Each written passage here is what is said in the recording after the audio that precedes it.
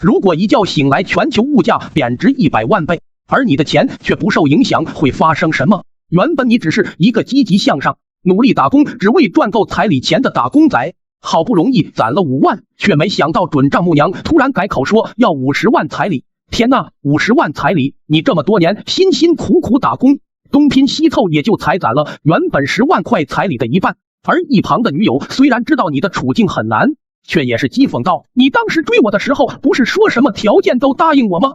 怎么现在连50万块钱都不愿意拿出来？面对这般无理取闹的母女俩，你也只能咬了咬牙说道：这婚不结也罢，之前为了凑彩礼钱，你每天省吃俭用的，到头来却是一场空。今天你看开了，打算叫几个哥们出来吃好喝好，一醉方休。于是你到银行准备取点钱，本想着只是取个200块钱，但没想到自助取款机却提示办理10块钱以上的业务需要到柜台办理。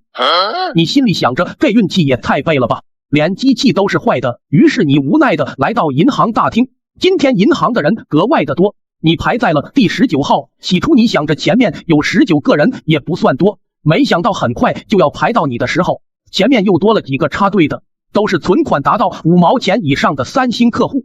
这让你心生感叹，真是有钱能使鬼推磨，没钱寸步难行啊！就在你起身准备离开的时候，一张皱巴巴的5块钱从你的口袋里掉了出来。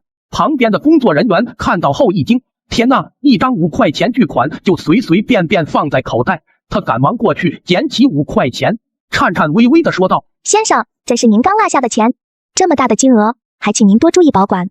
你只是随口喔了一声，很不在意地装进了口袋。毕竟物价贬值前5块钱都不够你吃顿早餐呢。工作人员很有礼貌地问你要办理什么业务，你随口说道：取200块钱。工作人员一惊，他甚至都怀疑自己是不是听错了。旁边其他的工作人员看着你一身不算名牌的着装，不屑地说道：200块？你卡里有这么多钱吗？这下你属实恼火了，自己再穷不至于连200块钱都没有吧？你特么看下卡里面的余额不就知道了？看着你一脸郑重的样子，不像是骗人，另一位工作人员才将信将疑的查看了余额。紧接着一声尖叫传了出来，这张卡里面竟然有足足5万元的余额。紧接着他谄媚的说道：尊敬的先生，您先等一下，我去找一下经理。毕竟这种大额的取款他还做不了主。经理办公室内突然一阵急促的敲门声，被打扰到的经理勃然大怒，毕竟他正在和一位存款达到5块钱的5星客户谈着业务。经理，那个客户要取200块钱的巨额资金，我不敢做主呀。经理一听也是愣住了，天呐，200块钱！此时等了许久的你有些忐忑，想着自己的银行卡是不是出了什么问题，怎么取个200块钱都要请示经理。没过一会，经理就屁颠屁颠的来到了你的身边说道：您就是那个要取200块现金的先生吧？您稍等，我现在就为你办理。经理也是见过大世面的人，但当看到你银行卡那5万块的余额后，脸上还是不自觉的出现惊恐之色。一旁的你忐忑的问道：经理，我的卡是不是出问题了？怎么取200块还需要让你亲自来？尊敬的先生，你的卡当然没问题，不过我能问一下您取这笔现金的用途吗？毕竟这么大的金额，我们也要做下记录。得知自己的卡没问题，你也是松了一口气，随口说道：没问题就好，我取钱就是为了请朋友吃个饭而已。天哪，吃什么饭需要取200块？他甚至怀疑你是在炫富。很快，几个保安人员出现在大厅内，经理小心翼翼地提着2个保险箱走了过来。你打开一看，每张100元大钞都单独存放在一个保险箱里。这家银行的人不会有什么大病吧？不知道为什么，你只是去银行取个200块钱现金，却没想到银行经理还要亲自接待你，还派出保安队全程保护。2张崭新的200块钱都被单独存放在一个保险箱里，你当时就傻眼了，这都什么情况？出了银行，你准备坐公交去和几个兄弟一醉方休。就在你掏出1枚2块钱硬币准备投币的时候，公交司机立马堵住了投币口，说道：你这是要坐公交还是准备买下整个公交车公司？公交车上其他乘客也是鄙夷的说道：我最瞧不起的就是这种暴发户，仗着自己有几个臭钱就成天出来炫富。他们嘴上这么说的，可眼睛却不自觉的直勾勾盯着你手中的那枚2块钱的硬币。毕竟普通人辛苦一辈子都不一定能赚到2块钱，要炫富去其他地方炫去，最后没办法，你只能选择骑共享单车了。毕竟打车的话，对于向来省吃俭用的你，属实是有点浪费。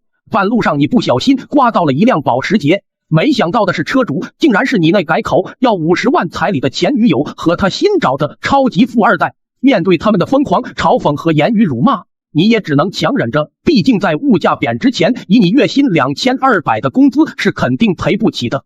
前女友更是大手一挥说道，赔款5分钱，1分都不能少。你听了一愣，这年头谁还找得到5分钱？就算你搜遍全身，也就才找到刚从银行取出来的200块钱。你一脸疑惑的问他们够不够。此时前女友和那个超级富二代都愣住了，要知道他这辆保时捷也就才值2块钱左右。富二代抹了一把口水，指了指你钱包里的2块钱硬币，谄媚的说道，我只要那么多就够了。听他说完，你也没多想，随手扔出2块钱硬币，转身骑上共享单车就走了。毕竟和前女友有关的人你都不想扯上关系。来到酒店后更是离谱，看着菜单上那些报价，顶级波士顿大龙虾0.1分钱一只，野生大黄鱼0.2分钱一斤，茅台更是0.5分钱一瓶。你以为这是俩兄弟的恶作剧，笑骂着把菜单推给了他俩。他俩接过菜单，一脸郑重的说道，这菜单没问题呀，茅台一瓶0.5分钱也很正常吧，这里毕竟是全县最好的酒店，比外面贵点也正常。不过你放心，今天这顿我来请你。你无奈的叹了一口气，自己这两兄弟怎么还和自己演上瘾了？那俩兄弟小声嘀咕道，这小子估计是被前女友的天价彩礼给吓到了，脑子不太好使了。为了安慰你，一位兄弟赶忙说道，我给你推荐一款游戏，这里面不同的职业同样的超频攻速，地图爆率高，装备资源全手打，装备还能2合1进阶，有自动回收，还能自由交易。你心里很郁闷，这俩人玩你就算了，现在怎么还光明正大的打起了广告？兄弟，听我的，左下角进游戏，马上获得复活戒指和100倍爆率魂环呢！快吃完饭后，你借口去上厕所，却偷偷跑去结账了。闻着你一身酒气，还略显狼狈的样子，前台也是鄙夷的说道，一共1000，这属实把你吓到了。自己也就和朋友喝了几箱啤酒，点了几个小菜而已，看着你明显是掏不出来钱的样子。旁边其他的客人也是嘲讽道，这年头啊，什么阿猫阿狗都敢来这家酒店消费，全身上下超过1毛钱了吗？你无奈的叹了一口气说道，我先给你200现金，剩下的微信转给你。说着你就将2张皱巴巴的100元放在了柜台上。收银小妹一声尖叫，天哪，如此耀眼的金属防伪线，加上这等高档的面料，这难道就是传说中的100块钱？旁边那个刚刚嘲讽你的那个人也是死死的捂住了嘴，生怕你注意到了他来报复。你一脸奇怪的看着收银小妹，200块钱而已，就这心理素质还能当收银员？你俩兄弟得知那200是你掏出来的后，他俩瞬间很有默契的认为这小子肯定被彩礼逼疯了，于是去抢了银行。收银小妹意识到这等巨款不是他能把握得住的，赶忙打电话给了酒店最大的老板。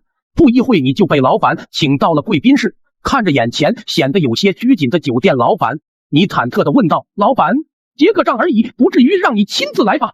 酒店老板谄媚地说道，尊敬的客人，您刚刚的消费一共才1000毫而已，您要是不嫌弃的话，这200块钱就当买下我这家酒店了。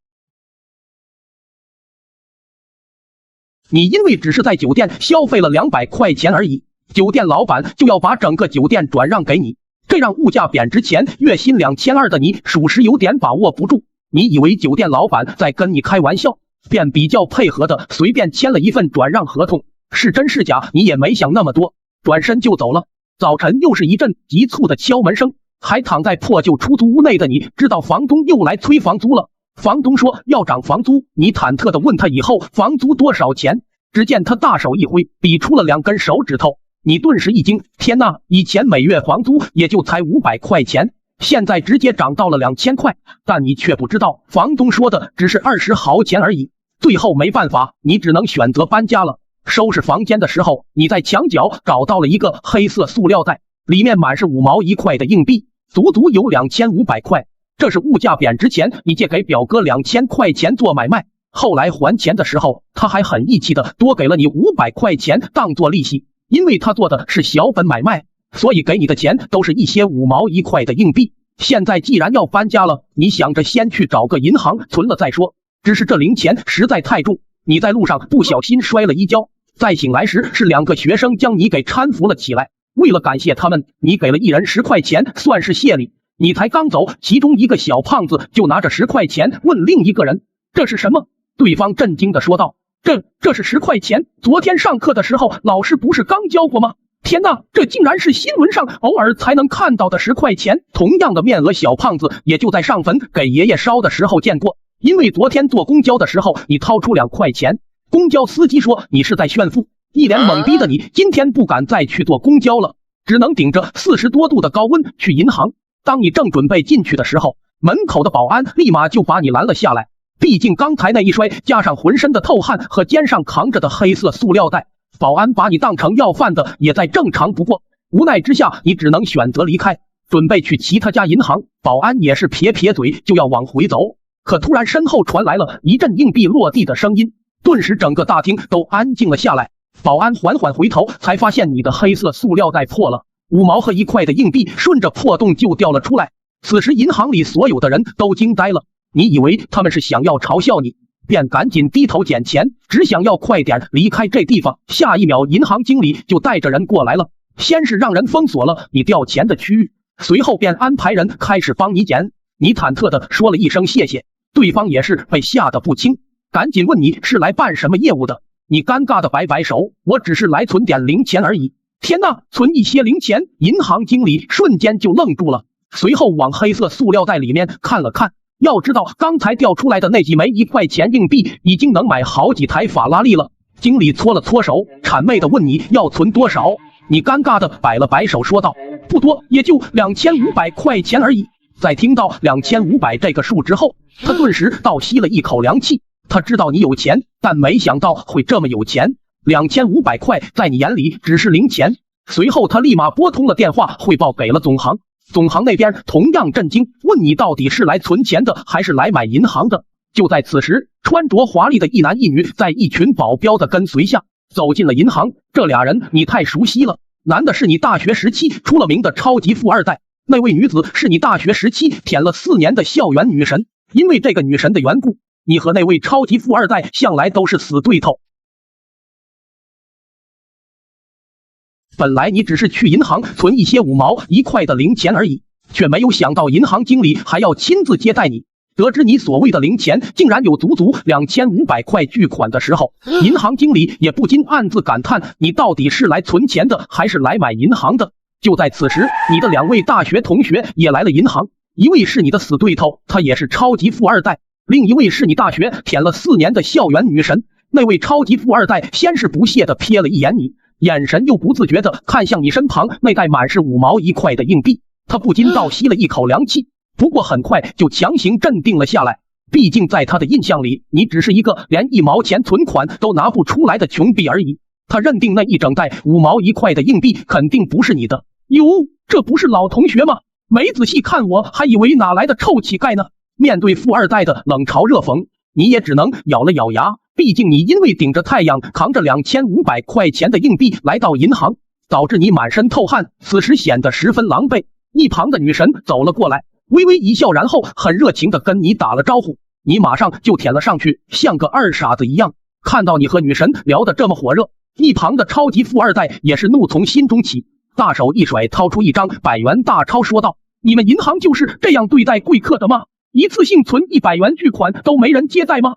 超级富二代本以为拿出100元巨款肯定会引起一阵轩然大波，然后银行人员毕恭毕敬的来接待他，但没想到一旁的保安也只是随口喔了一声说道：“您先去排个号，轮到你的时候会叫你的。”富二代一愣，他拿出的可是传说中的100元巨款呢，竟然还要排队。相反看你那边，银行经理毕恭毕敬的把你请进了超级 VIP 贵宾室，给你办理存款。那位富二代怎么也想不通，就你这穷逼还要银行经理亲自接待。办理完存款后，女神也是热情的邀请你参加明天的同学聚会。面对女神的邀请，你也是想都没想就答应了下来。一旁的富二代见你在女神面前出了风头，便冷嘲热讽道：“这同学聚会可是在本市最豪华的酒店，就你这着装，到时候别被人保安当成要饭的。”说完，他不禁大笑起来，仿佛已经看到了你明天出糗的画面了。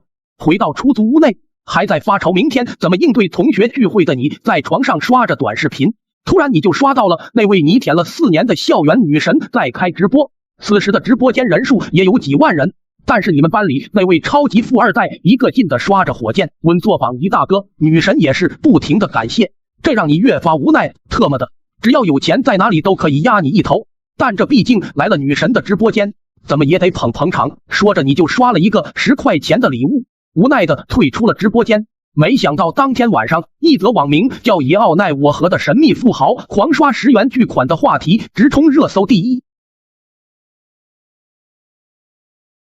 昨天你只是在班花的直播间刷了10块钱而已，没想到当天晚上，一则网名叫爷奥奈我和的神秘富豪狂刷10元巨款的话题直冲热搜第一。早晨刚睡醒还在犯迷糊的你以为这是系统出问题了，就没管那么多，起床在破旧的冰箱里拿了根雪糕吃了起来。就在此时，房东又来催房租了，你无奈的表示房租太高了，这几天就会搬出去。房东正准备骂你，可看到正在嗦雪糕的你，顿时傻了眼。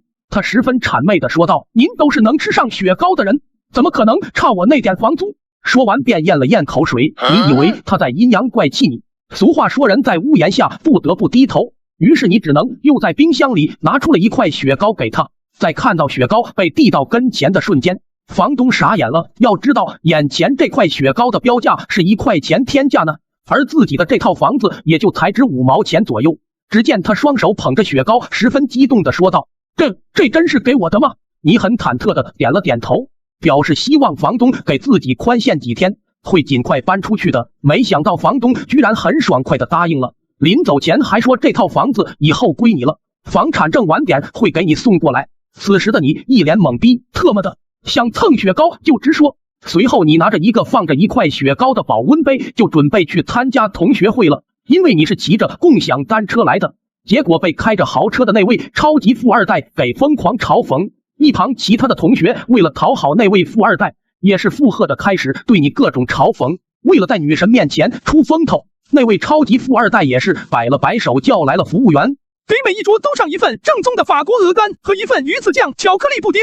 顿时整个大厅的人都惊呆了。要知道这2种美食的价格加起来已经超过2毛钱了。富二代见气氛已经烘托到位了，又拍了拍手。一位服务员推着一个带有密码锁的冰柜，缓缓地来到富二代身边。富二代输入密码，打开冰柜后，全场又一次陷入了一阵喧闹。天哪，那竟然是价值5毛钱的雪莲！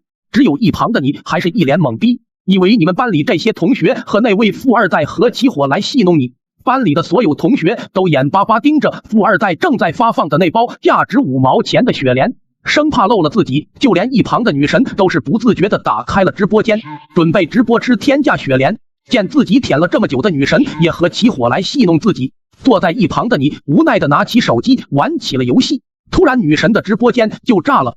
直播间一位网友说，看到女神后面有人在吃价值20块钱的中高糕。女神也是一惊，赶忙来到你身边，惊恐的问道：“你这是什么？”你还以为女神问你在玩什么游戏，便谄媚的说道：“我这个是左下角的最新款游戏，上线满攻速，小怪也能爆神器，全服满爆率，装备不用还能回收。”女神一愣，她只是想问你吃的是传说中价值20块钱的中高糕吗？没想到你竟然光明正大的打起了广告。你要不要点击左下角来和我一起玩呀？零氪金也能当大佬。一旁的超级富二代也是不屑的说道：“不氪金还玩什么游戏？不用问了，他吃的那块肯定不是真的中高糕。”一旁的其他同学也是赶紧附和道：“就是，先不说中高糕，要不是今天参加同学会，我大哥给大家赏赐1块雪莲吃，我看你这辈子都别想吃得起雪莲了。”他们嘴上这么说的，可眼睛却直勾勾的盯着你手里的那块雪糕，那可是价值20块钱的中高糕呢。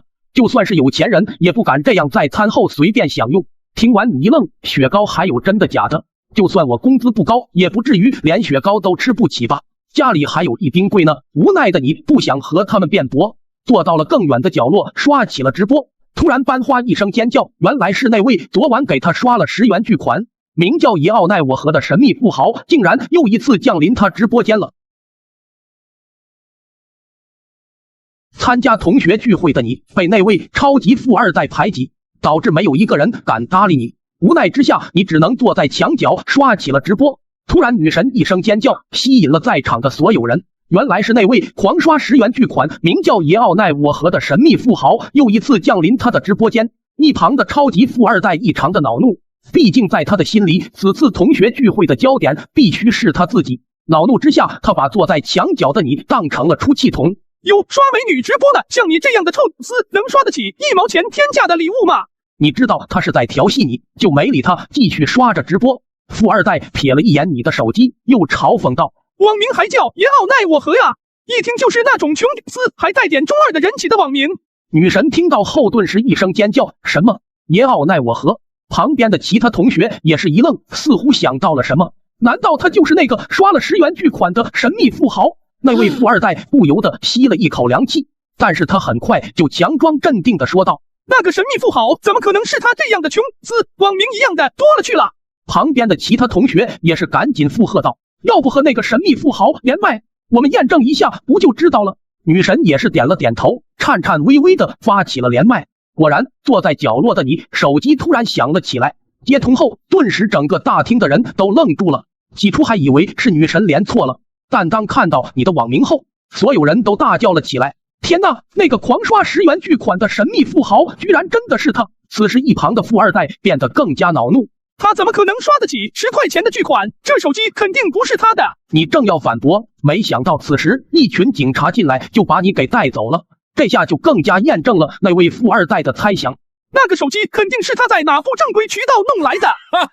还在一脸懵逼中的你被带去了警局，原来是你昨天去银行的时候摔了一跤，被2个小学生扶了起来。为了感谢他们，你给了他们一人10块钱。2个小学生小年纪，也是把握不住这笔巨款，于是就上交给了警察叔叔。经过一番查验之后，发现你的收入来源并没有问题，警局就把你给放了。当初警局一个男子恭敬地把你带上了一辆劳斯莱斯，这辆车的主人是刚参加同学聚会的女神。你一脸羡慕地看着她，啥时候我也能有一台这样豪华的轿车啊？突然女神开口了，说有点事需要你的帮忙。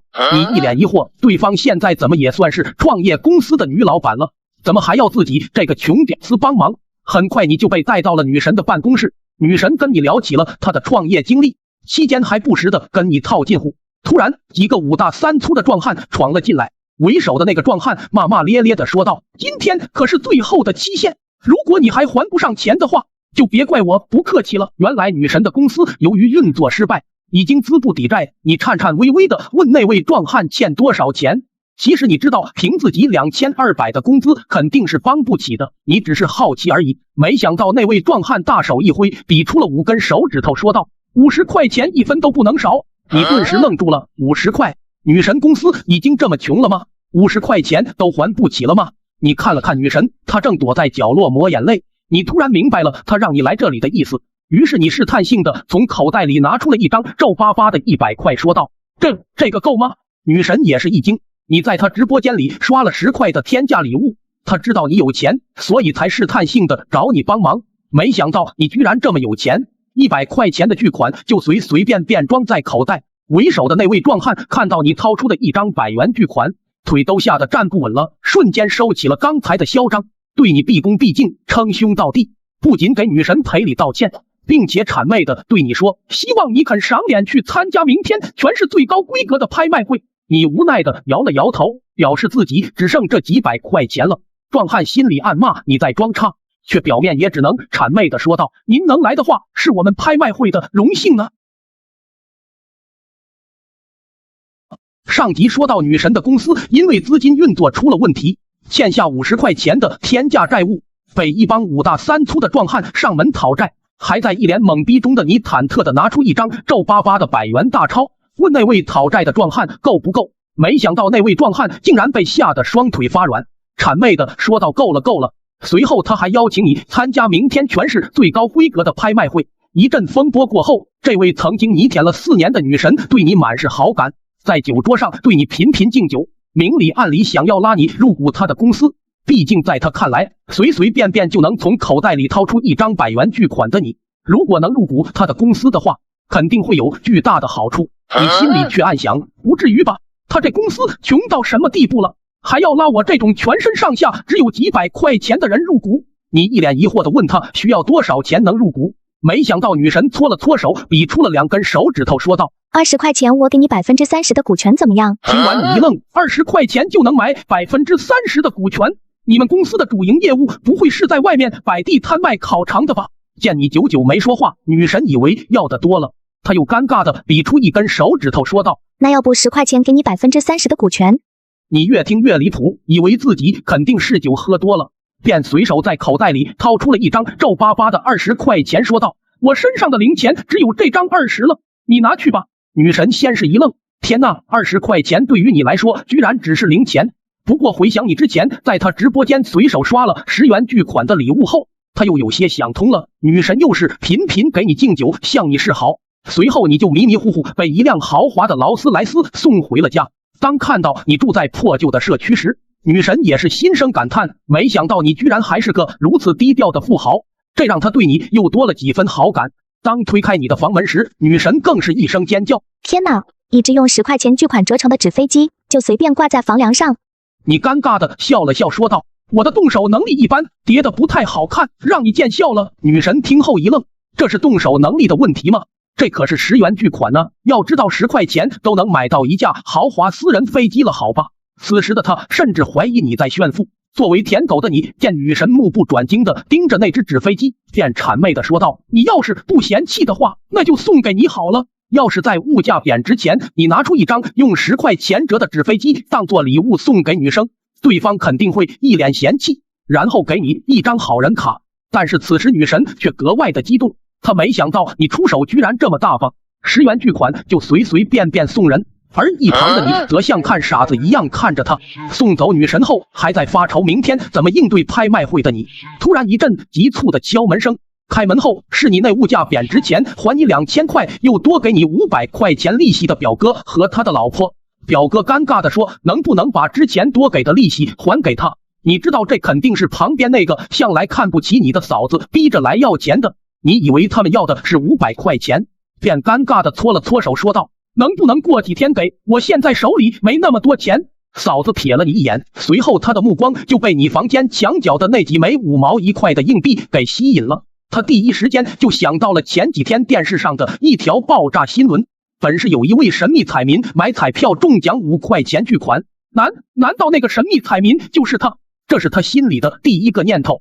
毕竟月薪0.002元的你，怎么可能有那么多钱？于是他小心翼翼地指了指墙角的几枚5毛1块钱硬币，谄媚地说道：“表弟，你表哥最近的生意也不太好，你看你现在也是有钱人了，能帮衬就多少帮衬一下你表哥吧。”一旁的表哥也是看着墙角那几枚硬币愣愣发呆。你随口说了一句：“想要你们就拿走吧。”毕竟现在的你还在发愁怎么应对明天的拍卖会。一旁的嫂子见你这么大方，也是毫不客气的拿起了一枚5毛钱硬币，发了疯似的蹦跳着离开了你家。此时的你看着墙角的那几枚硬币，陷入了沉思。这特么是没见过钱吗？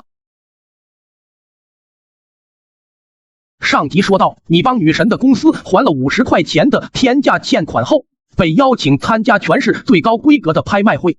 本来你是不想去的，毕竟自己只是月薪2200的小小打工仔而已。但是得知女神也会参加今天的拍卖会，作为舔狗的你一狠心，准备去银行把你之前辛辛苦苦攒的2000块钱取出来，去拍卖会凑凑热闹。来到银行，得知你要取2000块钱的现金后，银行的工作人员也是当场愣住了。要知道他平时处理的业务最大的面额也就才10块20块的，很快你的情况就惊动了总行。总行那边的行长很快就亲自跑来接待你，他忐忑地说道：“很抱歉贵客，我们这边暂时没有那么多的现金给您，如果您实在急需的话，今天申请我们最快也只能1个月后给你凑齐这2000块钱的现金。”听完你都懵逼了，现在的银行都这么穷的吗？取个2000块都要申请，还得1个月才能到账。你无奈地说道：“那我今天能取多少现金？”银行行长搓了搓手，尴尬地说道：“取500块现金的话，今天就能取走。”最后没办法，你也只能取了5张红票子，硬着头皮去了拍卖会的现场。由于你是骑着共享单车来的，再加上你那一身邋遢的着装，门口的保安立马就把你拦了下来。知道这是什么地方吗？全是最高规格的拍卖会现场，这里可是身价达到50块钱以上的有钱人才能来的地方。旁边其他所谓的有钱人也是不屑地说道，别说50块钱了，全部身价有1块钱存款吗？你还是哪凉快哪待着去吧。当你正要辩驳时，女神来到了你的身边，对那个保安说道，这位是我的朋友，是我邀请他来的。随即他就掏出一张代表身份的紫金卡。保安一愣，他知道这张紫金卡代表着眼前这位女神的身价已经达到了惊人的100块钱，绝非自己能惹得起的。于是他赶紧恭敬地把你俩请进了大厅。坐在拍卖会现场的你心里多少有些忐忑，在你心里，在场的随便一位的身价动辄就是过百万千万的大富豪，而自己只是月薪2200的小蝼蚁罢了。随后拍卖师拿出了第一件拍品，是一幅古董字画八骏图，起拍价20，台下的一些行家一眼就认出这一定是徐先生的真迹，于是果断出手。30、40、45、47。女神也很想拍下这幅画孝敬自己的父亲，但是她知道自己的全部身家也就只有这张被裱起来的50块钱。一旁的你看着发愣，天哪，第一件拍品的起拍价就足足20万。无奈之下，你只能玩起了游戏。一旁的女神不好意思地拍了拍你，想向你借点钱。你以为她又要问你在玩什么游戏？我这个是左下角的最新款游戏，上线就是满攻速，地图爆率还高，一刀满地光柱。游戏主打福利，每日登录都能0百万零福，而且游戏内有自动回收和赠送满级 VIP。女神一愣，她只是想跟你借点钱而已，没想到你竟然又一次光明正大的打起了广告。哦，对了，你要不要点左下角来和我一起玩呀？还能领取绝版技能书呢。女神正欲开口借钱，没想到那幅画已经被一个光头佬以55块的天价成交了。女神格外的失落，而一旁的你也猜到了女神要借钱的意思，但是自己怎么也想不通，自己全身上下也就才5张红票子而已。很快到了中场休息的时间，你随意的坐在大厅一个角落，没想到此时一个保洁阿姨走了过来。没错，她正是物价贬值前突然改口要50万天价彩礼的前女友的母亲，连5毛钱彩礼都给不起的穷小子，还敢来这等高端的拍卖会上晃悠。你一脸疑惑的看着他，这不纯粹的颠倒黑白吗？你特么要的分明是50万彩礼啊，怎么就成了5毛钱彩礼了？你不想和他辩驳，起身就准备离开，没想到正好撞上了刚刚拍下八骏图的那个光头佬。此时他手里的另外一件拍品被你撞落在地，瞬间整个大厅的人都惊呆了。要知道那件瓷器可是刚刚被30块天价拍下来的现代艺术品呢。上集你和女神文月心一同参加全市最高规格的拍卖会，拍卖会上女神想拍下一件名叫八骏图的拍品，但是起拍价却达到了20块钱，而她自己的总共资产也就才50几块而已。一旁的你更是被震撼到了，天哪，第一件拍品的起拍价竟然高达20万。最终那件八骏图被一位名叫公孙寒阳的光头佬以52块的天价拍了下来。没想到在休息期间，你不小心撞到了公孙寒阳，他刚刚以30块天价拍下的现代艺术品被你给撞碎了。此刻的你内心十分的恐慌，以为这件拍品足足30万。公孙寒阳也是对你破口大骂，很快他一招手就叫来了一群保安，把你团团围住。拍卖会的现场也是启动3级警备。这位名叫公孙寒阳的光头佬来头可不小，他的父亲可是这个拍卖行的副总经理，身价达到了足足1800块钱。女神文月心得知你出了事，也赶紧跑来帮你解围，但是得知你撞碎的那件拍品的价值足足30块钱，他也是心里一沉，小子，你今天要是不把这事给说清楚了，休想完整的离开这。一旁的你更是瑟瑟发抖，毕竟你知道自己的总共存款也就才52000块而已，而你以为眼前的这件拍品的价格是30万。见你一脸窘迫，女神文月心也是咬了咬牙说道，你好，这位是我的朋友，您的这件艺术品我给你赔。没错，文月心知道你有钱，但他认为你最多可能也就只有100块钱，而你的100块钱也已经在昨天帮他的公司还了债务了。就在文月心准备掏出仅有的50块钱的时候，你的死对头，也就是那位超级富二代公孙子涵也来了。哟，我当是谁呢？这不我那穷酸的老同学吗？随后他小声的对旁边那个光头佬说道，表哥，就这小子老跟我作对，还敢跟我抢女人，今天非得给他点颜色瞧瞧。没错，这位光头佬公孙涵阳正是那位超级富二代公孙子涵的表哥，而公孙子涵的父亲更是这家拍卖会上面的总公司的董事会成员，身价很可能已经超过了3500块。一旁的你也是暗自感叹自己的运气也太背了吧，这件事居然还牵扯上了自己的死对头。门口的保安都是吃干饭的吗？都忘了拍卖行的最低门槛是身价必须超过50了吗？连着这种穷小子都敢放进来，不想干了就给我趁早滚蛋！刚刚放你进来的那位保安也是瑟瑟发抖。子涵公子，刚才我也不让他进来的，但是那位小姐说是他的朋友，他要带进来。保安说的那位小姐自然是你的女神文月心。公孙子涵听后先是谄媚的对女神说道：月心，你要来拍卖会，怎么也不和我打一声招呼呢？我肯定会给你安排一间豪华贵宾室的。随后他又瞥了你一眼说道：我说呢，原来你这穷小子也学会吃软饭了呀。不过就算你进的来拍卖会又能如何？这里随随便便一件拍品的价格都够你累死累活干好几年了吧？眼前我表哥这件价值30的现代艺术品被你给撞碎了，你可没法狡辩了吧？面对他的冷嘲热讽，你也只能忍着。一旁的女神文月心也是看不下去了，就要掏出50块钱给你解围。公孙子涵又嘲讽道：是个男人的话，就别想着靠女人给你掏钱赔偿。而此时拍卖会最高层的一间豪华办公室内，昨天去女神公司讨债的那位壮汉正惊恐地对办公桌上的人说着什么。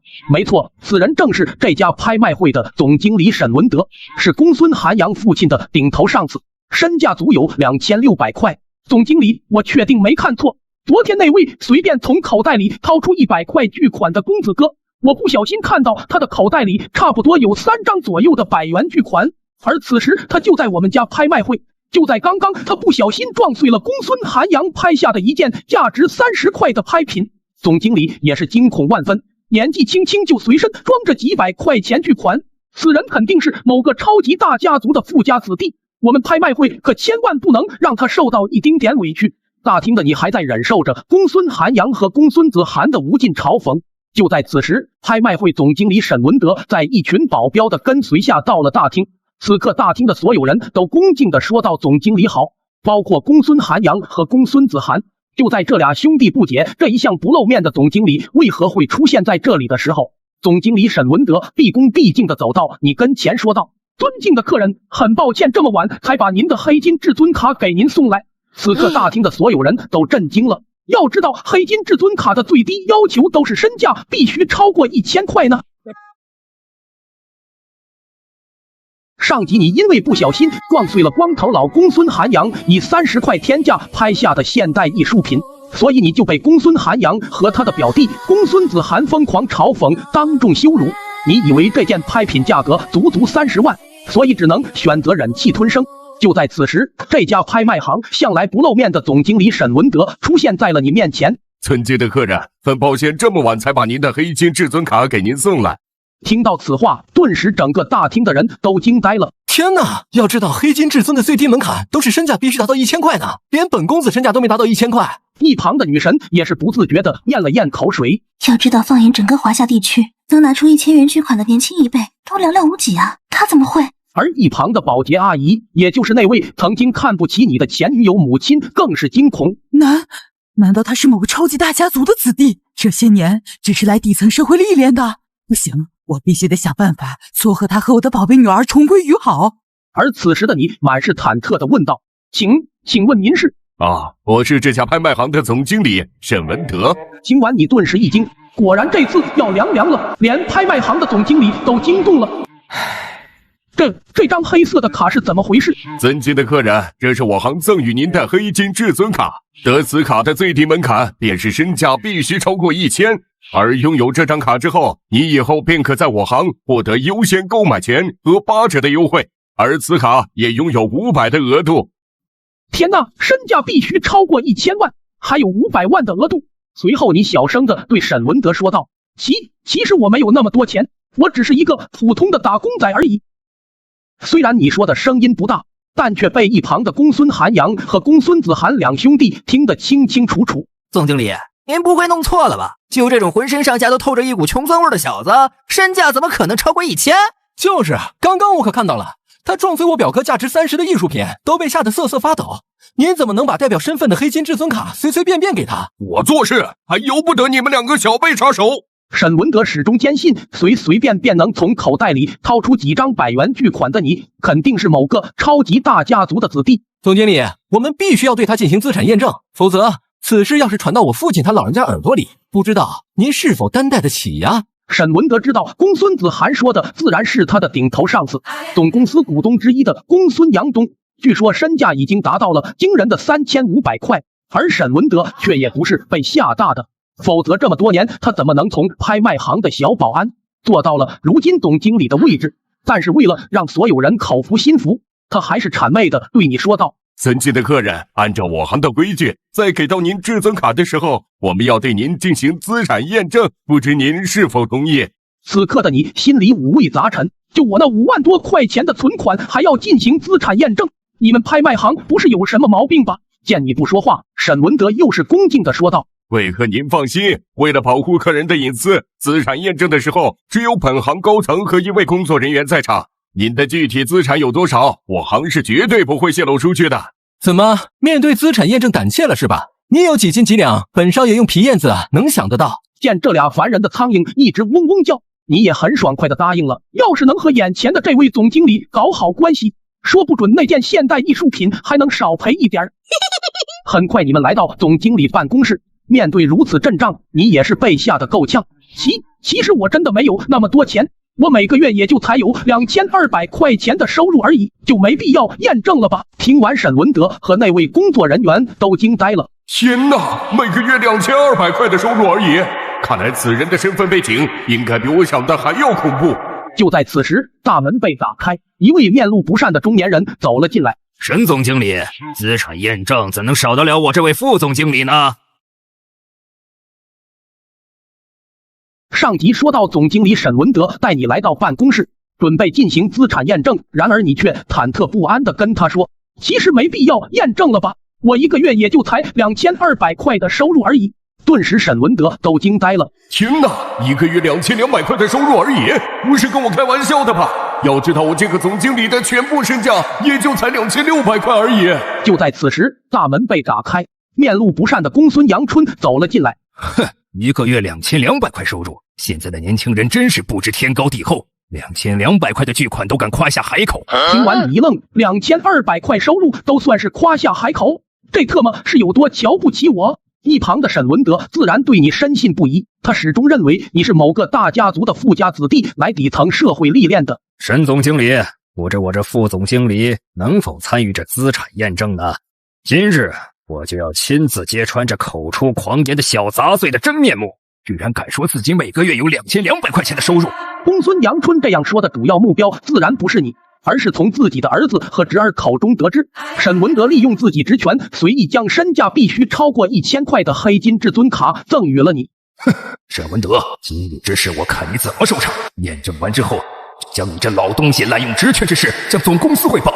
到那时，这总经理的位置可就是我的囊中之物。而一旁的沈文德自然看穿了他的心思，但毕竟人家也是副总经理，面子总要给的。哎呀，您看您说的，资产验证怎么能少得了您这位副总经理呢？而你却听不出公孙阳春口中其他的意思，只听到他居然叫你口出狂言的小杂碎，这特么是有多瞧不起人？对于这种人，你向来是不服软的。总经理，那就开始资产验证吧，我今天就要让有些人瞧瞧我是有多窝囊，才会被人说连2200块的收入都没有。听完，公孙阳春的脸不自觉地阴沉了下来，毕竟他的总共资产也就1800块钱。哼，口出狂言的小杂碎，竟然敢说自己每月有2200块钱的巨款收入。既然你要和我作对，那就连你一起灭了。尊敬的客人，那咱们就开始资产验证吧。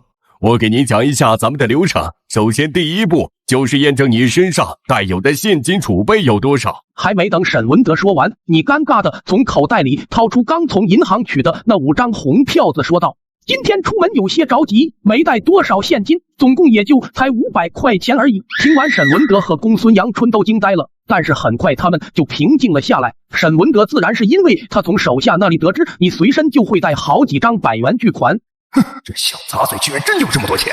不过我看你全部身家就这么多了。沈文德擦了擦冷汗，又恭敬地对你说道：“尊敬的客人，您的现金储备验证已通过。接下来我们进行第2步微信余额的资金查验。”听完你一愣，这就通过了？500块而已，有钱人的想法真是猜不透啊！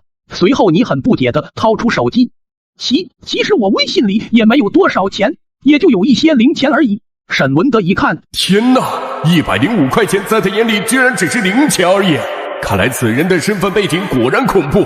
一旁的公孙阳春脸色更是难看。哼，小杂碎，605块钱虽然对于一些富家子弟的确算是很多，但是在老夫1800块钱的资产面前，也只是蝼蚁罢了。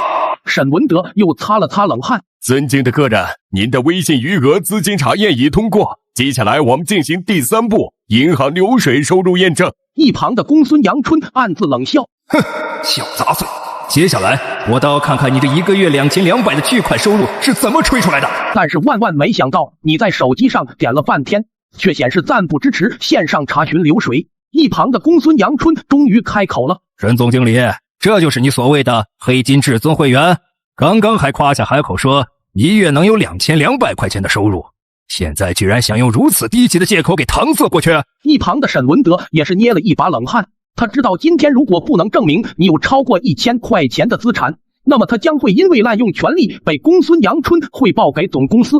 就在此时，房门又一次被打开。尊敬的客人，我们银行刚收到您要查询收入流水，我这就马不停蹄地赶了过来。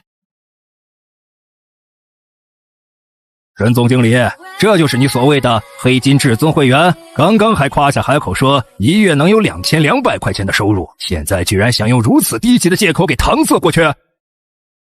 尊敬的客人，我们银行刚收到您要查询收入流水，我这就马不停蹄地赶了过来。随后段经理一招手，几个银行的工作人员端着几台电脑和打印机就进来了。只见电脑盒子上赫然写着 RTX 3090 钛几个大字。段经理，查个小辈的银行流水而已，没必要搞这么大的阵仗吧？还要您这个银行经理亲自来？公孙老哥，你有所不知，眼下我搬来的这些配置都不一定能够顺利打印出这位公子的银行流水。总之，这位公子的现有资产极为可怕。哇塞 ，RTX 3090 钛呢？多少男孩子的梦想啊！很快，银行的工作人员就开始紧锣密鼓的上手打印流水。突然一声尖叫：“段经理，我这边的电脑死机了！”只见电脑屏幕上密密麻麻的显示着你的流水，都是以分为基本单位，在每条收入流水后面都添加了一段收入来源查证过程的短视频，所以导致现在连 RXT 3090 钛都顶不住了。突然，另外一边的工作人员也是一声尖叫，只见一股股黑烟从他的电脑主机里冒了出来。你像看傻子一样看着他们，就我那5万块钱的存款而已，至于吗？你们这 RTX 3090 钛是山寨的吧？看着打印出来的2张收入流水，公孙阳春也是不屑地说道：“哼，收入流水也就才能打印出这2张纸而已。天哪，合计存款居然整整1万元！放眼全省，能有如此大金额流动资金的人也是寥寥无几啊！不行，我得想办法拉拢此人。”没错，段经理为了保护你的隐私，刻意叮嘱工作人员只需打印你近半年的收入就行，不能将你的5万存款全部打印出来。段经理，这次很感谢您能来帮我解围。之前我说我每月有2200的收入，有人却说我是口出狂言。一旁的公孙阳春的脸不自觉地抽了抽，随后在所有人吃惊的目光中，你从口袋里掏出1张100元巨款，不好意思地说道：“这100块钱不多，就当我请各位工作人员们吃顿饭了。”听完，段经理瞬间愣住了，毕竟他的年收入也就才1块钱而已。这真是给我的吗？在得到你点头确认后，他大叫一声：“兄弟们，走！今晚消费通通我买单！”随后在你看傻子一样的眼神中，段经理和几个工作人员发了疯似的朝门外跑去。一旁的公孙阳春想拉拢你，谄媚的说道：“这位公子，那个……”没等他说完，你就打断他说道：“我这个是左下角的女友养成手游，上线就是霸道总裁，邂逅各种美女，培养成为你的专属女友。根据不同类型女友，还会触发不同的恋爱剧情。”随后你就继续玩起了游戏，不想搭理他。其实我有个合作想和您谈一下，不知您……哦，对了，现在点击左下角下载还能领取秘密福利。你快去看看吧，你对公孙阳春一点好印象都没有。特么的，你这老东西，刚刚还羞辱我1个月没有2200块的收入，现在还要贿我这仅有的5万块钱存款，做梦去吧你！见你没有好脸色，公孙阳春的脸也是阴沉了下来。哼，小东西，也给脸不要脸，这就去叫身后大人物来陪你慢慢玩。随后你一脸不屑地看着他离开了。我真的是疯了，我居然敢对拍卖行副总经理这么无礼。不过像他这种高度的大人物，应该不会和我这小蝼蚁计较的吧？女儿啊，你知道吗？今天我在拍卖行上班的时候看到，拍卖行的沈大总经理居然亲自把身价必须超过1000块的黑金至尊卡给了那小杂碎。你现在得赶紧去想办法把他给追回来。那个沈总经理，不知我不小心撞碎的那件艺术品得赔多少钱呀？哎呀，您就不要这么见外嘛！要是不嫌弃的话，以后叫我沈老哥就行。既然你是我行的黑金至尊会员，这赔款我就给你垫上了。听完你一惊，这么大的惊喜居然落到了自己头上。沈老哥，这是老弟我报答您的，虽然不多，但也是我的一片心意。见你出手如此大方，沈文德也是大手一挥说道：老弟，走，沈老哥今天好好带你搓一顿。就在此时，你的手机响了，是前女友给你打来的。上集说到，拍卖行的资金查验结束后，你认了这位身价高达2800元的拍卖行总经理沈文德成了大哥。老弟，走，老哥带你去好好搓一顿。就在此时，你的电话响了。当看到是你前女友打来的时候，你心里顿时产生了一股怒气。物价贬值前，他母亲突然改口要50万彩礼的时候，一旁的他不但没有帮你说好话，还出言嘲讽你，随后更是转身傍上了一个富二代。接通电话后，只听到那边低沉的声音：喂，晚上有空吗？我想见见你，可以吗？还是老地方？随后电话就挂了。听到那边的声音似乎是受了什么委屈，你的心瞬间就软了下来。毕竟也是谈了7年的前女友。沈老哥，我临时有点事，估计今晚就不能陪您了。随后你就急匆匆的回到出租屋内，准备用保温杯给前女友带一根她最爱吃的钟高高给她。就在此时，房东又来了，看到你手里拿着那根价值20元的钟高高，他顿时又愣住了。自从上次他来催房租，你把价值1块钱天价的雪糕给他后，他便认定你肯定很有钱。我之前认为此人的身价应该有50块钱了，没想到他还能吃得起价值20块钱天价的钟高高，看来此人必定是超过100块钱的百元户呢。那个王姨，我明天就会搬出去，请您再宽限我1天可以吗？随后你就很懂事的又从冰箱里拿出了一根大布丁递给了他。接过雪糕后，他很谄媚的说道：哎呀，房子的事咱以后再说，王姨今天是来给你介绍一个相亲对象的。我的外甥女年龄和你差不多大，现在是一家创业公司的女老板，身价已经超过了50呢。看着他大手一挥比出的5根手指头，你也是一愣，身价超过50万，虽然不是很多，但也绝对不是我这个月薪2200的打工仔能高攀得上的呀。小伙子，要不我安排你们见一见？哎，见就见吧，谁让人家是我的房东呢？王姨，要不晚点吧，我现在有事要出门了。随后你又从冰箱里拿出了一根大布丁给了他，急匆匆的出了门，只剩下房东阿姨在原地愣发呆。天哪，这么随意就把价值2块钱天价的雪糕送人，难道这2块雪糕在他眼里仅仅只是零食吗？因为比较急，你很奢侈的打了一会出租车。小伙子，这么热的天，你咋还带一个保温杯喝热水呀？你尴尬的挠了挠头说道：我这里面不是热水，只是一根雪糕而已。司机听后也是不屑的说道：这年头的年轻人可真爱吹牛逼。你先是一愣，也懒得跟他计较，丢下10块钱就走了。只见车上的司机激动的拿着10元巨款，说自己终于发财了。女儿啊，待会儿那小子来了，你一定要好好表现，一定要把那小子给拿下，知道吗？妈，你确定你说的是真的？他如果真的有1000块钱身价的话，我和他在一起7年，怎么可能不知道啊？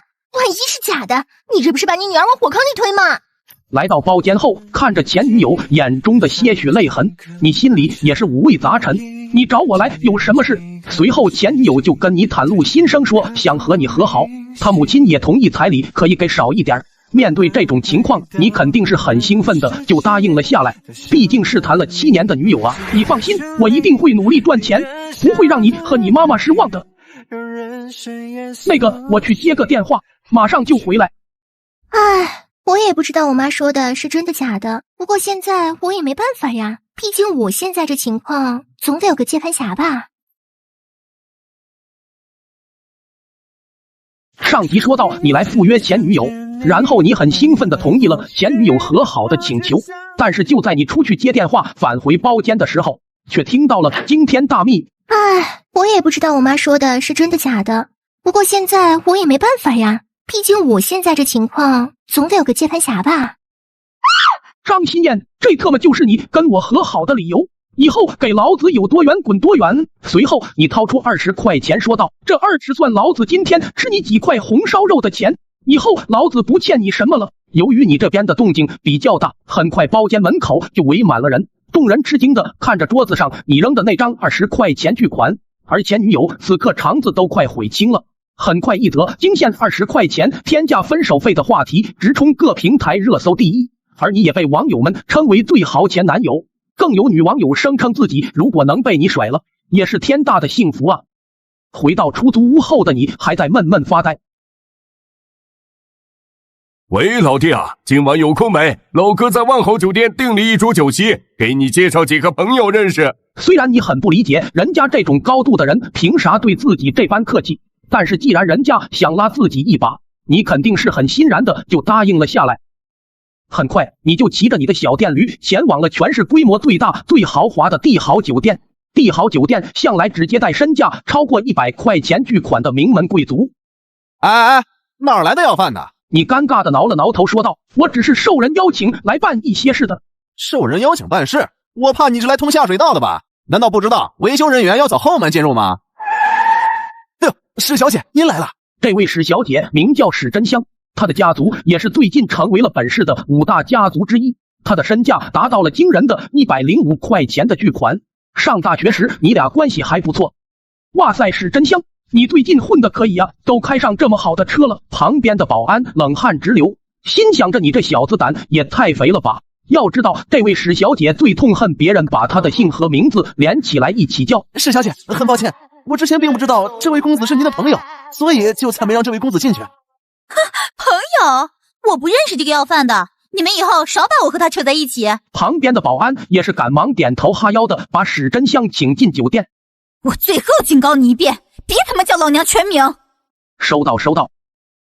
保安也是恭敬的把史小姐请进了酒店，而一旁的你也是愣愣发呆。哎，果然什么狗屁友谊在金钱面前都会变质啊，人家现在是大小姐了，怎么会瞧得上咱这个月薪2200的打工仔呢？老弟啊，你到了没？沈老哥，我还是不进去了吧，这帝豪酒店都是你们这些有钱人来的地方，人保安现在也不让我进去啊，要不改天我再约你。电话那头的沈文德听后也是冷汗直流。老弟，你等下，老哥这就下来接你。帝豪酒店的包厢分为天地玄黄4个等级，而沈文德2600的身价也只能进入地级包间。老弟啊，沈老哥，我这就给你介绍一下，我左手边这位就是杜家的族长杜富国和他的长孙女杜灵月，旁边这位是张家的掌权人张德龙和他的二儿子张响，中间这位是王家的领头人王月生和他的长孙王坤，旁边的这位是文家的族长文腾龙和他的长孙文月东，最右边的这位是史家的领头人史无双和他的二女儿史小姐。此时所有人都是面露不善的看着你，而你却被电视上播放的国内最新福布斯富豪排行榜给震惊住了。上集说到，你被沈文德带到了帝豪酒店，他将本市的5大家族逐一介绍给了你，但是此刻的你却被电视上播放的最新国内福布斯富豪排行榜给震惊住了。天哪，这都什么情况？排名第1的萧望天的确是全国公认最有钱的人呢，但是他的身价怎么可能才50万？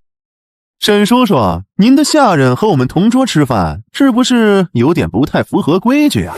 就是啊，沈叔叔，他可是我们大学时期公认的穷鬼，怎么能和我们同桌吃饭呢？一旁的5大家族的长辈对你更是不屑，因为之前拍卖行验资产的时候，沈文德跟你说过不会透露你有1万块钱的资产，所以才没跟眼前几人说明你的身份。哎呀，各位，今天叫大家前来相聚，有2件事。第一件事就是我们拍卖行近期将要举办一个极其重要的拍卖会，我想邀请各位参加。此次拍卖会的总成交价预计将会在1000左右。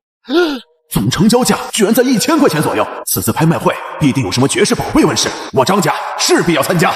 第二件事就是我想把最近结交的这位老弟介绍给大家认识。而对于你，大家更是不屑。哼，就凭你也配当沈文德的兄弟？不过是他的狗腿子罢了。此刻的你看着他们瞧不起人的嘴脸，才想明白，肯定是眼前这些有钱人瞧不上我，才做出这种假富豪榜羞辱我的吧？全国最有钱的人怎么可能身价才50万呢？小兄弟应该也是第一次来这么高级的酒店吃饭吧？既然是沈老哥的小兄弟，那今天这顿饭我王家就请了。随后他摆了摆手，叫来了服务员，给这个包厢上10公斤帝王蟹，10瓶茅台，10份顶尖鱼子酱巧克力布丁。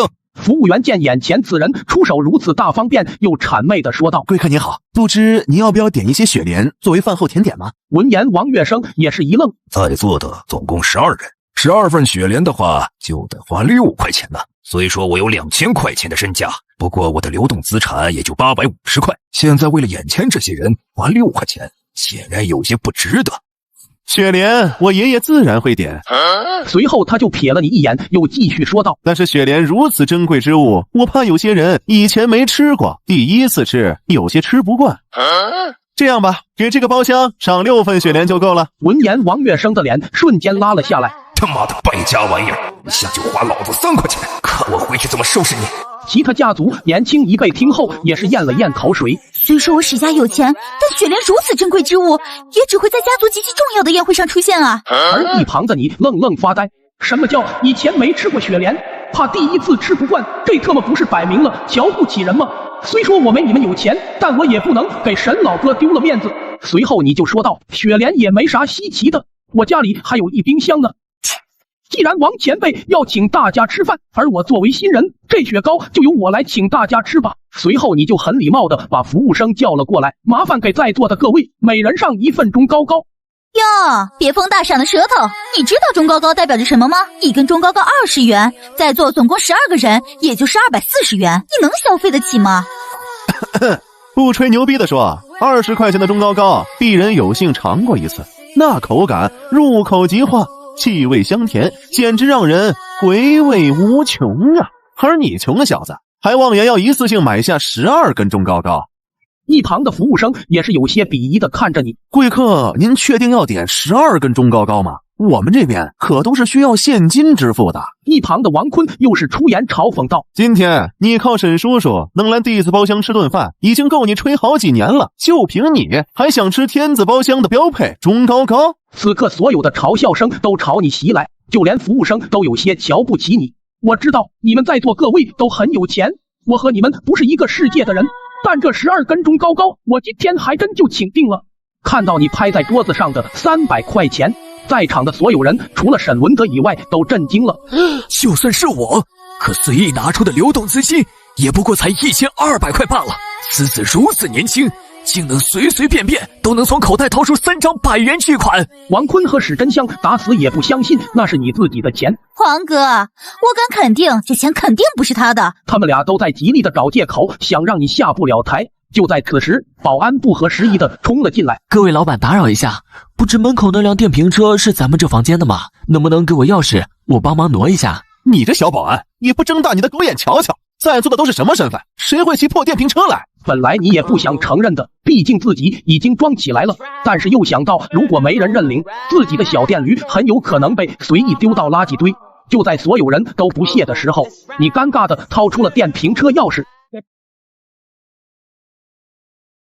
上集说到你为了面子打算掏出300块钱请大家吃雪糕，但是5大家族的人都看不起你，说你在吹牛逼。就在你愤怒的掏出300块的时候，保安不合时宜的走了进来。各位老板，打扰一下，不知门口那辆电瓶车是咱们这房间的吗？本来你也不想承认的，毕竟气氛已经被你装了起来，但是又怕没人认领，你的小电驴被随意丢弃。于是你尴尬的掏出一把电瓶车钥匙，小声的对保安说道：那电瓶车是我的，麻烦您帮我挪一下，这是给您的辛苦费，要是换作物价贬值前，在帝豪酒店这么高级的酒店，你说给人保安5块钱当做辛苦费，人家肯定会心里骂你抠门。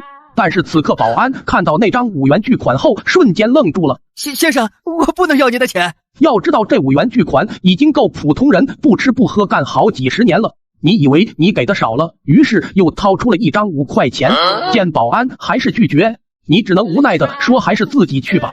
看到你灰溜溜的走后，王坤也是讥讽道：果然是个穷鬼，破电瓶车，我家保姆都不起，还敢来帝豪酒店来装杯。就是我看他手里的300块肯定有问题，搞不好是假钱呢。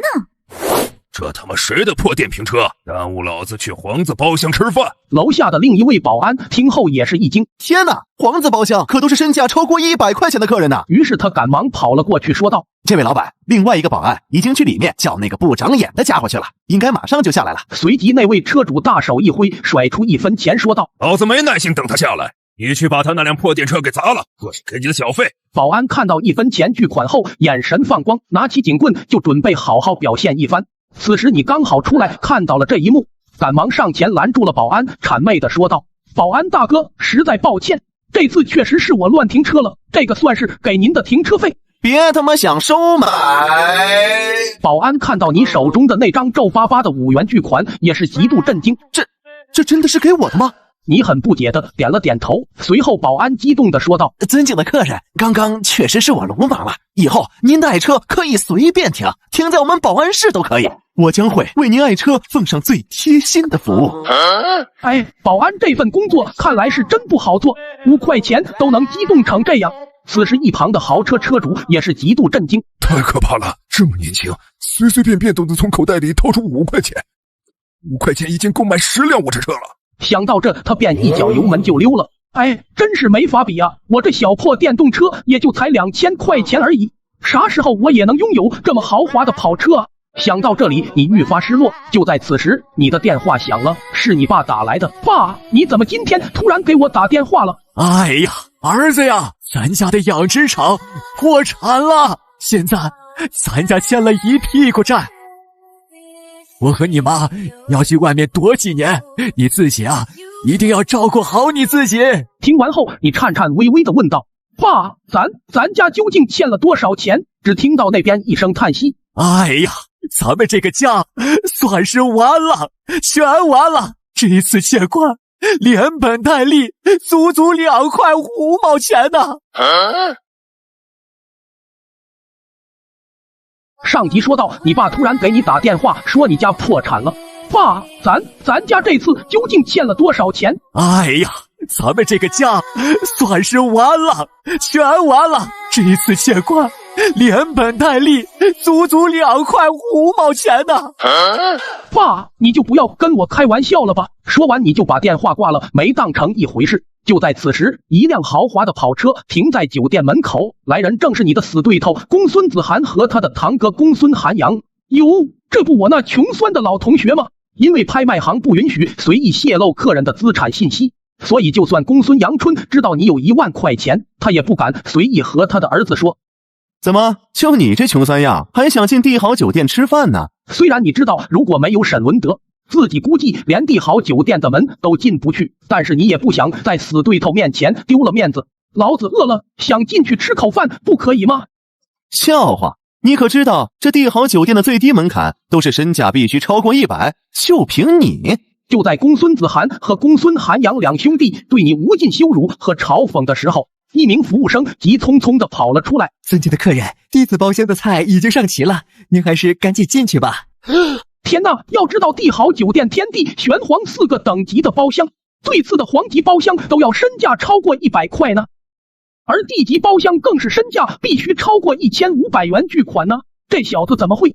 此刻的地字包厢内，王坤和史真香极度震惊。陆爷爷，你确定他的那张300元巨款是真的？没错，如此耀眼的金属防伪线，加上这高等的面料，这的确是如假包换的3张100元巨款。此刻众人都暗自猜想，你肯定是某个超级大势力的子弟，都想着接下来要讨好和拉拢你。就在此时，你重新回到了地字包厢。此刻众人一脸谄媚地看着你。为什么他们一个个都这样看着我？难道是我又变帅气了许多吗？不知小兄弟为何如此高兴啊？反应过来的你心想，总不能自恋的问他们自己是不是又变帅了吧？此时你的家里一片狼藉，你爸妈因为欠下2块5毛钱巨款，已经打包好了行李，准备连夜潜逃出国。另外一边，法院的车队已经朝着你家的方向跑去。这次叫各位前来相聚，主要是想邀请各位参加我行近期举办的大型拍卖会。此次拍卖会的总成交价预计会在1000左右。听完你一惊，天哪，拍卖会果然是有钱人的游戏啊！随随便便成交价都要超过1000万呢。见你一脸震惊，杜家族长也是谄媚的说道：小兄弟你放心，此次拍卖会只要是你看上的东西，我杜家绝不会出价和你抢。你瞧瞧，你说的是人话吗？你以为你不和我抢，就凭我那月薪2200的工资就能买得起吗？哦，对了，小兄弟，这是你的300块钱，你还是收下来吧。拿来吃雪糕的话，实在是有些浪费了。见桌子上的那300块，你很想拿回来，毕竟这300块已经是你半个月的生活费了。但是此刻的你又怕拿回来遭人嘲笑，于是你便故意说道：哎呀，花出去的钱就是泼出去的水吗？我怎么能收回去呢？您是我的前辈，要是不嫌弃的话，就当是晚辈孝敬您的。此刻你的心里盘算着，像人家这种高度的大人物，肯定是看不起这区300块钱的，肯定不会要的，到时候我就能装作勉为其难的收回来。但是没想到，杜家的族长颤颤巍巍的拿着300元巨款问道：这真的是给我的吗？你一脸疑惑的点了点头。此刻其他家族领头人的内心都翻起了惊涛骇浪。要知道300块钱已经算是我们家族好几年的净收入了，不行，我一定要想办法与此子交好。随后你就满脸疑惑的接着一位又一位大人物的敬酒。此刻的你似乎已经达到了人生的巅峰，而一旁的史真香和王坤咬牙切齿的看着你。我最后警告你一遍，别他妈叫老娘全名。收到。而一旁的史小姐和王坤咬牙切齿的看着你，他们俩始终不相信你会比他们有钱。就在此时，一群法院的人和警察冲了进来，对你说道：你好，你的父母因破产已经潜逃，我们法院需要你的配合调查和债务清算。上级说道：你因为随手将口袋里掏出的3张100元巨款送给了杜家的领头人，随后你就在一脸懵逼中接着各个家族领头人物谄媚的敬酒。此刻的你似乎已经达到了人生的巅峰。就在此时，法院的人和警察冲了进来，一脸严肃的对你说道：你好，你的父母因破产已经潜逃，我们法院需要你的配合调查和债务清算。听完你一愣，老爹之前不是开玩笑说家里欠了2块5毛钱吗？难道是我听错了？一旁的王坤和史真香听到你家破产了，竟不自觉的大笑了起来。哟，这就破产了？看来你们家也不怎么样呀。对呀，各位可要好好看清他的真面目，别给他给骗了。其他人听了这话都心里犯嘀咕，难不成真的是个骗子？刚刚我还真是有些失态，竟然还要给一个毛头小子敬酒。此刻的你真的慌了。那个，我能问一下我父母究竟欠了多少钱吗？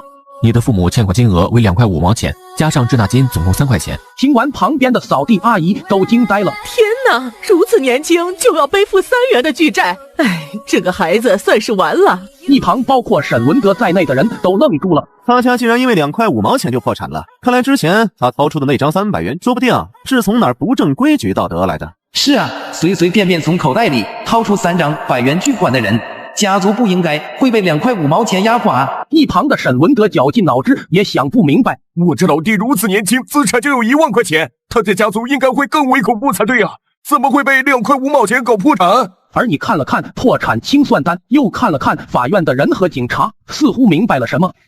我知道你们所有的人都看不起我，我和你们不是一个世界的人，但是也没必要请俩演员来戏弄我吧。哼，家里穷就家里穷，谁有功夫陪你演戏？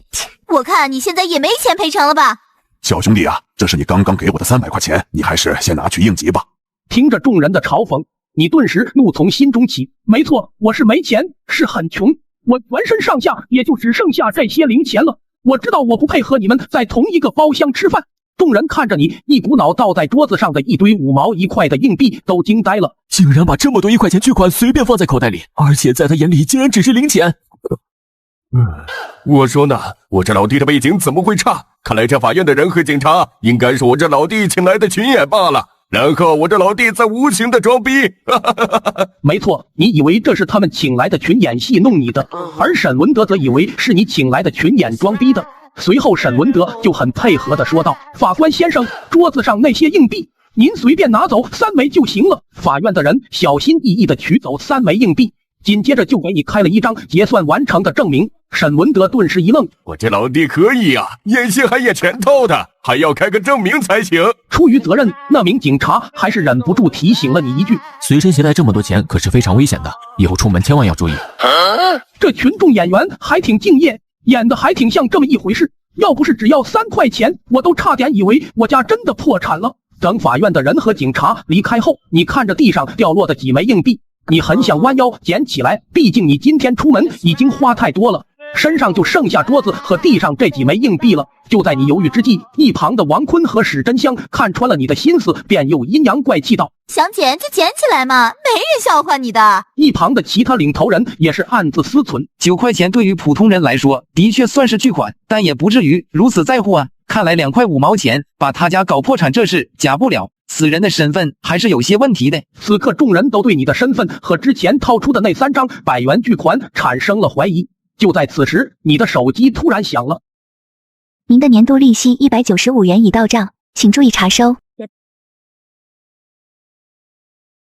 上级说道：你因为考虑要不要捡地上的9块钱硬币，被地字包厢里的所有人看不起。虽说9块钱对于普通人来说已经算是巨款了，但是在座的领头人哪一个不是身价超过1000元的富豪，都不会对9块钱如此在乎啊。看来此人的身份的确是有些问题的。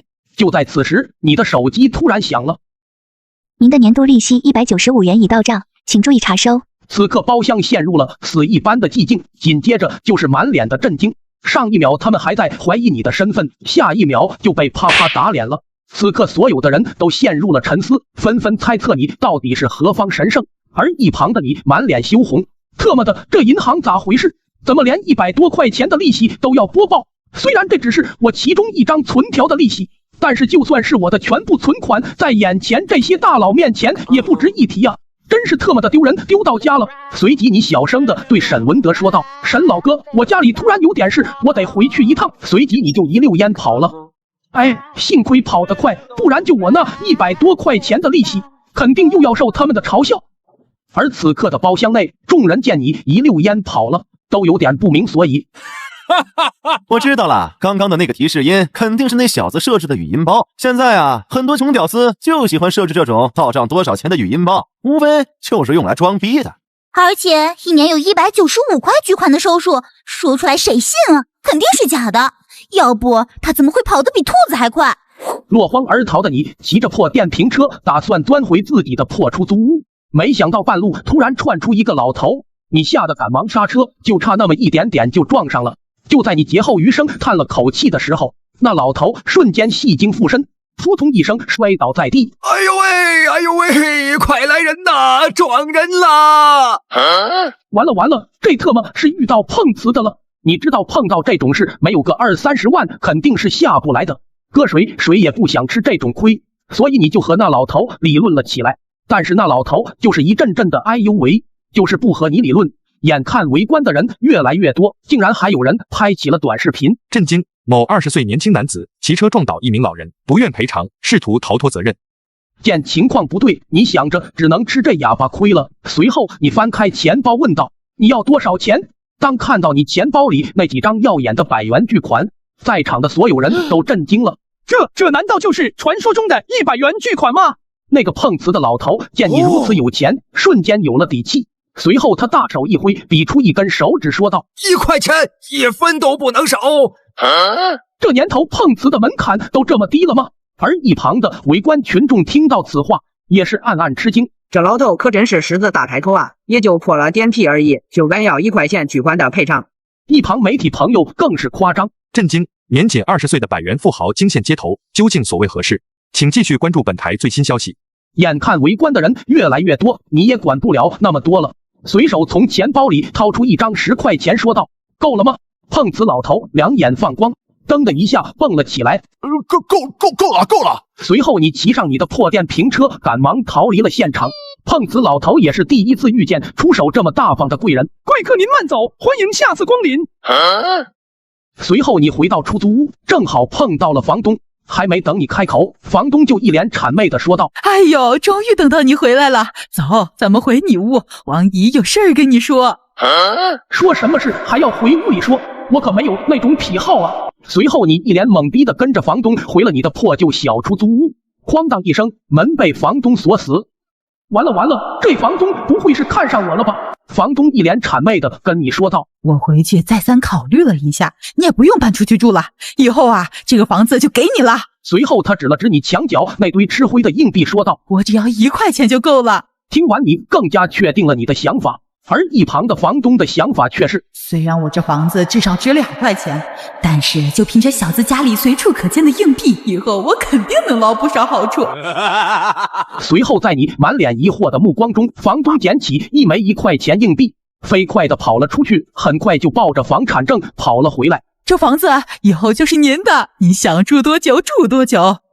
这特么是强行给我喂软饭啊！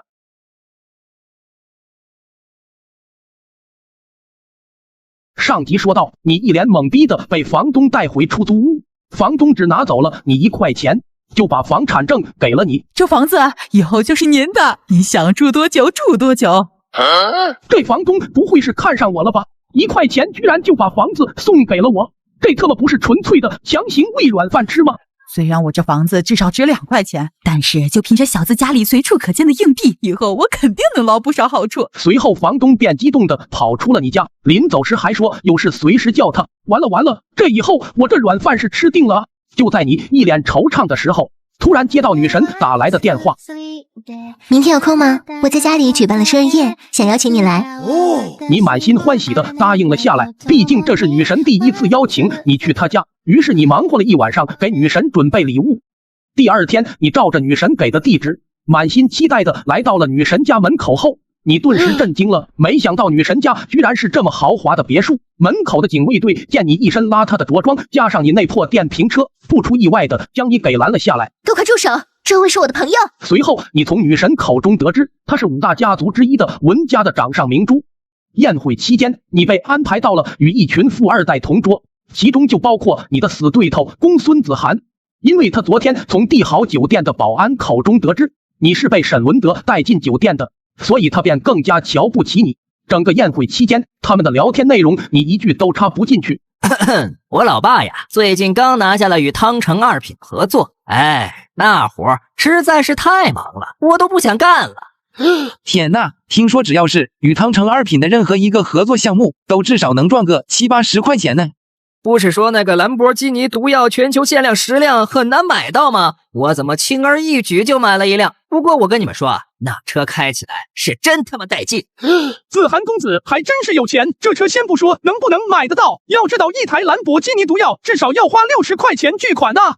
而一旁的你却一句话也搭不进去，毕竟他们说的这些离你这个月薪2200的打工仔太远了，所以你只能无奈的玩起了手机。随后各个富家公子哥就都献上了自己的礼物，什么娇兰、黄金、钻石口红、珍贵名画4骏图、梦中婚礼水晶鞋，反正都是一些你没听过的奇珍异宝，在你眼里价格都无比昂贵。眼看气氛烘托的差不多了，公孙子涵拍了拍手，管家缓缓的推着一个保险柜走了进来。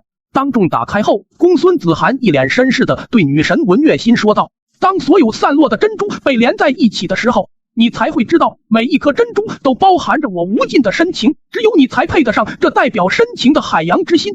闻言众人都惊呆了。天哪，这居然是价值20块钱的海洋之心，子涵公子好大的手笔呀！哇，这难道是在表白吗？价值20块钱的礼物用来表白，真的好浪漫啊！随后众人都将目光看向了你。哎呀，散了吧，都散了吧，他无论拿出什么样的礼物，都肯定比不上子涵公子的海洋之心的。的确，上次女神去你家的时候，你把用10块钱折成的纸飞机送给了女神，女神十分的高兴，你还以为女神喜欢这些手工折纸的礼物，而且像你这种平时爱坐公交的人，自然不会缺零钱。所以就在大多数人都不屑的时候，你尴尬的拿出了一个塑料瓶子，里面装满了用5毛1块折成的小星星。上集说到，在女神生日宴上，你的死对头公孙子涵送出了价值20元天价的海洋之心，瞬间震惊全场。随后众人不屑地看向了你。哎呀，散了吧，都散了吧。他无论拿出什么样的礼物，都肯定比不上子涵公子的海洋之心的。于是，在所有人鄙夷的目光中，你尴尬地掏出了一个塑料瓶子。月心，这是我亲手给你折的小星星，希望你喜欢。众人听闻更是不屑，甚至还有嘲笑声传来。不过很快就有人惊呼道：“他那些小星星居然是用5毛1块钱折起来的！”听到此话，你以为他是在嘲笑你，所以内心就变得更加羞愧。自己用5毛1块钱折成的小星星，在这些富家公子面前的确有些寒酸啊。一旁其他的人细细打量了你手中的塑料瓶后，瞬间被震惊住了。他那瓶子虽然看起来寒酸，但里面的5毛1块钱加起来至少有200元巨款呢。要知道，我家里也只有我爷爷才拥有如此多的流动资金呢。哇哦，这个人看起来相貌平平，还有点土，但是这出手一阔绰，就显得是那么的英俊呢。接下来的宴会期间，各个富家子弟对你频频敬酒，明里暗里想拉你入股他们公司。唯独一旁被你抢了风头的公孙子涵满脸怒气。这位公子，不知道您是否愿意出资2块钱入股我们公司？这尼玛，你们公司是有多穷，2块钱都收？过了一会你就想通了。这些人肯定是想在女神面前出风头，故意出言羞辱我的吧？毕竟这是女神的生日宴，所以你忍住没发怒，只是随手掏出3张红票子。我身上的现金就这么多了，你们爱咋地咋地吧。随后你转身走出大厅，来到了天台。为了面子又损失了300块钱。那些富家公子或许不会在乎，但对于我来说，那可是半个月的生活费呢。而此刻的大厅内，几个小家族的富家公子为了那3张100元巨款，竟然大打出手，就连一旁你的死对头公孙子涵都忍不住想出手去抢。同一时刻，文氏集团内，董事长文腾龙唉声叹气：“爷爷，我们集团最近连续亏损，现在资金十分紧张。银行那边因为集团1600元的欠款没还上，所以也不给我们放贷款。再这样下去，我们集团将会面临资金链断裂，甚至破产。”哎呀，你说的这些我都懂，但是眼下股东们对公司都失去了信心，集团很难得到他们的资金支持啊。此刻的文家内，所有人还沉寂在宴席之中。突然，一帮黑衣人闯了进来。你们知不知道这是文家，还敢来这里撒野？别跟我扯没用的！你们文氏集团在帝豪银行欠款已经逾期2个月了，你们作何解释？听完文月心的母亲也赶忙打给集团那边问怎么回事。得知情况后，文月心和他的母亲瞬间慌了神。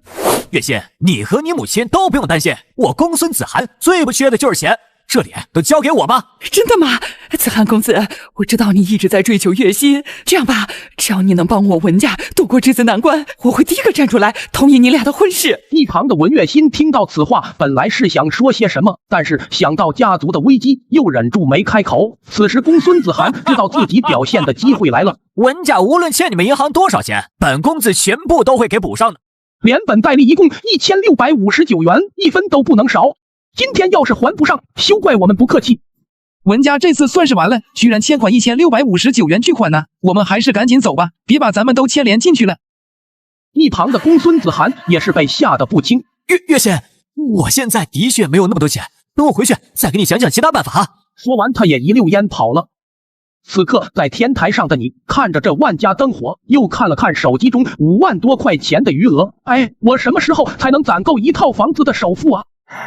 突然楼下的打杂声传了上来，你赶忙跑了下去，看着躲在墙角一脸委屈的文月心，你心里顿时一酸，转身怒视那些催债的人。哟，又来一个不知天高地厚的，要不这1659元你给他们补上？听完你更是恼怒，特么的1600多块钱而已，你们至于下这么重的手吗？随后在那些催收人不屑的目光中，你拿起手机就是一顿操作。支付宝到账1700元整。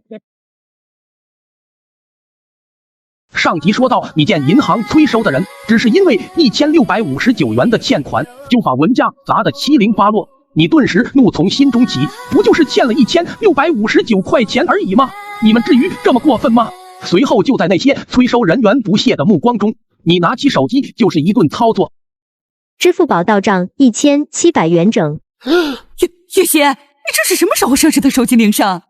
妈，这不是手机铃声，是真的。闻言，郑爱浅瞬间挺直了腰杆，1659元而已，对于我们文家来说，不过是动动手指的事儿。随后，催收人员便开了一张结算完成的证明，点头哈腰的递给了郑爱浅。1000多块钱，激动成这样，不知道的还以为是1000多万呢。琢磨了半天，你才想明白，哎，一定是大头已经还上了，刚好还剩这点零头没结清而已。否则，以文家的财力，怎么可能缺这么点钱？就在此时，医院给你打来了电话。先生你好，你的爷爷刚刚被紧急送来了医院，医院这边需要你的配合，你赶紧过来一趟。闻言，你赶忙告别了女神，骑着你的小电驴去了医院。此刻的文月心看着你离去的背影，似乎有些黯然神伤。要知道，放眼整个华夏地区，能有1000元以上巨款的年轻一辈都寥寥无几啊！他的身份竟然这么的深不可测，那我和他……来到医院后，你二叔一家都在，你家只来了你一个人。因为前几天你的父母因为2块5毛钱的天价欠款已经潜逃出国。你们都是病人的家属对吧？我跟你们说下病人现在的情况，毕竟病人现在已经是88岁的高龄了。我的建议是保守治疗，费用的话一般家庭都能承受得起。医生，难道就没有其他更好的办法了吗？目前最好的办法就是请由全球知名的手术专家进行会诊，手术的成功率会高一些，但是费用的话至少得需要这么多，一般家庭很难承受得起。闻言，众人都是一惊。天哪，请专家治疗的话，竟然需要2块钱的天价手术费，而你还以为他说的是要200万的手术费。你们病人家属尽快商量一下，要保守治疗还是请全球专家会诊。此刻的二叔一家愣愣的站着，没一人说话。毕竟少花钱就能做保守治疗，没人愿意掏这2块钱巨款去请专家治疗。就在此时，二叔家18岁的熊孩子哭着闹着要玩你手机里的游戏，你一脸恼怒的把手机递给了他。手机里面有真山海经，开局送30颗血弹，必出猪刚烈，异兽进阶全靠吞噬。你拿一边玩去。一旁的堂姐也是不屑的说道：真是一点眼色都没有，都这时候了，还有功夫打广告。你没有理他，又说道：你们点左下角进去下载，还能自动进我的专服，异兽能无限吞噬，一会就能进阶200级。随后你就一脸恼怒的说道：我打广告也只是为了努力赚钱，给爷爷凑手术费，而你们呢，怎么没见你们一人吭声？不会是都不想掏手术费吧？哎呀，你看你这孩子怎么说话呢？我们也没说不给老爷子交手术费，只不过我感觉吧，老爷子年龄也这么大了，保守治疗就够了。人家这医院的医生本来就可以做，也没必要浪费钱请专家来。保守治疗你们知道意味着什么吗？你们不想掏钱就说不想掏钱，别把话说的这么冠冕堂皇。我现在就告诉你们了，我的爷爷必须请最好的专家来治疗。哼，小年纪口气倒是不小，先别说请专家要花多少钱，以你家现在的情况，要是能掏出1毛钱，我就跟你姓。听到此话，你越发恼怒。没错，我们家的条件向来比不上你们家，你们家出门有好车开，而我们家出门只能拿这些硬币坐公交。但你作为长辈，也不能这么瞧不起人吧？随后你就在他们一家震惊的目光中转身进了病房。病房的爷爷听到子女的对话，也是黯然落泪。过了一会，你走进了病房，爷爷握着你的手说道：孩子呀，不用在爷爷身上浪费那么多钱，我这病啊，我自己心里明白，什么专家来了都没用，你还是把钱留着娶媳妇儿用吧。看着爷爷消瘦的脸庞，你暗自下了决心，爷爷你放心，无论怎样我都会想办法给你请来最好的医生。请患者家属来交一下押金。爷爷，我先去看一下。来到收费窗口，你一脸谄媚的问道：请问需要交多少押金？只见收费人员全程只顾着打游戏，也没理你。你有些恼怒的又问道：请问8号病床需要交多少钱押金？他还是没说话，只是比出了2根手指头。于是你恼怒的从口袋里甩出2张100元巨款，转身就走。随后你给沈文德打了电话，想找他帮忙。而收费窗口那边，收费人员惊恐地看着窗台上那2张耀眼的100元巨款。我只上交2分钱的押金而已，这……随后他赶忙拿起手机打给了院长。院长听闻也是顿时惊慌失措。他这是来看病，还是想买下整个医院？马上启动1级救援信号，联系全球最顶尖的专家团队进行会诊。此刻的你站在天台上和沈文德打着电话，没想到你还没说手术费需要多少钱，那边就满口答应了下来。让你更想不到的是，你刚挂电话，一架赫然写着全球专家会诊的直升机就朝医院这边飞了过来。上集说到你的爷爷生病住院，你只是在医院交了200块钱的押金，没想到却惊动了医院的院长。他震惊地问收费人员：“你到底是来看病的，还是来买医院的？”马上启动1级救援信号，联系全球最顶尖的专家团队进行会诊。此刻的你在天台上给沈文德打了电话，求他帮忙。没想到你都没说手术费需要多少钱，那边就满口答应了下来。随后你一脸欣喜的挂了电话，准备回病房。没想到此时，一架赫然写的全球医学专家会诊的直升机就朝医院这边飞了过来。哎，有钱人看病请用的都是全球最顶尖的医学专家，果然有钱能使鬼推磨啊！而此刻的医院内，全球顶尖的医学专家齐聚一堂，针对爷爷的病例讨论着最佳治疗方案。由于爷爷的年龄也大了，身体各项机能也有很大程度的退化，最终各个专家也只给出了一套最佳的方案，但是手术的成功率也只有50%，费用的话却要惊人的38元巨款。当当里个里个隆，当里个咚里个咚，爸爸接电话啊！爸爸接。先生你好，全球最顶尖的医学专家针对您爷爷的病例已经给出了最佳手术方案，现在要请您来确认签字。听完你一惊，难道刚刚飞来的那架直升飞机是来给我爷爷看病的吗？沈老哥刚答应帮我，居然这么快就能叫来全球最顶尖的医学专家，这难道就是金钱的力量？没错，此时的你以为是沈文德帮了你，但实际上是你那随手掏出的200块钱发挥了巨大力量。来到专家会诊室后，李院长跟你说明了情况，听闻成功率只有不到50%，你心里瞬间一沉。李院长，难道就没有其他更好的办法了吗？李院长无奈的摇了摇头。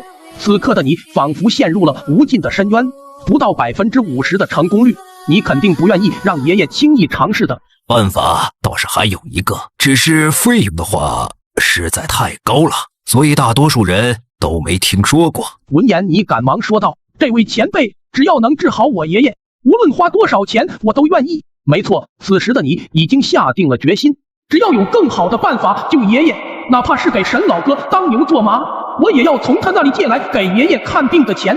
针对你爷爷的这种病症，我国的中医学早在1年前就研制出了特效药，但是特效药所需的材料实属罕见，所以所需费用的话，至少需要1000元。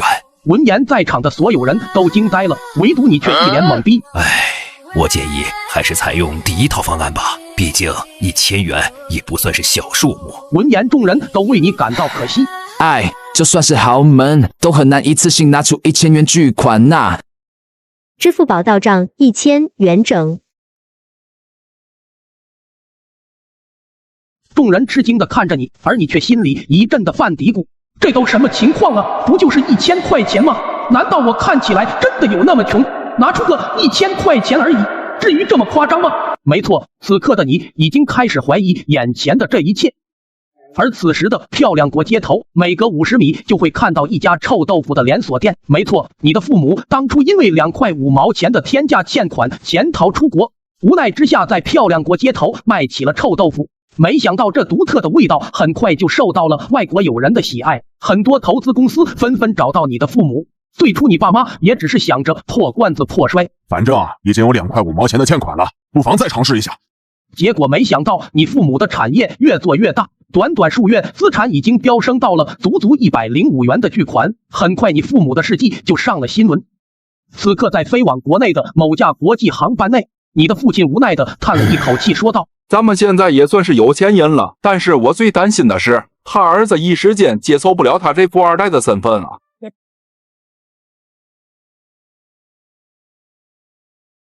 上集说到，你只是转给李院长1000块钱让爷爷看病，支付宝到账1000元整。没想到在场的所有人都惊呆了，像见了鬼一样看着你，看着众人吃惊的目光，你一脸疑惑：我看起来有那么穷吗？掏出个1000块钱而已，至于那么夸张吗？而另外一边，你的父母在漂亮国那边创业卖臭豆腐，机缘巧合之下，生意越做越好，短短数月身价已经飙升到了足105元的巨款。就在你父母回国刚下飞机的时候，一堆记者就围了上来。先生您好，请问您对您短短3个月资产就飙升到了105元的巨款这件事怎么看？闻言，你的父亲也只是有些凡尔赛的说道：“说实话吧，我对钱其实没有一点兴趣。这105元的巨款对于我来说也只是数字而已。”对于你父亲的回答，众人内心多少有些鄙夷的，但是表面上却依然显得十分的尊敬。那这位先生，您现在已经是拥有105元的超级富豪了，还有什么事让你比较担心的吗？闻言，你的父亲无奈地叹了一口气，说道：“我现在最担心的是，怕我那在外打工的孩子一时间接受不了他这富二代的身份呢。”的确，换作是我，突然知道我的家里有105元的巨额家产，那我也肯定一时间接受不了啊。而此时的医院内，你还是一脸懵逼。我只是花了1000块钱而已，这些人为什么都这样看着我？当当里个里个楞当里个咚里个咚，爸爸接电话啊！老弟啊，你前几天拜托我给你找些专家给你爷爷看病，专家预计今天就会到达。怎么样，老哥，我的办事效率还是可以的吧？这都什么情况啊？沈老哥请的专家还没到，那医院的专家是怎么回事？随后你又来到李院长的办公室，问那些专家是谁请来的。哦，先生，你昨天不是交了200元吗？这些专家是您请来的，请问是有什么不满意的地方吗？闻言，你更是一头雾水。此刻的你已经开始怀疑眼前的这一切了。为什么200块钱就能请来专家，转账1000块钱就能震惊所有人？爸爸接电话啊！爸爸接电话啊！就在此时，你的电话又响了，是你最铁的哥们李二壮。李二壮是你大学时期关系最铁的哥们，那时候你们经常在网吧开黑。他家里有一间小的食品加工厂，据说他家的全部家产已经达到了惊人的38元巨款。可以啊，你小子居然瞒了我这么久！闻言，你一脸懵逼。我隐瞒你什么了？你还他妈跟我装！我刚刚可看新闻了啊！你父亲已经在漂亮国那边开了几10家连锁店了，你还敢跟我说你不是富二代？闻言，你更是一头雾水。你确定你看到的是正规新闻，不是你常看的那些小破网站吗？去，什么跟什么呀！你家里居然那么有钱，你还他妈跟我装！亏我以前聚餐的时候为了照顾你，还主动给买单。此刻的你更加懵逼了，你赶忙打电话问你老爸什么情况。爸，我听二壮说你们在漂亮国开了很多连锁店，这都是什么情况啊？闻言，你父亲只是很神秘的说道：“你回家一趟吧，我有事儿跟你说。”随后你赶忙骑着你的小电驴往家赶。此刻的你内心十分的激动，因为你活了20岁，真的已经穷怕了。每天吃泡面的时候都要为选择加鸡蛋还是加烤肠而烦恼，出门则要纠结坐公交还是打出租车。随后你回到家，没想到一辆豪华的宝马轿车正停在你家楼下。此刻的你不由得咽了咽口水，难道我爸真的是有钱人？进屋后，你看着穿着华贵的父母，又想起了以前穿着朴实的父母。此刻的你已经进一步确定了你的想法。爸，咱家真的超级有钱是吗？此刻你父亲的内心十分的忐忑，他怕你一时间接受不了富二代的身份。随后他很郑重地说道：“你先去扶着旁边的柜子，待会儿无论听到什么都不至于吓得瘫软在地。”没错，我和你妈这几个月在漂亮国那边赚了不少钱，你现在的确是如假包换的富二代。爸，那咱家现在究竟有多少钱的资产？只见你老爹一声大笑，比出一根手指头说道：“咱家现在的资产足有105元。”上集说到，你的铁哥们李二壮打电话跟你说，他看到新闻说你爸妈在美国那边开了很多连锁店，刚不久已经荣耀回国了。总之你家现在超级有钱。随后你激动地骑着你的小破电动车往家赶，想问问父母究竟是什么情况。回到家，你父亲很郑重地跟你说道：“我和你妈这几个月在漂亮国那边的确是赚了不少钱。”爸，那咱家现在究竟有多少资产？咱家现在的资产足有105元。怎么样，被吓傻了吧？你现在可是如假包换的富二代了。爸，你就不要跟我开这种低级的玩笑了好吧？见你完全没有那种震惊的反应，你爸还以为你不信，便又指着他的衣服说道：“你老爹我穿的这个夹克可是阿尼玛专柜的限量款，还有你妈脖子上挂的那串珍珠项链那可是花了大价钱请珠宝专家给定制的。爸妈平时抠抠搜搜的，哪会舍得花大价钱买这么贵的东西？见你还是不信，你爸便又说道：孩子，你现在一时间接受不了自己富二代的身份也没关系。总之，我告诉你，咱家很有钱。不过，就算咱家现在有钱了，你以后出门在外也要稍微低调点儿。对呀，孩子，你现在正是找对象的时候，眼睛可一定要擦亮一点，千万别让有心机的女孩子骗了咱家这105元的巨额家产。就在此时，你父亲的手机响了。孩子，你先等下，爸待会儿再跟你说。洛杉矶那边的负责人应该是给我打电话汇报业绩了。听着父亲完全是上级领导训斥手下员工的口气，你在一旁像看傻子一样的看着他，这演戏还演全套的，一定是爸妈想赚钱想疯了吧？随后你便无奈的玩起了游戏。哎呀，儿子，游戏有啥好玩的？走，今天中秋节，咱们一家人去帝豪酒店好好吃顿团圆饭。哎呀，孩子呀，也总得给我证明的机会吧。爸，还需要证明什么？帝豪酒店是本市最豪华的酒店，咱们家这条件估计连大门都进不去啊。的确，帝豪酒店分为天地玄黄4个等级的包厢，在你的印象里，最次的黄级包厢都要身家超过1亿，但你却不知道物价贬值后，黄级包厢的门槛仅仅是100块钱而已。随后你一脸懵逼地坐着一辆宝马车前往了帝豪酒店，此刻的你甚至认为连这辆宝马轿车都是你老爹租来的。来到帝豪酒店后，你十分不情愿地下了车，因为你认为待会肯定要出糗了。但是万万没想到，你老爹随手掏出了一张代表身家超过100元的紫金会员卡。保安见状，立马十分恭敬地把你们请进了黄字包厢。此刻的你似乎已经意识到了什么，而此刻的玄字包厢内，你的死对头，也就是那位超级富二代公孙子涵，正和他的堂哥在享用午餐。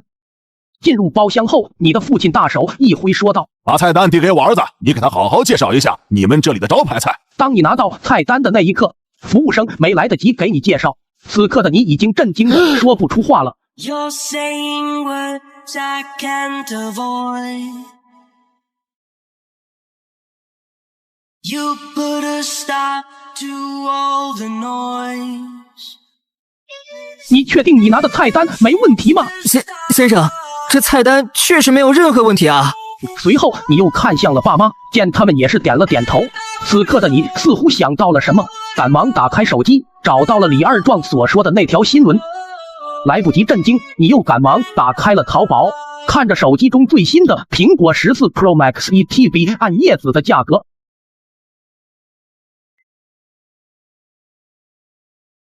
上集说到，你被父母带到帝豪酒店吃饭，就在你看到菜单的时候，瞬间被震惊住了。飞天茅台 0.3 分钱一瓶，极品帝王蟹 0.06 分钱一斤，就连你最爱吃的红烧肉也就才 0.01 分钱一盘。本来你是不信的，但是此时的电视屏幕上播放着新闻。近日，文氏集团因1659元的巨额债务濒临破产，某位神秘富豪出手豪掷1700元，挽救了文氏集团的这一困境。闻言，老爸在一旁暗暗吃惊。天哪，这究竟是哪尊大神？出手竟然这么阔绰！要是也能给咱家100-200块，那咱家不得直接起飞呀！一旁的你看着老爹愣愣发呆。爸，要是我说文家那1700块钱是我给的，你信吗？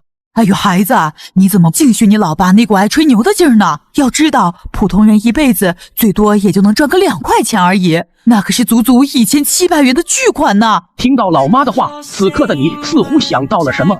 从最开始去银行取个200块钱，银行行长却要派特警队亲自接待，到后来的随手掏出100块钱，就帮文月薪还上了公司的欠款。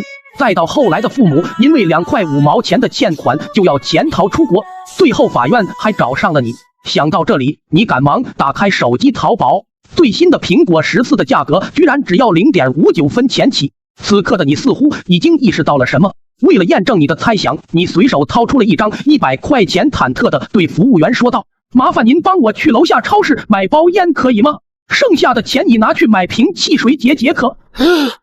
先生，您给的钱太多了，100块钱巨款已经能买下一家小一点的烟草公司了。哦，全国现在最有钱的人全部资产有多少？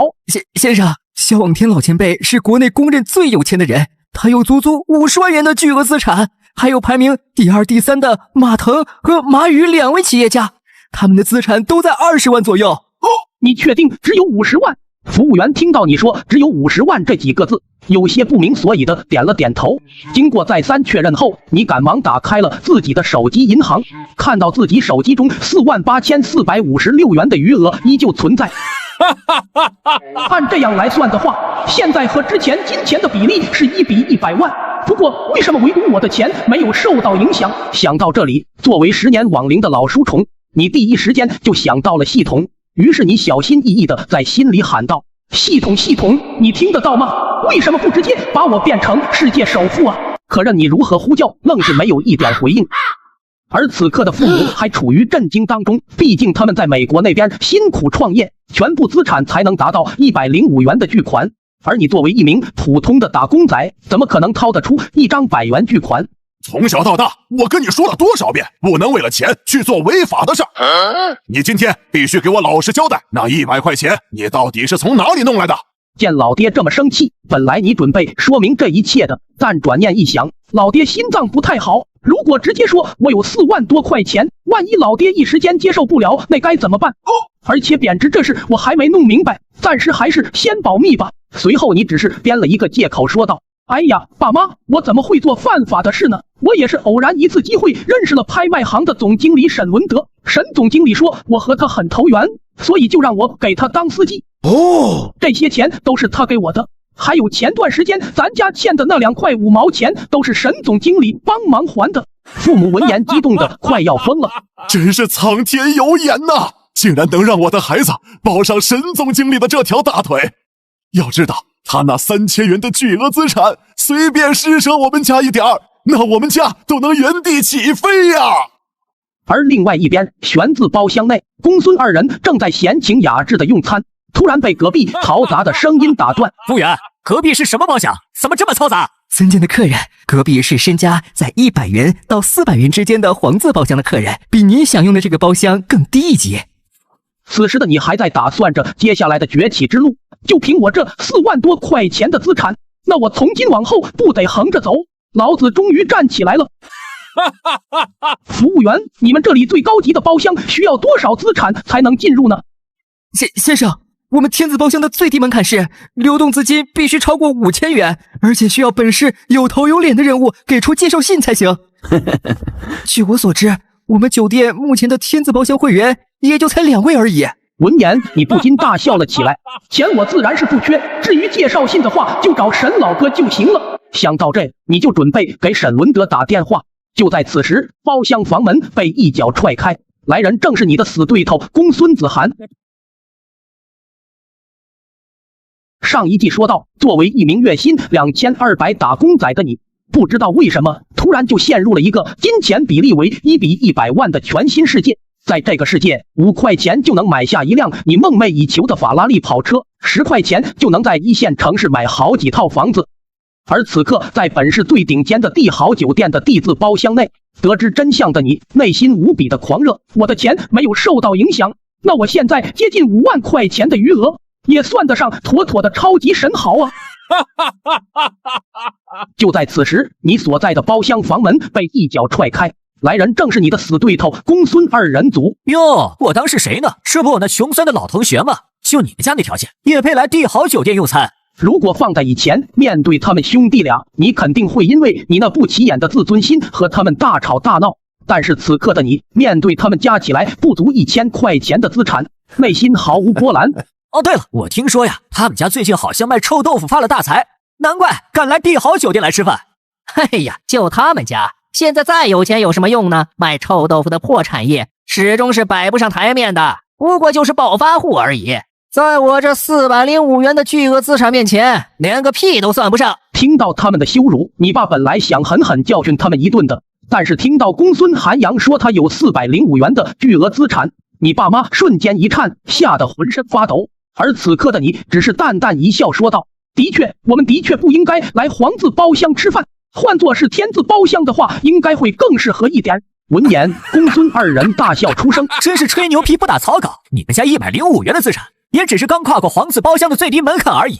就凭你们还想去流动资金必须超过5000元的天字包厢用餐，简直是笑话。闻言，你暗暗思考道：5000块钱我自然是有，但是现在还没搞清楚物价为什么突然会变得这么低，暂时不能让父母知道我有4万多块钱的余额。于是你便给沈文德发了条微信：沈老哥，上次在你的拍卖行进行资产验证的时候，你知道我有1万块钱的流动资金是吧？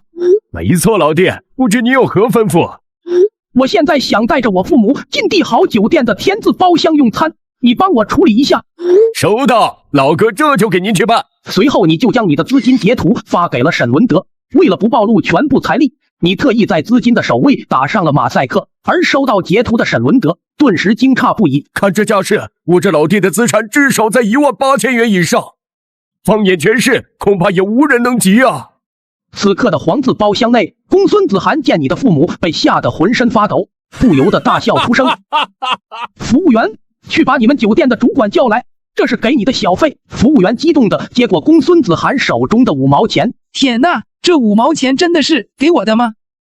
我买房子的首付终于凑齐了。随后服务员就激动地跑了出去，很快就叫来了主管。子涵公子，韩阳公子，不知您2位有何吩咐？我说张主管，你们酒店怎么回事？什么阿猫阿狗都能来这里用餐吗？你把这几个土鳖给我赶出去，实在是太影响我的食欲了。要是办好了，这5块钱就是你的了。张主管看着5元巨款，激动地咽了咽口水，随后他又看向了你。这几个人能来黄字包厢吃饭，资产至少在100元以上，我肯定是惹不起的。但是我如果能把这件事给办得漂漂亮亮的，那我不仅能得到那张5元巨款，还能抱上韩公子这条大腿，那我还怕个锤子？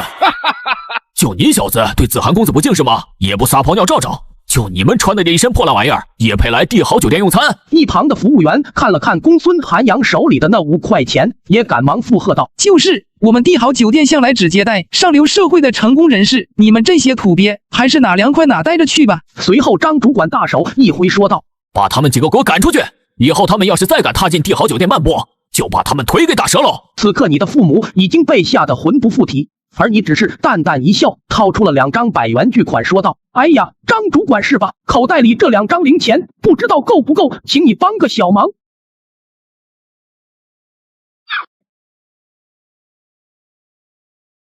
上集说到，你们一家在资产必须超过100元的黄字包厢吃饭，却没想到被你的死对头公孙2人组疯狂嘲讽。张主管，把这些土鳖给我赶出去！办好的话，这5块钱就是你的了。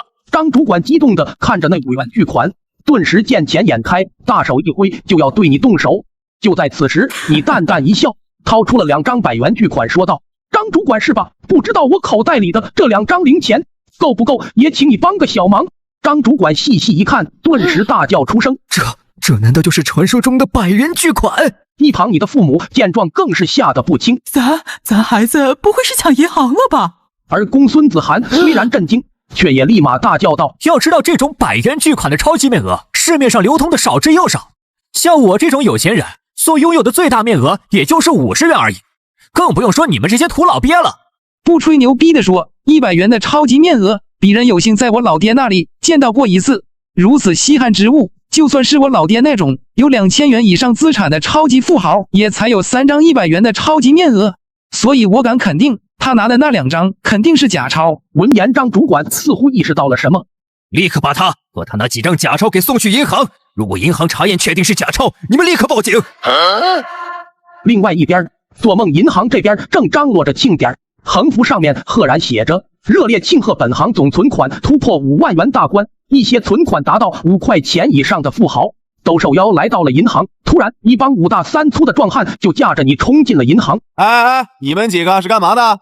这小子可拿着假钞来帝豪酒店消费，我们是受张主管的要求，把这小子带来查验他的钱到底是真是假。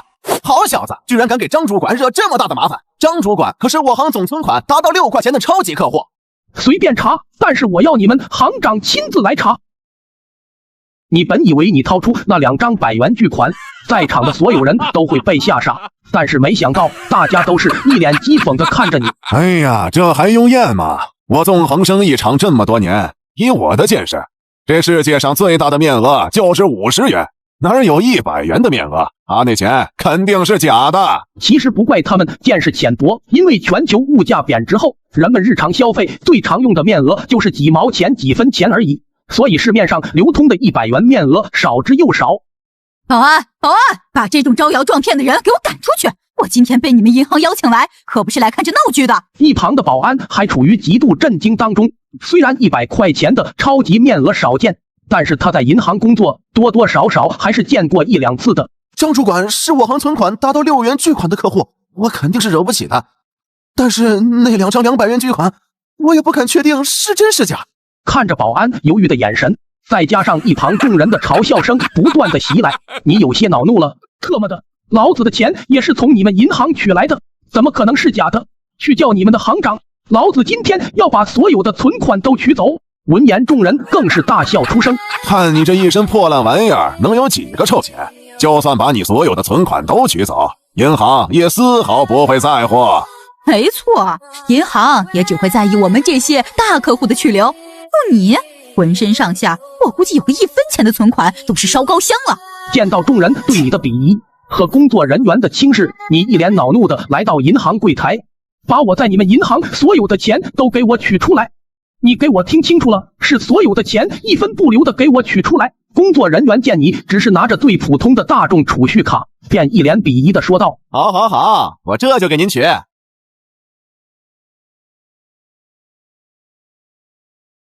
一旁的众人完全搞不明白什么情况，只见工作人员惊恐地看着屏幕上的数字，定期存款4万元整，活期存款8256元。紧接着他又想到了今天他们银行庆典的主题，随后他就一溜烟就跑了。此刻的经理办公室内突然一阵急促的敲门声。段经理，不好了，出大事了！你没看到我和这位存款达到100块钱的超级 VVIP 客户在谈合作吗？怎么一点眼力劲儿都没有？不是，段经理，有位客户要取走他在银行所有的钱。哎呀，要取让他都取走好了，这点小事都处理不好吗？不是，那个客户要取走4万元的定期存款和8256元的活期存款。什么？上级说道：你被帝豪酒店的保镖带去了做梦银行查验资金的真伪。你随手掏出2张100块钱说道：随便查，但是我要你们行长亲自来查。闻言，工作人员对你很是不屑，认为你的钱肯定是假的。哎呀，这还用验吗？我纵横生意场这么多年，以我的见识，这世界上最大的面额就是50元，他那钱肯定是假的。面对众人的质疑，你一气之下就要取走你所有的存款。此时的经理办公室内，工作人员哆哆嗦嗦的将你的事全部告诉了银行经理。段经理一听，立马就想到了是你，顿时被吓得魂不附体。因为上次在拍卖会进行资产验证的时候，就是他给你一手操办的。那时候的你还不知道物价贬值了，所以你还给了他100块钱作为辛苦费。得到那100块钱以后，段经理的身价水涨船高，立马豪掷20元，在本市的汤臣2品豪华楼房买了一栋200平米的大房子。而此刻的他得知是你要取走所有的存款，顿时慌了神。要知道，我行今天庆典的主题就是庆祝总存款突破5万元，而那位先生的个人存款就有48256元。如果他取走了所有存款，那还庆典个屁呀！而此刻在大厅的你正还在气头上。当里个里个楞，当里个咚里个咚，爸爸接电话啊！爸爸接。喂，老弟啊，那个沈老哥，让我们一家人进帝豪酒店天字包厢吃饭的事，给我处理好了吗？老弟啊，您别生气，是这样的，能够进帝豪酒店的天字包厢用餐，资产得超过5000元，放眼全市，能达到此等条件之人少之又少。怎么，沈老哥，我的流动资金难道还不够资格吗？哎呀，老弟啊，你的资金肯定是没问题的，但是天字包厢只有一个，现在天字包厢已经被省里来的大家族给定下了。帝豪酒店为了塑造更极致的服务与环境，所以近几日天字包厢不接待任何客人。闻言，你顿时有些恼火了，再加上今天连续的吃瘪，你恼怒的说道：沈老哥，你帮我安排一下资料，我要买下整个帝豪集团。闻言，众人先是一愣，紧接着又是一阵嘲笑声袭来。现在的年轻人都活在梦里吗？还大言不惭的说要收购帝豪集团？就在此时，段经理急匆匆地跑到你跟前，谄媚地对你说道：“这位先生，好久不见。”段经理是吧？亏您老人家还记得我。你给我听清楚了，我要取走我在你们银行所有的钱，一分都不留。此时的众人紧盯着段经理的反应。段经理见人多眼杂，不好谈事，便恭敬地把你请进了贵宾室。看被我说中了吗？那家伙就是唬人的。段经理肯定是怕耽误庆典，这才对他这么客气。没错，段经理待会肯定会找个借口把他打发走。而他们并不知道，贵宾室内的段经理对你苦苦哀求，就差给你跪下了。另外一边，你父母因为之前在帝豪酒店见你拿出了2张100元巨款，被酒店的主管认定是假的，最后还让人把你带去了银行查验。怎么办？如果确定是假钞的话，那咱孩子就完了。此刻你的父母实在是慌了，为了救你，他们托关系找上了5大家族的王家。说实话啊，你儿子造假钞这事儿，这可真不是小事儿，可不好办呐。王董，难道就真的一点办法都没有了吗？只要能保我儿子平安无事，无论让我付出什么代价都可以。一旁的王坤不屑地说道：“办法我爷爷自然是有的，只不过我们王氏集团凭什么帮你们？”的确，我王家在西红柿扎根几十年，关系多少还是有点的。哎，对了，我听说你们在美国那边开了臭豆腐的连锁店是吧？短短3个月就赚了105元的资产，真的假的？王董，不瞒您说，我们的确是走了狗屎运，赚了点小钱，不过在你2300元的资产面前，连屁都算不上。不，话可不是这么说的，苍蝇再小也是肉嘛，我也不跟你绕弯的。最近我们家族的确也在扩展海外市场，我呢其实还挺看好你们那个臭豆腐的业务。这样吧，我要你们公司51%的股权，你儿子这事儿我给你想想办法。上级说道。得知你要取走48256元的存款，银行经理一听顿时一惊。要知道，我行今天举办的庆典活动庆祝本行存款突破5万元大关。要是让他全部取走了，那还庆典个屁呀！于是他赶紧把你请到贵宾室。段经理是吧？你们银行好大的威风啊！我可实在是惹不起呢。先生，不知道我行有什么让您不满意的地方，您尽管开口，我行一定竭尽全力为您效劳。效劳谈不上，我呀还是哪凉快哪待着去吧。我那48256元的资产也不多，在你们眼里连个屁都算不上，我还是取走算了。段经理一听更是被吓得魂不附体，赶忙拿出了他珍藏已久的茶叶。这位先生，这是我珍藏已久的千年雪岩茶，绝对的好茶，您先尝尝。听到这个茶的名字，你顿时有些错愕。千年雪岩茶，你以前也听班里那些富二代吹嘘过，据说价格不菲，1年限量999份。但是物价贬值后，这茶也就值个2块钱一包而已。对于拥有接近5万元资产的你来说，也只不过是毛毛雨罢了。于是你便一杯接着一杯的喝。旁边的段经理心在滴血，因为你每一杯下去都要喝掉他好几分钱。段经理，我嘴巴有点干，想抽根烟，您应该不会介意的吧？老天爷呐，都喝了我差不多1块钱的茶叶了，还口渴。1块钱呐，差不多是我10年的工资啊！他心里这么想的，但嘴上还是谄媚的说道：“哎呀，这位先生，您看您说的，我这办公室以后就是您的家，您在自己家里抽烟，我能管得着吗？”随后他便谄媚的给你点上了烟。那个先生，不如您的钱，我的钱可以继续存在你们银行。不过，先生您放心，我行给您4万元的定期，按最高5%的利率来算，1年大概会有2000元的巨额利息。你思索片刻说道：“年利率我要10%。”天哪，10%的年利率，啥也不干，1年净赚4000元。要知道，本市的5大家族加起来的年收入也不过才2000元左右。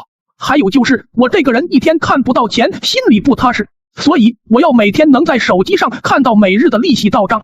如果办不到的话，我随时取走我的全部存款。闻言，段经理赶忙给总行打了电话。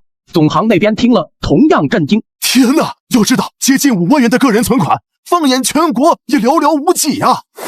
另外一边，你的父母以为你掏出的那200块钱是假的，所以才托关系找上了王氏集团的家主，而王氏集团的家主却对你的父母百般刁难。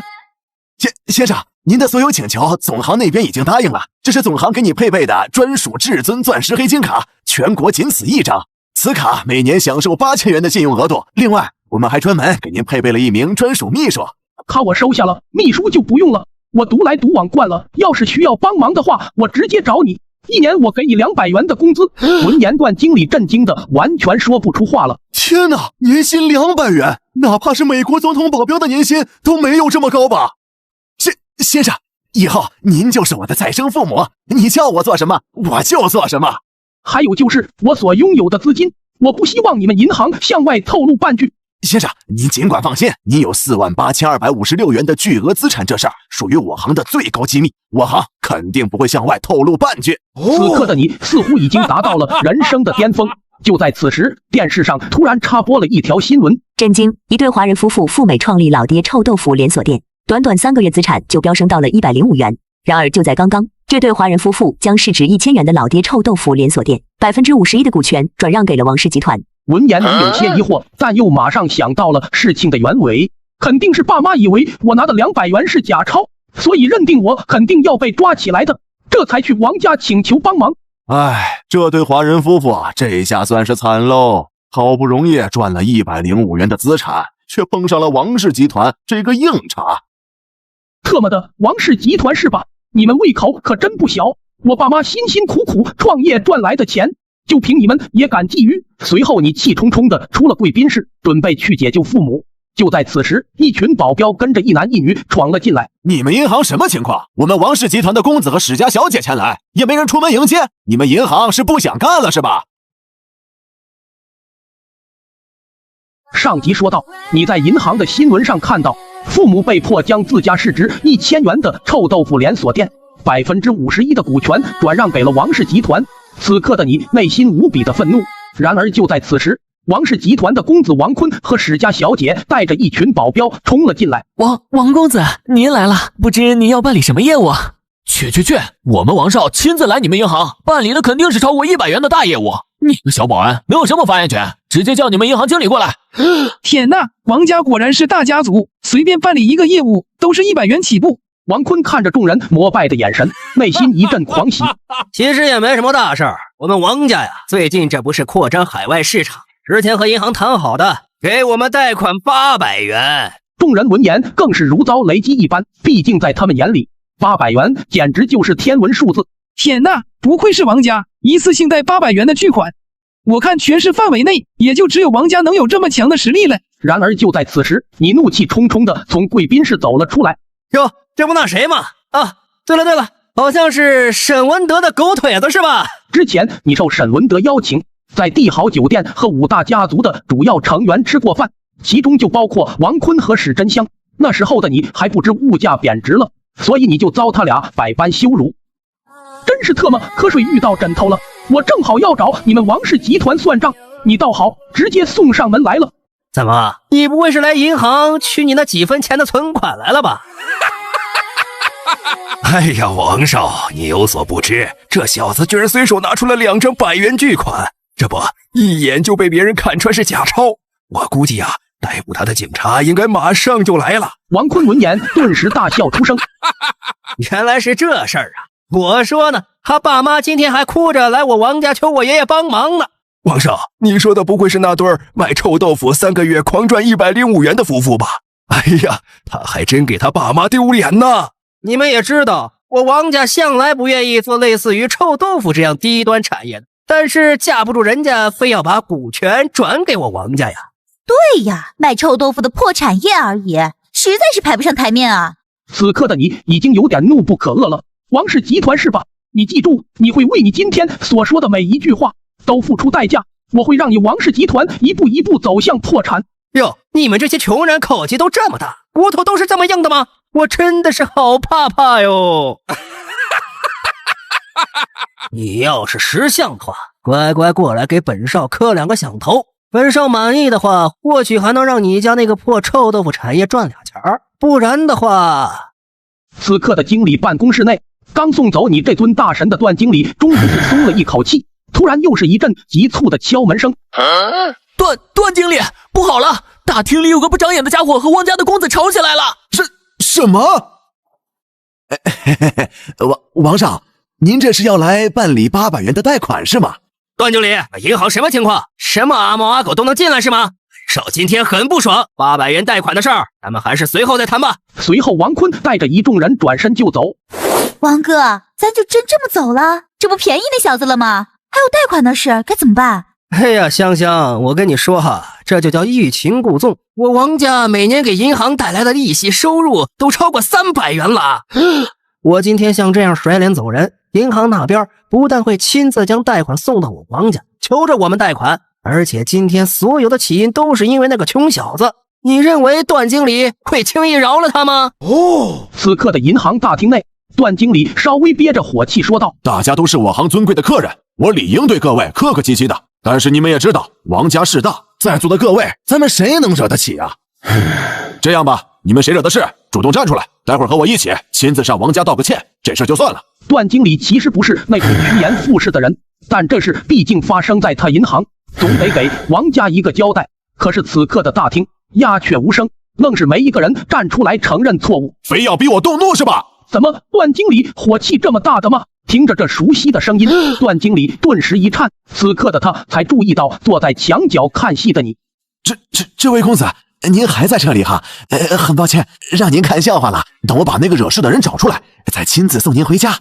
你要找的那个不长眼的家伙，应该就是我。段经理闻言如遭雷击一般。这位公子，您是说刚刚是您惹了不，是王家公子惹了您是吗？没错，段经理，这是您看着办吧。王家特么的一群不长眼的玩意，居然敢觊觎我父母的产业，多少应该给他们点教训才是。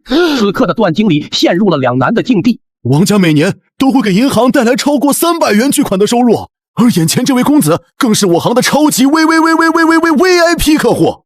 另外一边，王氏集团内，王家家主正得意大笑：文儿果然是我王家最出众的后辈，这样一来，做梦银行这不就被咱王家拿捏的死死的？咱那些贷款啊，想啥时候还，啥时候再还。是啊，王爷爷，以王家和史家的面子，我和坤哥下个月的婚礼，全是有头有脸的大人物，肯定都会亲自到场的。老爷，大事不好了！办个事慌慌张张的，成何体统？不是的，老爷，做梦银行那边刚打来电话说，如果我们这次想要800元的贷款，就必须3日内将去年连本带利2300元的贷款先给还上。什么？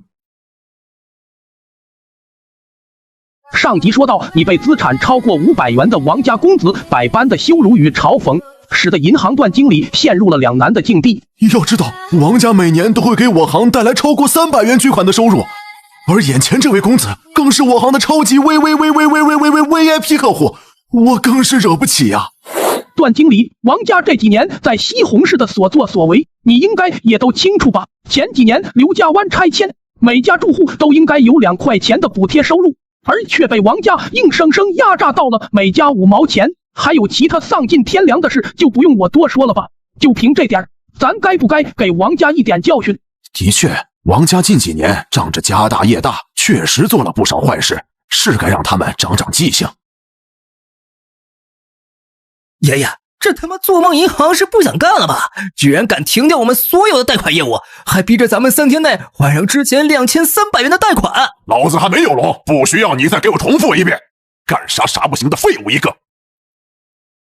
对不起，你所拨打的号码已关机。爷爷，您先消消气儿。我王家旗下的地头龙房地产公司最近在市中心那套楼盘这几天就开盘了，预计这套房产的总销售额能达到足足4000元。这次业务如果顺利的话，我王家的实力必定会突飞猛进。到时候何愁没有其他银行舔着脸来要跟我们合作？哎呀，坤儿果然有远见，不愧是我王家最出色的后辈。这样，你和香香现在立刻去房地产公司督促一下工作，一定要把这次销售干得漂漂亮亮的。另外一边，离开银行的你，骑着你的小破电驴准备回出租屋。路过商业街的时候，你看到了一个长相清纯的女孩，正顶着大太阳发着传单。李婉婷，你怎么在这里？看到你的一瞬间，李婉婷的脸扑哧一下就红了，因为上高中的时候，她喜欢了你3年，而你却不知道，只是把他当成了你的铁哥们。来，大哥给你推荐一款左下角的恋爱手游。哼，一天只知道玩游戏，也不知道多看看你眼前，活该你没有女朋友。这款游戏可不一样，这里有冷艳秘书、黑丝女仆、热情护士、魅力空姐，各种类型全都有。这里有100款女友等你挑，你也赶紧点击左下角试试吧。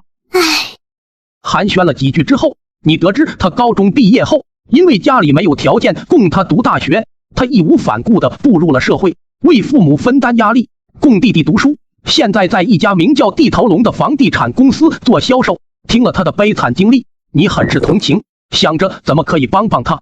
走，带我去你们楼盘看看。闻言，他有些诧异地看着你。你这是要买房子是吗？说实话，我们这里的楼盘地处市中心，一般都是上流社会的人才会买。但是我绝对没有看不起你的意思，只是价格确实有点贵。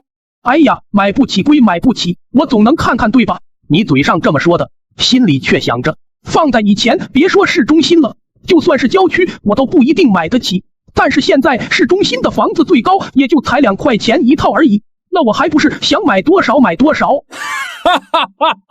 来到售楼处后，见到从门口的保安到销售，对李婉婷的眼神明显不对，而李婉婷却显得有些紧张。看来婉婷平时没少受欺负啊。放心，今天我一定帮你出这个头。哟，李大美女回来啦！随后那名叫张桂芳的销售瞥了一眼你，又说道：在外面发传单一上午了，就拉了1个人回来，而且他这浑身上下不超过0.1分钱的穿着，能买得起咱们这楼盘吗？闻言，李婉婷顿时面红耳赤，赶忙对你说道：实在抱歉，因为我的原因让你也跟着受辱。哎呀，没事，你也知道我这人没什么本事，但就是脸皮厚。然而就在此时，一个西装革履的中年大汉走了进来。哎呦，张老板您来啦！不知您上次看上的那几套房子定好买哪套了吗？去，老子要你问吗？房子老子自然是会买的，而且是2块钱的最大户型。不过必须由婉婷小妹妹来接待我。闻言，张桂芳在一旁恨得牙痒痒。小狐狸精，敢跟老娘抢单子，看我回头怎么收拾你！婉婷小妹妹，不知上次我跟你说的那个条件考虑的怎么样了？你放心，只要你答应，我现在立马在这里4块钱买下2套房子。你以后也不需要来这种地方上班了，只要跟着我，每年就给你2块钱的生活费。众人闻言更是一惊，天哪，一年居然给2块钱巨款的生活费！其实这种无理的要求，李婉婷也不是第一次遇见了，但是骨子里的清澈致使她都毫不犹豫地拒绝了。但是这次她有些犹豫了，因为父亲病重住院，急需3块钱的手术费。或许我真的错了吧，不应该只考虑自己的感受。呵呵，区2块钱而已，就凭你也想染指我的人？张大老板，你似乎有些想多了吧？上集说到，你得知李婉婷的父亲病重住院，急需3块钱的手术费，于是你便想着帮帮他，而此时却来了个张老板。婉婷小妹妹，你以后也不需要来这种地方上班了，以后只要跟着我，每年就给你2块钱的生活费。因为父亲急需3元的手术费，此刻的李婉婷犹豫了。或许我真的错了吧，不应该只考虑自己的感受。就在此时，你冷笑一声说道：这位老板好大的口气啊，区2块钱而已，就凭你还想染指我的人？小子，我劝你下次说话前最好考虑清楚了，小心老子用钱砸死你！此刻在场的所有人都被吓住了。要知道张老板资产足足有205元，多么雄厚的财力啊！要说用钱砸人，他的确有这个实力啊！此刻的李婉婷被吓得浑身发抖，她不是害怕张大海，而是为你感到担心。张老板，实在抱歉，我这位朋友也是无意冒犯您，请您大人有大量，千万别和他计较。哼，无意冒犯，我看这小子是铁了心要跟我过不去啊。不过既然婉婷小妹妹求情了，那我不计较也不是不可以。张大老板是吧？就凭你那区几百块钱还想砸死我，你可真逗啊！此刻的张大海愤怒到了极点，但是眼下公共场合也不好做什么事，便压着火气说道：听小兄弟这口气，你似乎很有钱的样子呀。哎呀，其实也就一般般咯。你本来只是谦虚的，但其他人听起来却是退缩的意思，便无情的嘲笑了起来。我这个人呢，平时也没什么爱好，就是喜欢在身上装现金。要不要陪老子玩一把金钱斗地主？也就是比比谁的现金储备多。要是你输了的话，就乖乖给老子磕2个响头，然后再把你旁边的小美妞给拱手让出来。怎么样，敢不敢跟老子玩玩？张老板，这还用比吗？他全身上下有几分钱就算是烧高香了。我看他今天来我们楼盘，无非也就是为了拍几张照，发个朋友圈装逼的。这种人我见多了。就是啊，婉婷，有这功夫和这穷小子废话，你还不如老老实实跟着张老板走，说不准张老板一高兴，5毛钱的爱马仕，2块钱的法拉利，你想要啥就给你啥。你们女生不都是这么爱慕虚荣的吗？本来你是不想参与这场无聊的赌局，但眼见有人出言羞辱李婉婷，你便有些恼怒的说道：“我随意啊，陪你玩玩就是了。但是你要是输了呢？”哈哈哈，简直是笑话！老子200元的资产会输给你？话不用说的那么死。这样吧，我输了就按你说的做。另外，我还可以交给你随意处置。你要是输了，就把你名下的所有资产无条件捐给希望工程。闻言，张大海不禁大笑出声。好，好，好，就按你说的办，就按你说的办。随后，张大海就毫不犹豫的和你签字画押。老子今天就好好跟你玩玩，正好也能在婉婷小妹妹面前展示一下我雄厚的财力。一旁李婉婷紧张的看着你，她不是担心你输了之后会把它交给张大海，而是担心你会被张大海处置。想想待会儿到了我们王家的楼盘，我直接把价值20块钱的豪华别墅定下来，给咱做婚房，你看怎么样？坤哥，你说的是真的吗？坤哥你真好，我真的太幸福了。哎呀，我也不欺负人，先来个小的，2张5毛。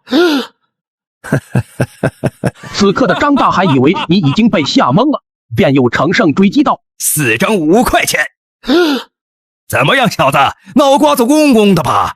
别急，还有2张10块。张老板不愧是本地最大的包工头，现金储备居然这么多。很明显，这场赌局已经毫无悬念了。”此刻的张大海看着众人吃惊的面孔，又看了看1分钱没掏出来的你，认为自己已经胜券在握了。1张50元！天哪，有钱人的世界我们根本理解不了，50元的大面额就这样随随便便装在身上。而此刻的你只是淡淡一笑说道：“这就没有了吗？张老板真的好让我失望啊！”小子，不要逞口舌之快。虽然我拿出的这些只是我全部资产的一半，但想要赢你，那还不是轻轻松？怎么可能？怎么可能拥有流通极少的100元面额，而且一次性就拿出来3张？我说了，只要我愿意，这里所有的房产我随时可以买下。看着众人不可置信的嘴脸，此刻的你似乎已经达到了人生的巅峰。他妈的，你小子前几天拿了2张假钞去做梦银行没被抓，今天还敢拿假钞来我王家的地盘招摇撞骗是吧？是吗？这地头虫房地产是你王家的产业是吗？我刚好想找你王家算账来着。上集说到，你随手掏出了3张100元巨款，瞬间震惊全场。我说了，只要我愿意，随时可以买下这里所有的房产。你小子前几天制造假钞没被抓，今天还敢来我王家的地盘招摇撞骗是吗？我说呢，这种流通极少的100元巨款，怎么可能出现在一个毛头小子手里？王少，这小子刚刚还扬言要买下我们这里所有的房产，我看他完全不把您和整个王氏集团放眼里啊！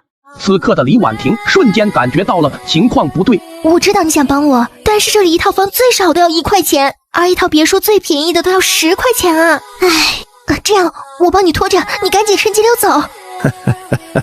还有你那几张100元假钞，出去后也赶紧给扔了，造假钞可是重罪啊！哎呀，你们是不知道，他上次造假钞能现在安然无恙，也就因为他爸妈在我王家低三下四的跪舔我爷爷帮的忙。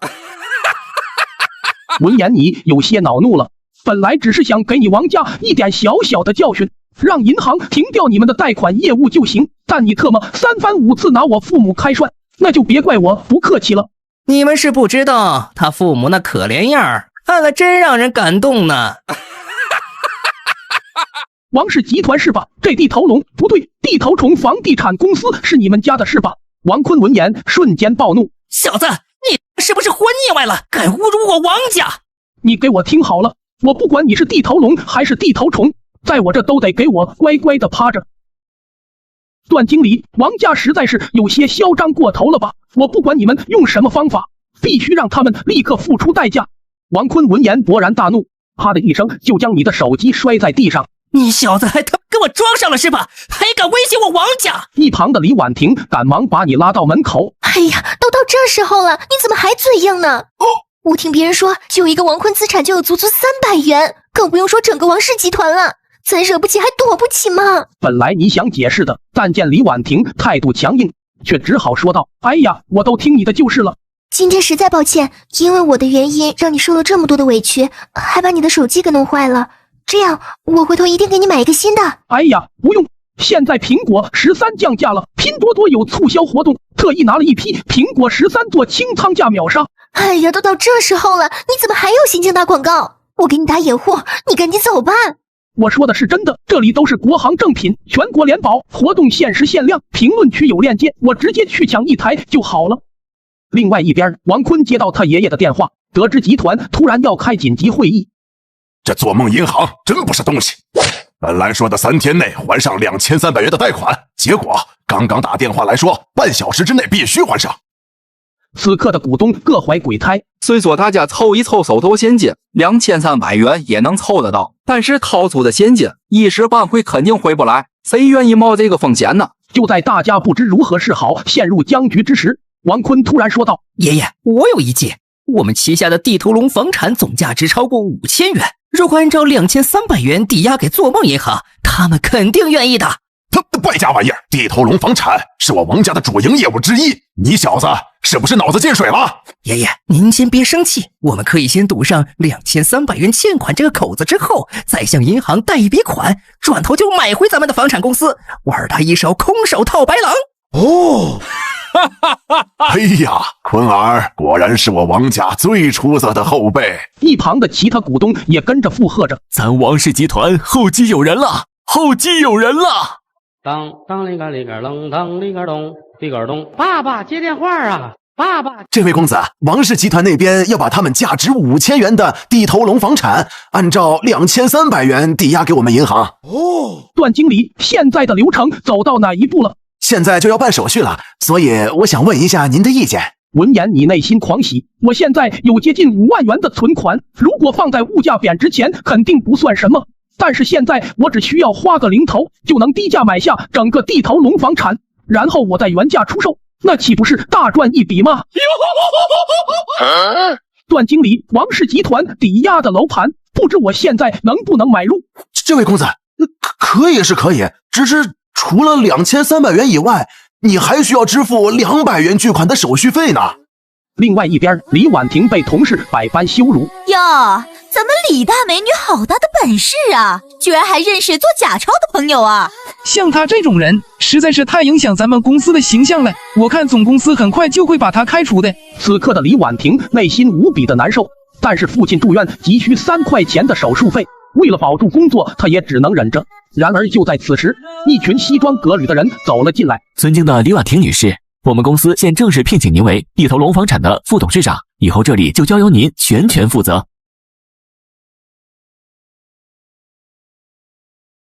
上集说到，你通过银行的渠道，以2500元买下了王氏集团价值5000元的地头龙房地产公司，随后派手下的人去任命李婉婷成为了副董事长。尊敬的李婉婷女士，我们公司现在正式任命你为地头龙房产的副董事长，年薪500元。闻言，众人都如遭雷击一般。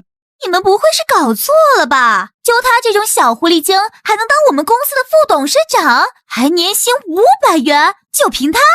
此刻的李婉婷也是羞红了脸。你们肯定是搞错了吧？我也是刚来这里做销售不到1个月，怎么可能成为公司的副董事长？更不用说年薪500元巨款了。没错，他连一套房子都还没卖出去呢。我张桂芳可是公司常年的销售冠军，我看你们肯定是看错了名字，董事长肯定是给我的升职加薪才对。小张，马上通知人事部，给那个叫张桂芳的也任命一个新职位。具体的任命岗位，等我玩一把左下角的爆弹版《山海经》想一想。这里开局必孵出猪刚链，648种异兽无限吞噬进阶，点左下角链接下载就能进爆弹专服领福利。我想好具体的任命岗位，马上就发给你，你尽快给安排一下。是，董事长。你就是张桂芳是吧？是，我就是销售冠军张桂芳。没错，董事长的确有给你新的岗位安排，电话应该马上就到。刚说完，张桂芳的手机就响了。看到没？人事部的电话。张桂芳女士你好，即日起你被公司调任为五谷轮回之所最高管理，负责管理整个公司的五谷轮回之所。张桂芳闻言大笑出声。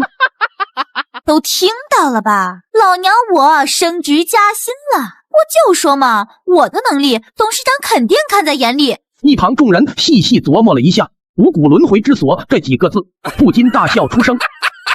五谷轮回之所的董事长，请吧。回过神的张桂芳愣在原地。你们不会是弄错了吧？意思是让我以后给扫整个公司的厕所？是的，张桂芳女士，你被任命为我们公司年薪5毛钱的厕所保洁。本来张桂芳是很不情愿的，但是听到扫个厕所年薪居然有整整5毛钱，她顿时大笑出声，转身扛起扫把就跑去了厕所。其实她的工资还是全公司最低的，只是你当了董事长之后，给员工的第一大福利就是全员工资提高10倍。比如说原本公司一个部门经理的年薪是1块钱，现在直接提高到了10块钱年薪。安排好一切后，你骑着你的小破电驴低调的离开了。另外一边，王氏集团内，王月生暴跳如雷。他败家玩意儿出的什么馊主意，还玩什么空手套白狼？现在好了吧，咱王氏集团价值5000元的房地产公司被神秘人以2500元的超低价格买走了，真是废物一个。此时整个王氏集团变得十分的压抑。我听说帝豪集团的副董事长很有钱，今天会从省里来咱们西红柿，我们要不找人家帮想想办法？哦，是吗？帝豪集团的副董事长可是我远房表舅的儿子，也算得上是我的表哥，说不定还真能帮到咱们王家。好，我们现在立刻出发去迎接我表哥。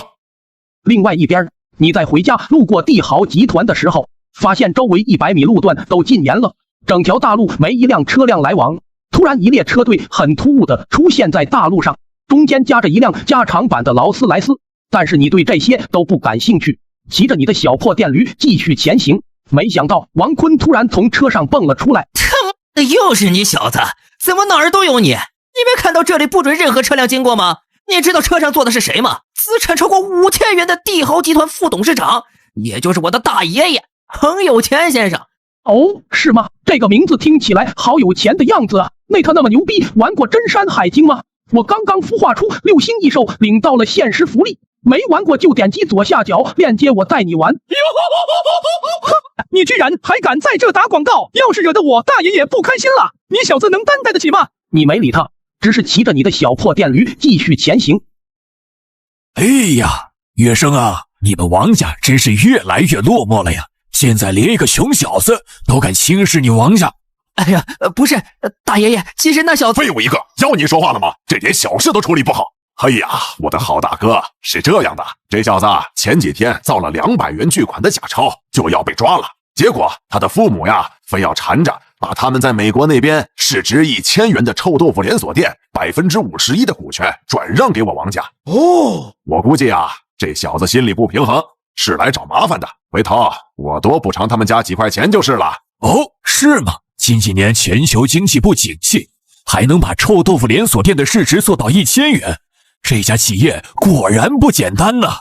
此时的恒有钱心里也开始惦记上了你父母的产业。这样，给他父母100元，把他们剩下的49%的股份转让给我，不然就曝光他儿子造假钞的事。哦，你也知道，我这次来你们西红柿，主要也是帝豪集团最近有些项目要跟你们5大家族合作。你如果把这事儿给我办好，再将你们所持有的那51%的股权转让给帝豪集团的话，我就多给你王家分些业务，肯定让你王家赚得盆满钵满。哦。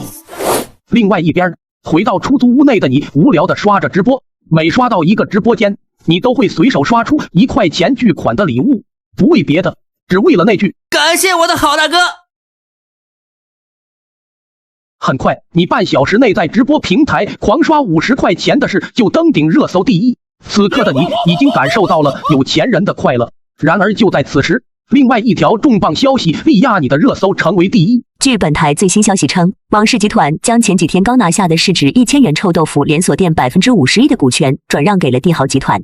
另外，帝豪集团仅用100元又在华人夫妇手里买下另外49%的股权。至此，帝豪集团以100元成功收购了整个老爹臭豆腐全球连锁店。特么的王氏集团，你们是还没长记性是吧？居然还敢勾结帝豪集团欺压我的父母！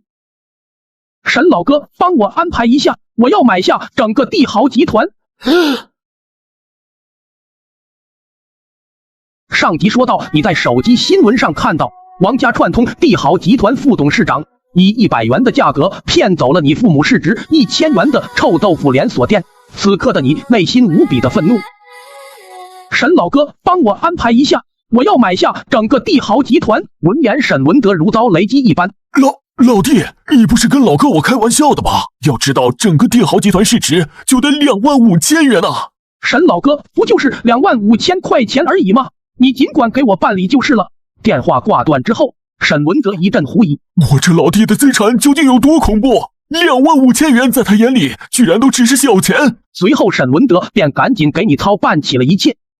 另外一边，你突然收到前女友张馨燕的婚礼邀请函，本来你是不打算去的，但是看到前女友的老公居然是文家的文岳东，真是特么的冤家路窄啊！我暗恋的女神文月心正好是文家的大小姐，月心比较单纯，看来我说什么也得去给月心撑撑场面啊，不然以后说不定还要被恶毒的张馨燕怎么欺负呢？另外一边，本市最豪华的帝豪酒店门口，一对新人正在门口迎接着宾客。文老弟，新婚快乐哈！哟，张哥您来了，快请进，快请进！张家公子张响，份子钱20块，价值3块钱的宝马7系一辆，请到内厅贵宾席就坐。杜家小姐杜凌月，份子钱25块钱，价值5块钱的珍珠项链一串，请到内厅贵宾席就坐。就这样，5大家族的各个年轻一辈都来到了婚礼现场，分别都送上了20元左右的份子钱，以及几块钱的礼物。就在此时，一辆豪华的阿斯顿马丁停在了酒店门口，众人一阵惊呼：天哪，这居然是价值120块钱的阿斯顿马丁周年限量款！文家果然人脉广啊，这样的大人物都能赏脸来参加婚礼。此时，从车上走下来一位身着华丽的年轻人，但是在场没一个人认识。天哪，这不是帝豪集团副董事长很有钱的公子恒牛比吗？因为帝豪集团的主营业务在省里，所以市里的大部分人不认识恒牛比也正常。而王家最近又一直在攀附帝豪集团，所以王坤认识恒牛比也再正常不过了。帝豪集团恒牛比公子，份子钱50块钱，价值120块钱的阿斯顿马丁全球限量款一辆，请到内厅超级贵宾席就坐。此刻众人已经惊得完全说不出话了。然而就在此时，一辆破旧的小电驴很突兀地出现在酒店门口。怎么哪儿都有你？这里是你这骑小破电驴的穷小子该来的地方吗？你也不瞧瞧，在座的哪一位开的车不是动辄几块钱甚至几十块钱的豪车？哦，是吗？几块钱甚至几十块钱的跑车是吗？我这电瓶车的确比不上你们的豪车，但是也是我花了2000块钱买的。的确，物价贬值前，你为了上下班方便，辛辛苦苦攒了2月的工资才买了这辆电瓶车，也是你人生的第一辆车，对你意义非凡。所以就算现在物价贬值了，你成为了首富还是舍不得扔。但是此刻众人听到你说电瓶车居然值2000元，不禁大笑出声。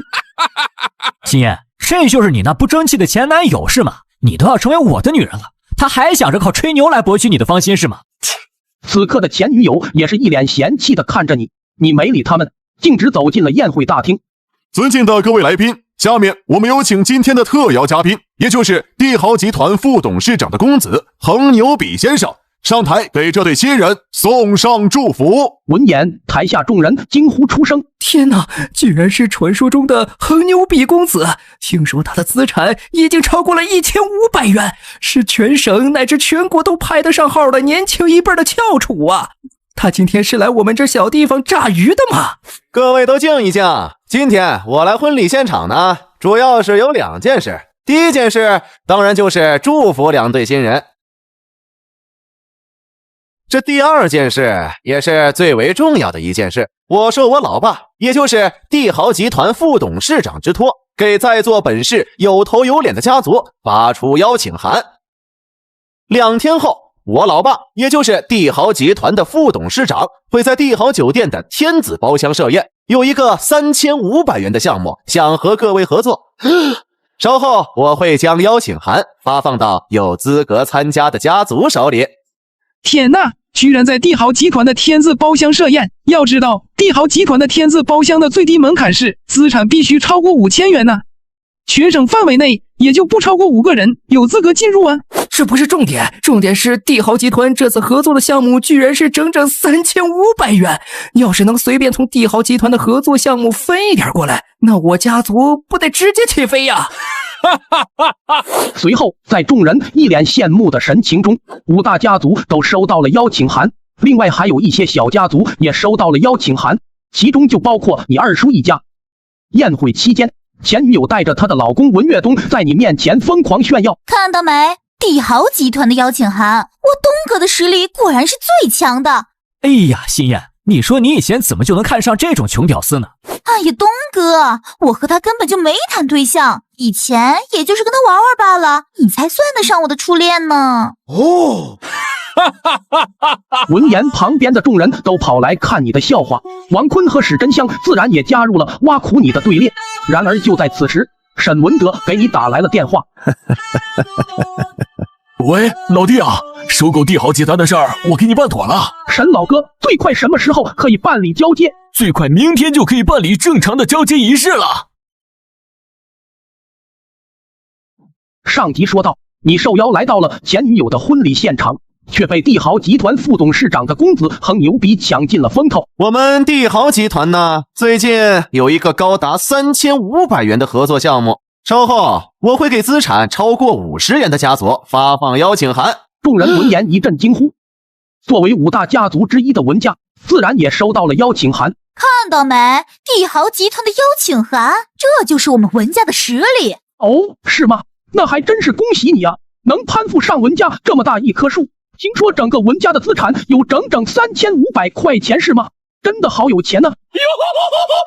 随后你招了招手，叫来了服务员。今天既然是文家公子的婚礼，自然是不能亏待了在座的各位。拉菲这么好的酒，现在每桌也就才1瓶，肯定不够喝。这样吧，你去给在场的每一位，你给我听清楚了，是每一位都上1整箱拉菲，今天都给我敞开了喝。众人闻言一阵惊呼。天哪，要知道1箱拉菲价值就2块钱呢，在座的有将近100人，那就得花整整200块钱呢。今天这么重要的日子，我想文家公子不至于连200块钱都不舍得花吧。闻言，一旁的文岳东紧咬牙关，恶狠狠地盯着你。妈的，你当我是傻了吗？200块钱呢，就为了装个叉而已，就要花掉我全部资产的1半，我脑子有病还是你脑子有病？哎呀，文大公子舍不得花这200块钱就直说嘛，没人笑话你的。不过既然是你跟我前女友的婚礼，我怎么也得出点力不是吗？这200块我给掏就是了。你还是这么爱吹牛是吗？难怪这么大的人了，身边连个女朋友都没有。呵呵，我需要女朋友吗？我最近在用这款社交 APP 小回音，里面超多温柔小姐姐，一杯奶茶钱就能陪我聊2个小时呢。哎呀，你怕不是穷疯了吧？都这会儿了，还想着打广告呢？那肯定啊，好东西当然要给大家分享，这里面御姐萝莉都有，不喜欢就换。屏幕前单身的兄弟，快点左下角享受去吧。给这200块钱拿去，给在场的每一位都上1箱拉菲。此刻的众人已经被惊得说不出话了。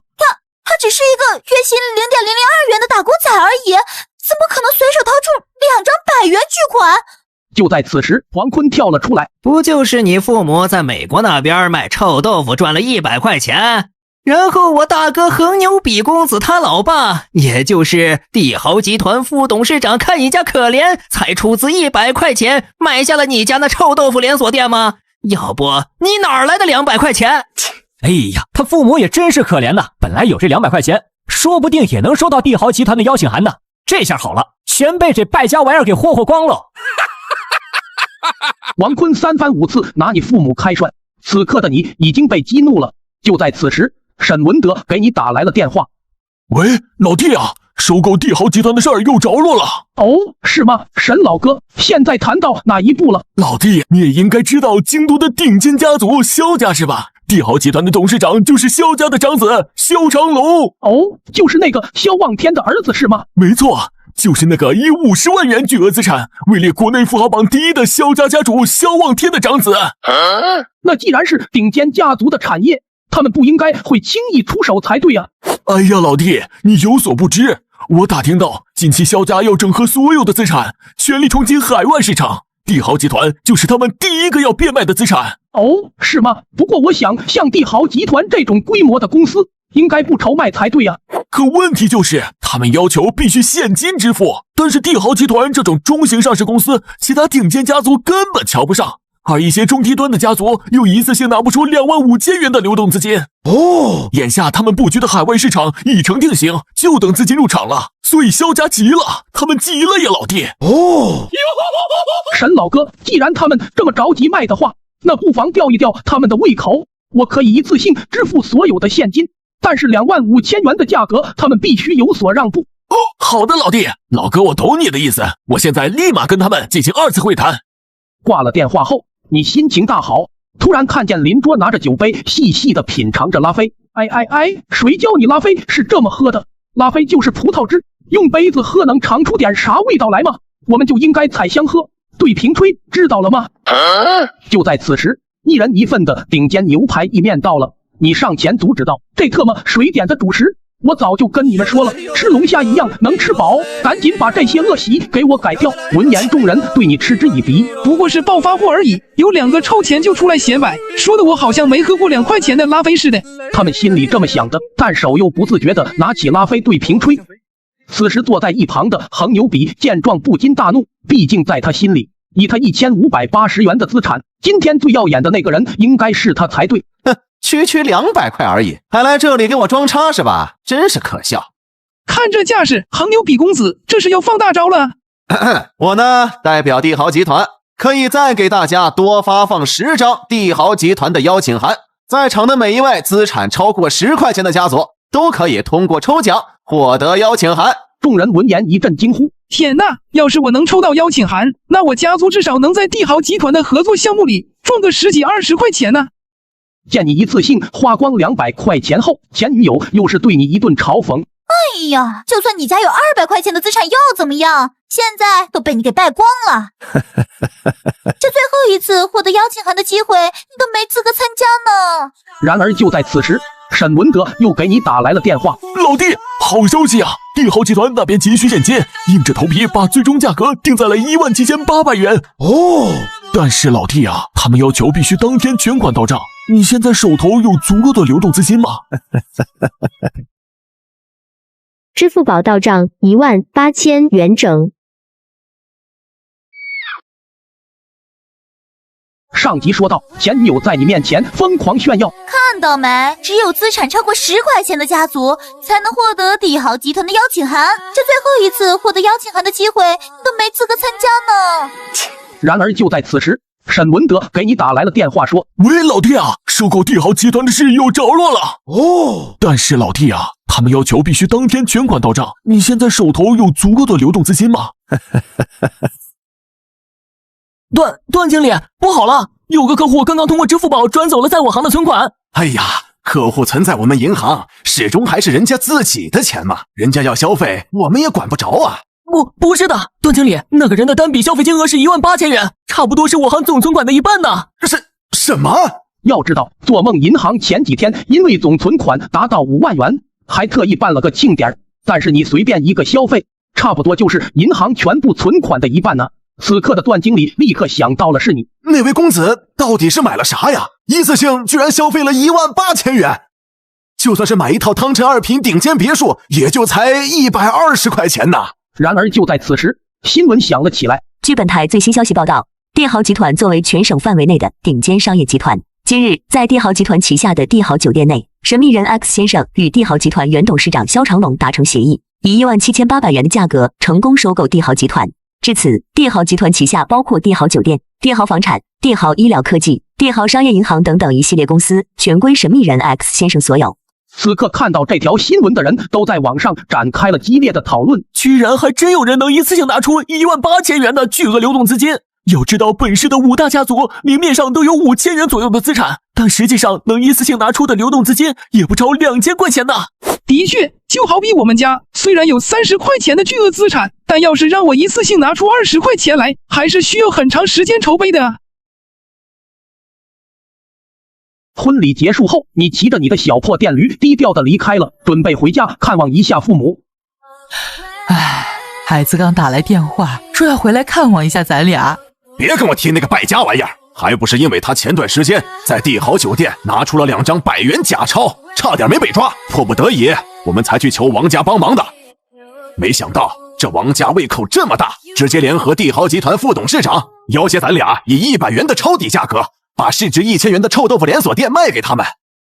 哎呦，待会儿孩子回来，你可千万别和孩子说实情啊，否则孩子会承受多么大的压力啊！再怎么说，我们不是还有205元的巨额家产吗？足够我们一家人幸福的过好一辈子了。另外一边，恒牛比得知帝豪集团换了董事长之后，顿时慌了神，便着急忙慌的往家赶。而此刻的5大家族都蠢蠢欲动，都想着如何才能结识到新上任的帝豪集团董事长。爷爷，你说我们是不是该去活动活动关系？说不准把新上任的董事长服侍好了，没准人家一高兴，咱们王家岂不是又能更上一层楼嘛？你说话还不如放个屁！你也不想想，帝豪集团董事长刻意隐藏了他的身份，别说咱们王家，放眼全省，谁能查到他的资料？真是废物一个！哎呀，爷爷您先别生气，其他人查不到帝豪集团新任董事长的身份，但是我的大爷爷，也就是帝豪集团的副董事长恒有钱先生肯定能查得到哦。我们可以通过我大爷爷这层关系，给新董事长塞个几百块钱，这事儿不就解决了吗？哦，而且爷爷，这钱还有人替咱们出，根本不需要我们王家自掏腰包。这一来一回，玩他个借花献佛。哦，哎呀，坤儿果然有远见，不愧是我王家最出色的后辈。另外一边，你刚回到家，母亲便强装笑脸的对你说道：“哎呦，我的宝贝孩子回来了，妈给你烧了一桌子你爱吃的菜。”而老爹却在阳台上不停的抽着烟。爸妈，咱们家的事我也听说了，不管什么原因，其实我感觉把臭豆腐连锁店卖了也好，至少你们以后也不用这么辛苦了。咱家剩下的那200元家产应该够你们安享晚年了。不过爸妈你们放心，王家和那个帝豪集团副董事长恒有钱对你们的欺压，我迟早会让他们加倍还回来的。听到你提起200元家产的事，母亲实在忍不住嚎啕大哭了起来。妈，怎么了？这是发生什么事了？孩子啊，本来妈不想和你说的，就怕你有心理负担。但是就在刚刚，王家又给我们打来了电话，威胁我们把剩下的200块钱家产全部转给他们，不然就要曝光你造假钞的事啊。上集说到，你以17800元的价格成功收购了帝豪集团，至此你成为了西红柿最大的幕后大佬。随后你低调的骑着你的小破电驴回家探望父母。然而回到家，母亲却哭着对你说道：“孩子啊，王家刚刚打来电话，威胁我们家交出200元的家产啊，这该怎么办啊？”闻言，你瞬间勃然大怒：“的王家是吧？如果放在物价贬值前，我的确招惹不起你们王家，但是现在是属于我的世界，在我面前，你王家几千块钱的资产就如蝼蚁一般。”然而就在此时，王坤带着一众保镖闯了进来。让你们准备的钱，你们都准备好了吗？此刻你的父母被吓得瑟瑟发抖，一句话都说不出来。王少跟你们说话，你们都没听到是吗？耳朵都聋了吗？面对王坤身旁的彪形大汉，父母更是被吓得魂不附体。哎呦，我早就跟你说了，请一个好一点的保镖，年薪也就才2块钱左右，咱家现在还是200多块钱的家产，好歹也能请10来个保镖啊！你偏不听，这下好了吧？孩子也要跟着咱受牵连呢。没想到你父母的窃窃私语被王坤听得一清二楚。我身旁这位可是国内少有的玄级武道大师，我王家花了整整20块钱年薪才请来的。别说你们请10个保镖了，就算是20个，在李宗师面前照样不堪一击。呵呵，王家是吧？我给你们3秒钟时间，立刻从我家滚出去，否则我一定会让你王家付出惨痛的代价。王少，实在不好意思，我家孩子还小，不懂事，他不是故意要冲撞您的，请您大人不计小人过，千万不要和他计较啊。他不过是废物一个，也就能逞口舌之快而已，我也懒得跟他计较。谢王少，谢王少。不过你们还是乖乖的把家产都交出来，否则别怪我不客气。还有，你们最好别想着随便拿几块钱来糊弄我，以我王家的实力，想查到你们究竟有多少资产，一点都不难。来，我先来玩把最近超火的救狗小游戏，好玩又上头，京都贵圈人人都爱玩。不过你们给我听清楚了，你们必须在游戏结束之前给我准备好至少100块钱。此刻的你实在忍不了了，但是看到王坤身旁的武道高手，便又怂了下来。怎么不服啊？这游戏可是要智商120才能全部通关的，就你个穷屌丝，肯定连第1关都过不去吧？你要是不信，就点左下角链接下载试试。特的，武斗斗不过你，那老子就跟你玩阴的。随即你便愤怒地给沈文德发了一条消息：沈老哥，你现在立马以董事长代理人的身份发布一条通报。此刻的王氏集团内，王月生正悠闲地喝着茶，也不知道坤儿那边的事儿办得怎么样了。哎呀，王总，您就放100个心吧，坤少爷能力，这次最少都能从那家卖臭豆腐的手里拿来100块钱。哦，是吗？坤儿不愧是我王家最出色的后辈呢。老爷，大事不好了！他妈的，办个事毛毛躁躁的，难不成天塌了是吗？不知道老爷，您先看下新闻。哼。据本台最新消息报道，帝豪集团对外合作部门刚刚发布通告，要求本市所有与王家有商业来往的企业，必须在3日内断绝与王家的一切联系，否则将失去与帝豪集团3500元合作项目的合作机会。随即，王月生赶忙给帝豪集团的对外合作部门打过去了电话。喂，你们帝豪集团为什么？王家家主是吧？我就猜到你会打来电话。不过你不用问我帝豪集团为什么要封杀你们王家，要怪就怪你王家的王坤大少爷惹了不该惹的人。另外一边，王坤还在你家无止境地羞辱着你的父母。他妈，你个败家玩意儿，在外面到底惹了谁？帝豪集团怎么会无缘无故就要封杀我王家？闻言，王坤如遭雷击一般，我也没惹过什么大人物啊。随后他又瞥了你一眼，说道：不，他只不过是一个穷屌丝罢了，肯定不会有这么大的能量。怎么王家这么快就遭到报应了是吗？我刚刚可看新闻了，帝豪集团好像要封杀你王家是吧？另外一边，得知帝豪集团换董事长之后，恒有比震惊的跟他老爸说道：爸，大事不好了，帝豪集团换主人了。哎呀，你老爹我还没有点内部消息吗？不就又来一个甩手掌柜吗？据说这神秘的新董事长不过是个20来岁的毛头小子罢了，这以后不还是我轻易拿捏他吗？哦，就在此时，王坤打来了电话。大爷爷，你一定要帮帮我王家呀！刚刚帝豪集团新任董事长下令要全面封杀我王家呀！闻言，恒有钱勃然大怒。他妈的，新任董事长做决定也不跟我商量一下，这是完全不把我这副董事长看在眼里是吧？既然这样，老子就给你好好玩一玩。坤儿，你现在来我这里一趟，你们王家这次我帮定了。哦，真的吗，大爷爷？您真的能把这件事给压下去吗？您稍等，我现在立马去您家见您。挂了电话后，王坤大笑出声。看到没？我王家的靠山可是帝豪集团的副董事长恒有钱先生。我们走，待会儿再来找他们家算账。你王家的靠山是帝豪集团副董事长是吗？我正好找他有点事要处理一下。上集说到，王坤带着人闯进你家，威胁你父母交出200元的家产。此刻的你无比愤怒，随即便让沈文德发布公告，要求本市所有企业立刻停掉与王家的合作。但是得到消息的王坤一点都不慌，我王家的靠山可是帝豪集团的副董事长恒有钱先生。我们走，待会儿再来找他们家算账。王坤万没想到，他眼下惹的这个人正是帝豪集团神秘的董事长。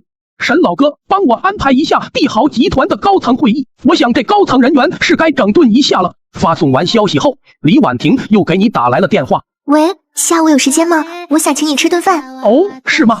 怎么突然要请我吃饭？你这肯定是有什么喜事对吧？那个，我最近升职加薪了，现在是地头龙房产的副董事长。地头龙房产也是我的一个小产业，我能不知道吗？那个，我真的没有炫耀的意思哈，只是想找好朋友分享一下喜悦。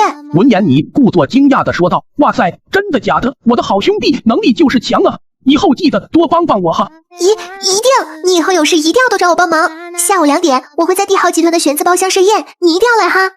挂了电话后，你内心一阵想笑，婉婷肯定怎么也想不到，我就是地头龙的董事长，给他升职加薪的也是我。不过，既然婉婷现在是副董事长了，也该有一辆配得上他身份的车。思考一番后，你便决定亲自去一趟帝豪集团旗下的帝豪名贵车行。进去后，你一眼就看上了一款粉嫩的保时捷911周年限量款。这款车不错，婉婷肯定喜欢。随后你看了一眼价格，不自觉的愣了一下。哎，要是放在物价贬值前，这款车少说也得700-800万呢。哎，看归看，你可别乱摸哈，摸坏了你赔得起吗你？看着手下的员工这副态度，你怒了。这都谁教你们的？面对客户就用这样的态度是吗？呀，这年头骑破电动车的人口气都这么大的吗？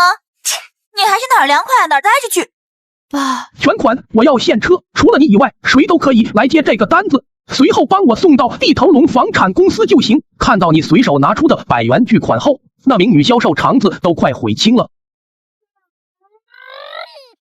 现在的大老板出门都是这么低调的吗？不一会，车行门口又来了一个骑小破电驴的，这次那名女销售学精了。贵客您好，不知道您看上我们这里哪款车了？我现在立刻去给您办理手续。我就是来送个快递而已，哪里买得起你们这里动辄几块钱甚至几10块钱的豪车呀？这帝豪集团的新任董事长还是有些嫩呐，他只说不允许其他家族和企业与王家合作，但是这帝豪集团本次3500元的合作项目，他并没有说王家不能参与。但是大爷爷，这给不给我王家合作的机会，还是人董事长说了才算的呀。老子在帝豪集团扎根这么多年，心腹还是有的。你难道忘了帝豪名贵车行的总经理，帝豪医疗的院长姓什么了吗？哦，大爷爷，您这招偷家玩的妙啊！另外一边，你来到帝豪酒店的玄字包厢后，看到李婉婷正和一个男子相对而坐，男子一副色眯眯的样子。你可算来了，我还以为你不来了呢。哎呀，好兄弟的邀请，我怎么能不来呢？随后你瞥了一眼座位上的男的，他是谁？也是你请来的吗？实在不好意思啊，他是我以前的同学，本来今天是单独请你的，但是他打听到我要在帝豪酒店设宴，所以他就来了。我真的没有主动邀请他哈。坐下来之后，横百池对你很是不屑，不知这位兄弟是在哪儿高就啊？不敢，我只是一个无业游民罢了，谈不上高就。的确，虽然现在你是帝豪集团的董事长，但是基本都是沈文德替你出面的，你不过是甩手掌柜罢了。但横百池闻言不禁大笑出声，忘了自我介绍了，我呢是帝豪集团旗下的帝豪名贵车行的总经理。既然你是婉婷的朋友，那你以后跟着我干就是了，我给你年薪1块钱。哦，是吗？你就是帝豪名贵车行的总经理是吗？的，帝豪集团有你这种败类当总经理，迟早要完蛋，看来是该好好整顿一下帝豪集团高层了。别看我现在年薪只有30块钱，比不上婉婷500块年薪，但是我跟你们说哈，帝豪集团再怎么说也是大公司，可以捞的油水还是很多的。闻言，李婉婷一惊，作为朋友，我还是很善意的提醒你，以后还是少做这种事，而且你也不要这么随意的对外声张。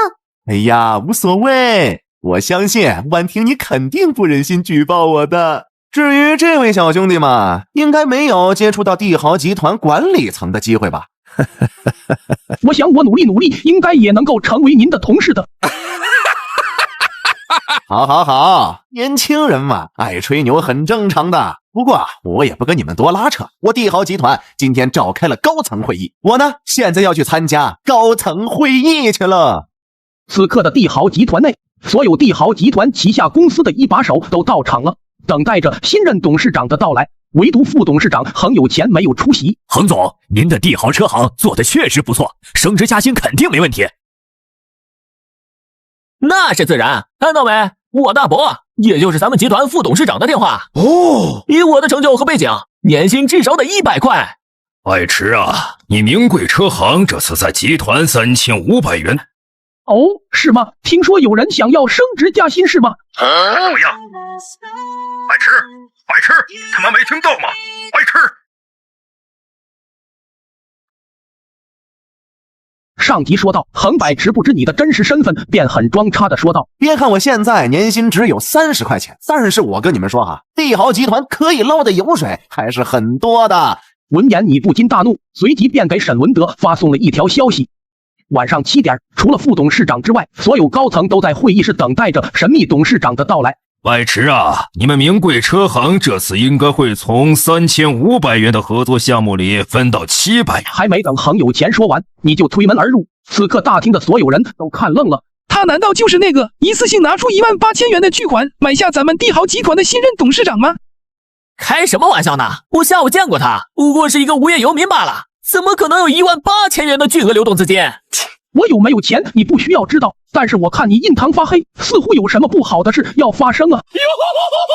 随后你又拿出手机给沈文德发了一条消息，拿着垃圾手机在这给我装是吧？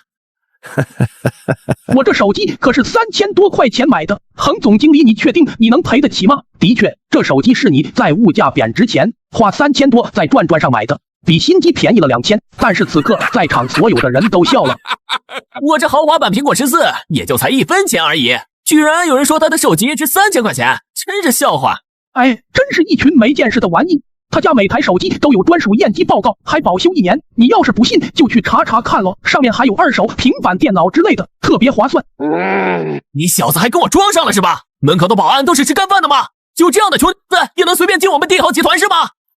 横总经理好大的威风啊！闻言众人一惊，只见沈文德径直走向了董事长的位置。沈总经理，你不过是董事长代理人而已，或许还没有资格从董事长通道进入吧。哼，跟我谈资格是吧？你看我现在有资格吗？横总经理。此刻众人齐刷刷看向沈文德手中的文件，上面赫然写着沈文德作为帝豪集团董事长代理人，享有董事长的一切权利。因为突发状况，横百池还没听完横有钱的话，就急忙挂了电话。事情呢，基本都谈妥了。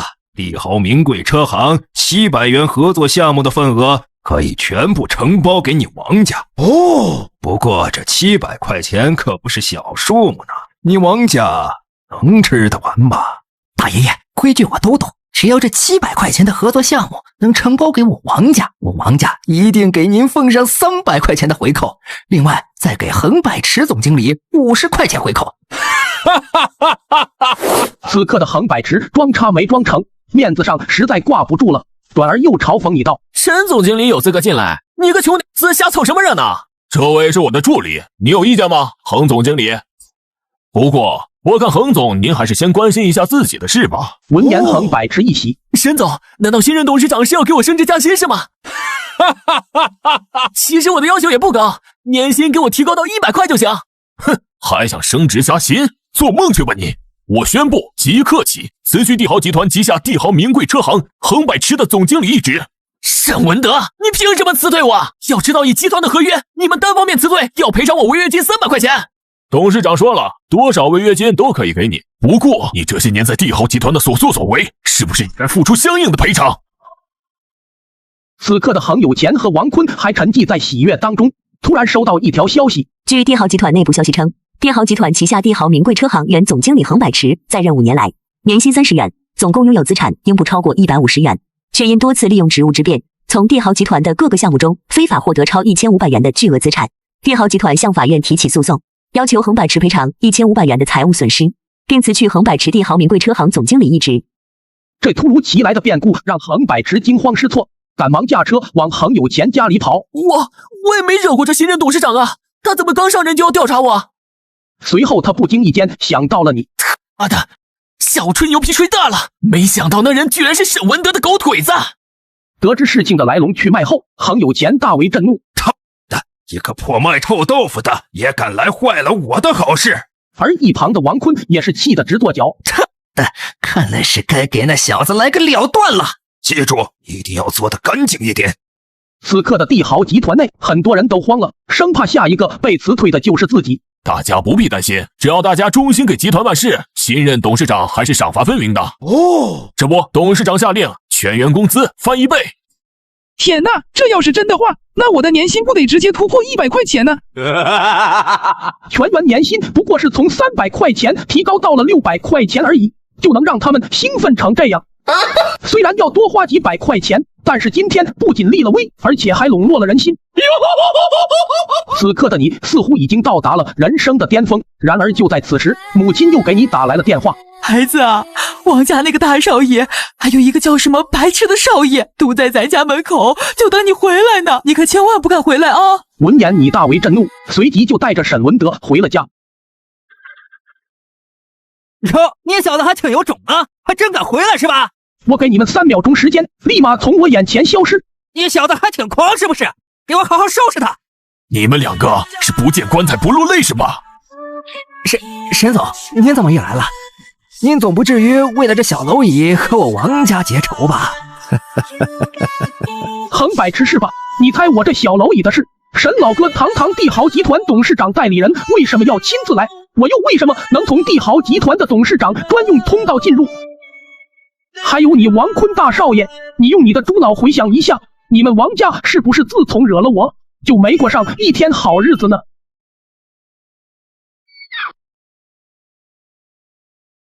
上集说到，王坤和横百池带着人围堵在你家门口，都给我上！谁能把这小子给我废了，就奖励谁10块钱。哦！闻言，众人便疯狂地冲向了你。你们2个是不见棺材不落泪是吧？沈总，你怎么也来了？你总不至于为了这小蝼蚁和我王家结仇吧？王坤大少爷，请你用你的猪脑想一想，我究竟是什么身份？你们王家为什么自从惹了我，就没一天好日子过？你难道是沈文德的私生子？一直以来都是沈文德在背后帮你是吗？你还真是猪脑子！董事长，我错了，我知道错了。哦，那你说说看，你错哪了？小的有眼不识泰山，不知您就是帝豪集团的董事长，而我却3番5次在你面前装叉。呵呵，装叉而已。你认为我会把你这跳梁小丑放在眼里吗？此刻你的父母在家里瑟瑟发抖，并不知道你已经回来救场了。我们都已经把200元家产给了那2位少爷了，你说他们会放过咱们家吗？横白痴总经理，其实我很想知道，你在帝豪集团任职5年来，年薪30块钱，却为什么会有1700多块钱的资产？董事长，我知道错了，我这就把我贪污所得的1500元全部归还给公司，您就当我是个屁，把我给放了吧。横大少爷，您看我缺你那区1700块钱吗？其实我就想知道，你那1500元赃款和副董事长横有钱到底有没有关系？我玩一把左下角的心跳女友等你的回答，这里有冷艳秘书、黑丝女仆、热情护士、魅力空姐，你喜欢的类型全都有。不过你最好考虑清楚了再回答我，否则你应该知道后果。爸，你说那个横百池到了法庭上，他会不会连您一起供出去啊？毕竟在横氏一族在帝豪集团这么多年，最起码也捞到了接近5000块钱的巨额油水啊！你以为你堂哥横百池他真的是白痴吗？他难道不知道把我拉下水，没有人可以救得了他了吗？哦，正如横有钱所想，此刻的横百池完全不敢暴露横有钱。横白痴公子怎么说？你想好了吗？需不需要点左下角玩一把心跳女友？考虑考虑啊！这里你喜欢的女友类型全都有哦。董事长，这些事全都是我一个人干的，跟任何人没有关系。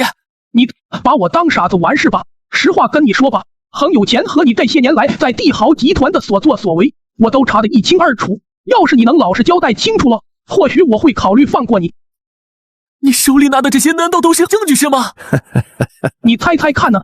我都说，近几年很有钱利用自己的职权，从2013年的西红柿800元工程项目开始，他就利用他的职权，从中获利超过150元。这横白痴还真是个白痴，连这种程度的商业机密都敢跟沈文德的私生子说。这些全都是横有钱指示我们做的，我都是被迫的。还有吗？没有了，这是我所知道的所有证据。沈老哥都录好了吧？OK， 当然没问题，全部都录下来了。给白痴公子，感谢您提供的证据。特的，你敢玩我？横柏池先生，您在帝豪集团任职期间贪污总计1500元，我们要对您实施逮捕。老弟，这很有钱的证据也有了，咱们要不要直接去法院提起诉讼？沈老哥，这些都不急。很有钱在帝豪集团这么多年，像横柏池这样的心腹肯定还有不少。要想连根拔起，还是要从底层开始挖，最后才能给很有钱致命一击。哦，我先回去了，随后咱再联系。哦，对了，那些证据你一定要保存好。放心吧，老弟，人在证据在，人亡证据亡。不过老弟，那王坤该怎么处理？不用管他，他头上顶着的不过是猪脑罢了，不足为患，日后说不准还有大用。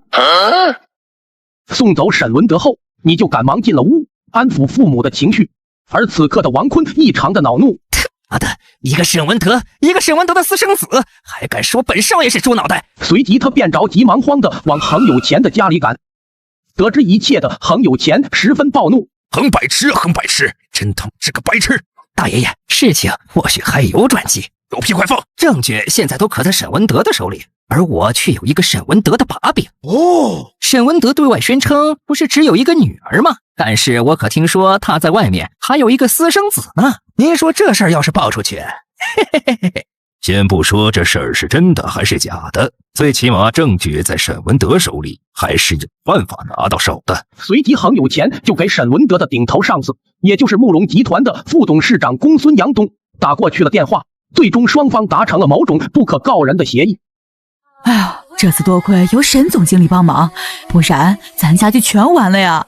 爸妈，你们放心，现在我手握恒有钱的所有证据，迟早有一天我会把恒有钱和王家彻底推翻，还你们一个清静的生活。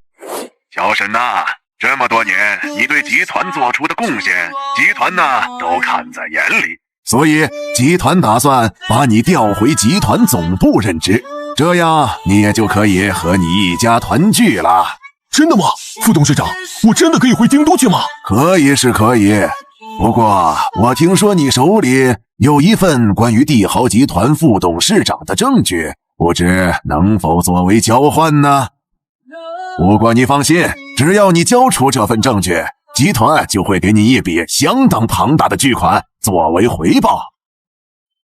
多少钱？2500元。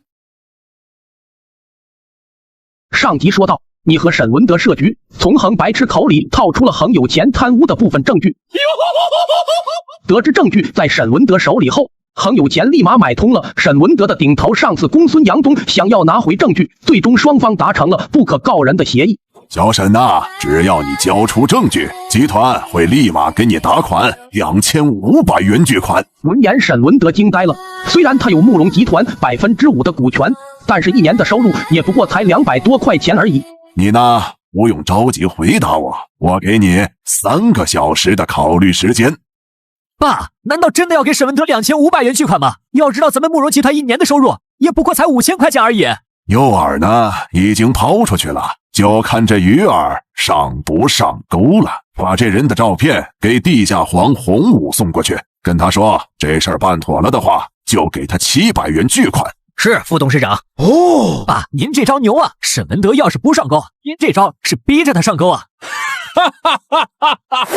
爸妈，要不咱家换个房子吧？你们住在这郊区也不安全。还是算了吧，现在的房价多高啊！一套房子最少都得2块钱呢，咱家现在的钱也不是很宽裕。没事的妈，我有个朋友叫李婉婷，她就是地头龙房产的副董事长，我去找她应该会给我们便宜的。最终你说服了父母，坐着老爹之前花3毛钱买的宝马3系去了地头龙房产。沈老哥，我想给父母在地头龙买套房子，但是地头龙房产的副董是我的朋友，我暂时还不想让太多人知道我的真实身份，所以我想让你替我出面对接一下。但是你发了消息好大一会都没收到沈文德的回复。而此刻的沈文德愣发呆，一手拿着他女儿的照片，一手拿着恒有钱的证据，不知该如何抉择。因为就在刚刚，沈文德很坚决地拒绝了公孙杨东的2500元。小沈呐，我劝你还是先考虑清楚了。要是你的女儿落到地下皇洪武的手里，会发生什么？应该不用我提醒了吧？此时的沈文德陷入了两难的境地，不知道到底该不该背叛你，交出证据，从而保全自己女儿。副董事长，您的那位朋友来我们公司了，现在就在大厅。真的吗？得知你家要买房后，李婉婷先是一愣，因为她知道你家最近发生了很多事，资金可能不怎么宽裕。紧接着她一狠心做了一个决定。叔叔阿姨，你们来的太是时候了，刚好是本年度进入我们公司的第9999位客户，所以只要今天购买房子就能享受1折优惠。哦，真的吗？叔叔阿姨，这的确是真的，你们跟我来看一下，这套花园别墅原价2块钱，今天购买的话只需要2毛钱就够了。闻言你一愣，不对呀，我记得别墅区的价格应该是10块钱起步吧？打1折的话也得1块钱才对吧？叔叔阿姨，你们稍等，我去给你们拿购房合同给你们看一下。李婉婷走后，没过多久，你就收到了地头龙房产工作群的消息。董事长，实在不好意思，我刚刚擅作主张，把一套价值20块钱的别墅以2毛钱的价格卖给了一个我特别好的朋友，欠公司的19块8毛钱，请您在我的工资里扣就行了。没错，这条消息是李婉婷发给地头龙董事长的，不过他不知道董事长就是你。看着这傻丫头的神操作，你不禁笑了，随即你便回复了一句：好的，没问题。爸妈，婉婷是我最好的朋友，肯定不会坑咱们的，咱们就把这房子定了吧。好，真是太谢谢婉婷了。慢着，李宗师看上的房子，你们这群不知死活的家伙也敢抢是吗？这好像是西红柿地下皇后穆爷手下4大宗师之一的利达。没错，听说他现在好像是被安排在王家办事，年薪30块钱呢。你们几个识相的话就滚远点，这套别墅也就是李宗师的了。我不管你是李宗师还是外宗师，我给你3秒钟时间，立马从我眼前消失。闻言李达正欲发作，突然收到一条紧急消息。小子，这次算你走运，等下次见面看我怎么收拾你。哎呀，孩子啊，下次千万不能这么莽撞了，那李宗师咱们可是惹不起啊。妈，我知道了，下次不会了，你们还是快签合同吧。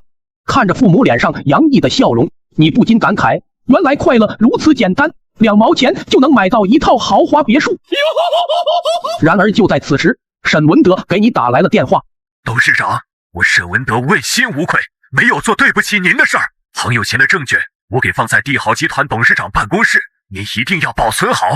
随即电话便挂了。闻言你一脸懵逼，沈老哥的语气有点不对劲啊，肯定有什么不好的事发生。随即你便赶忙去了帝豪集团，立马给我卫星定位沈文德现在所在的位置。是，董事长。没错，沈文德最终没有交出证据，没有背叛你，而是自己带领了一帮保镖远赴京都救他女儿去了。只是他的保镖怎么可能是地下黄宏武手下的对手？沈啊，你说你何必呢？直接把证据交给公孙杨东，这事儿不就解决了吗？洪武，你们道上的人应该最讲义气2字对吧？同样的，我也是，所以就算栽在你手里，我也不会选择背叛。别他妈给我谈义气2字！你们这些所谓的正人君子，背地里哪一个不是唯利是图、背信弃义的杂碎？闻言沈文德哑口无言，因为他从最开始的小保安到后来的拍卖行总经理，深知人心险恶。沈啊，我可以跟你打个赌，就算你平日里广交善缘，当此刻你遇难，肯定没一个人会伸出援手。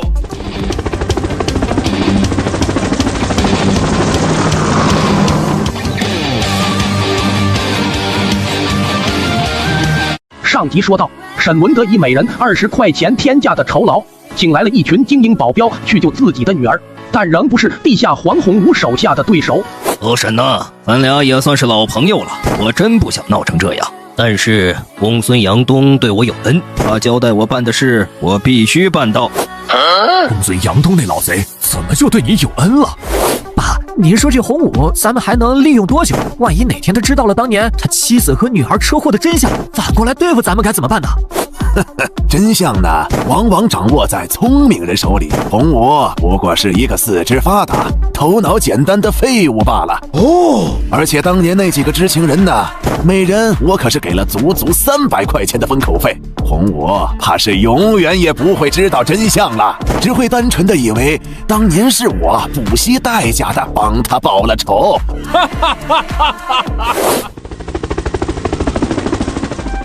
五爷，不好了，外面下雨了。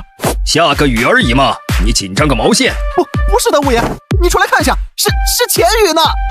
You're saying words I can't avoid. 洪武，不用惊讶，这1000块钱是我给你这些小弟的见面礼。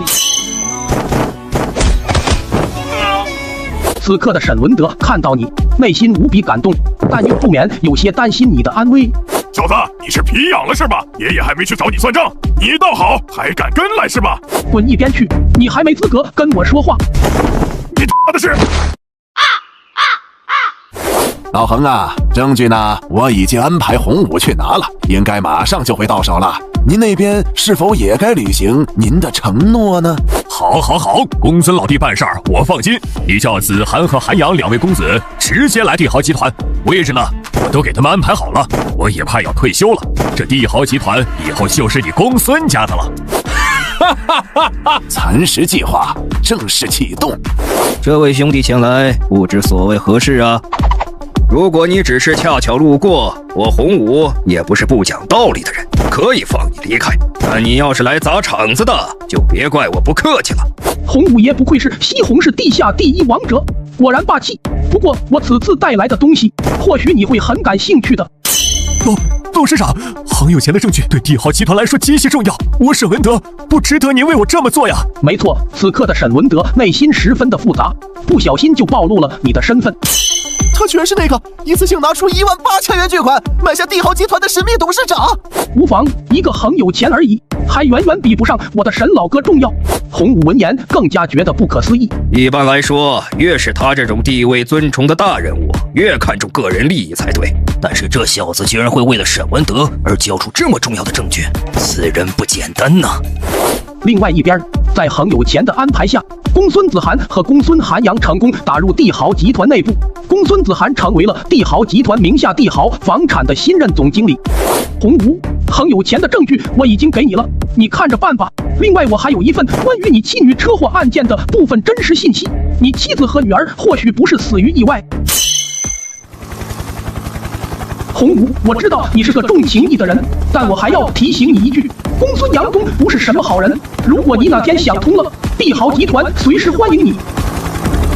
没错，这份证据是你得知沈文德遇险后，立马启用了帝豪集团的天眼情报系统，从中查到了洪武的底细。董事长，据帝豪天眼情报资料显示，洪武的妻子和女儿当年似乎并非死于意外，应该是有人谋划好了一切。马上在情报网中发布公告，只要能提供关于洪武妻女车祸真相的资料，帝豪集团会奖励500元巨款作为回报。提供资料的人还永久受到帝豪集团的庇护。最终还真有人提供了相关证据，不过只是一份银行转账记录和部分聊天记录。沈老哥，咱俩的关系，感谢的话就不用说了。医生说你的女儿只是惊吓过度导致昏迷的，你不用太过担心。董事长，现在你去帮我安排一下帝豪集团本次3500元对外合作项目的事，我必须尽快笼络本市的5大家族，进一步壮大帝豪集团的力量。好的，董事长，我现在立刻去安排。月儿，就麻烦你帮忙照看一下。据本台最新消息报道，帝豪集团发布公告称，帝豪集团本次对外3500元的合作项目正式开始。帝豪集团旗下各家公司具体项目份额如下：帝豪名贵车行700元项目份额，帝豪医疗500元项目份额，帝豪商业银行300元项目份额，帝豪房产2000元项目份额。届时写有帝豪邀请函的家族可前往帝豪集团商讨合作。看到新闻的5大家族都蠢蠢欲动，都想从帝豪集团的合作项目中分个几百块钱。温董事长，新闻你们也看了，我呢作为帝豪房产的新任总经理，可以把帝豪房产本次2000块钱的项目份额全部内定给你文氏集团。是那么子涵公子？爷爷，如果真是这样的话，那我们文氏集团很有可能超越杜家，一举成为本市5大家族之首。当然，只要月薪嫁给我的话，所有的一切都会是真的。上集说到，你让沈文德对外宣布帝豪集团3500元合作项目正式启动。文董事长，只要你让月薪嫁给我，帝豪房产本次在帝豪集团3500元合作项目中分到的2000块钱份额，我可以直接内定给你文氏集团。天哪，2000块钱！帝豪房产呢，已经买好了一块地，资金也准备充足了，就差这合作方了。子涵公子，2000块钱的确很诱人，但事关月薪的终身大事，还是得看月薪自己的想法。啊，我……此刻的文月薪也十分的纠结，毕竟一边是集团的生存和发展问题，因为2000块钱已经超过文氏集团一半的资产了。但另外一边是自己的婚姻大事，因为他心里一直牵挂着那位电瓶车少年。处理完一切的你，悠闲地躺在出租屋房子内。就在此时，李婉婷在地头龙房产的工作群发来了一条消息：董事长，我来给您汇报一下业绩。地头龙房产这边的房子基本卖完了，高档楼房平均单价2块钱一套，一共销售1850套，总计收入3950元。高档别墅平均10块钱一套，一共销售50套，总计收入650元。哦，婉婷的业务能力居然这么强，这么快就把房子都给卖完了。看来让婉婷担任地头龙房产的副董事长是对的。董事长，您对公司接下来的发展有什么规划吗？没错，李婉婷是一个能力强、事业心更强的女生，她一刻都不想让自己停下。哦，对呀，本来还没想好帝豪房产那边2000块钱的项目分给谁做，这不正好吗？直接分给婉婷去做就好了，反正2家公司都是我的企业。李副董，你待会去趟帝豪集团，如果能拿下帝豪房产2000块钱项目的话，年薪我再给你加200块钱。哦，董事长，我现在立刻去谈。其实让李婉婷振奋的不只是多200块钱年薪，而是新的挑战让她干劲十足。毕竟她知道不是谁都有资格和帝豪集团合作的。沈老哥，待会地头龙房产的副董事长会去商谈帝豪房产2000块钱项目的事，你让合作部门的人稍微意思一下，然后把项目分给他就行了。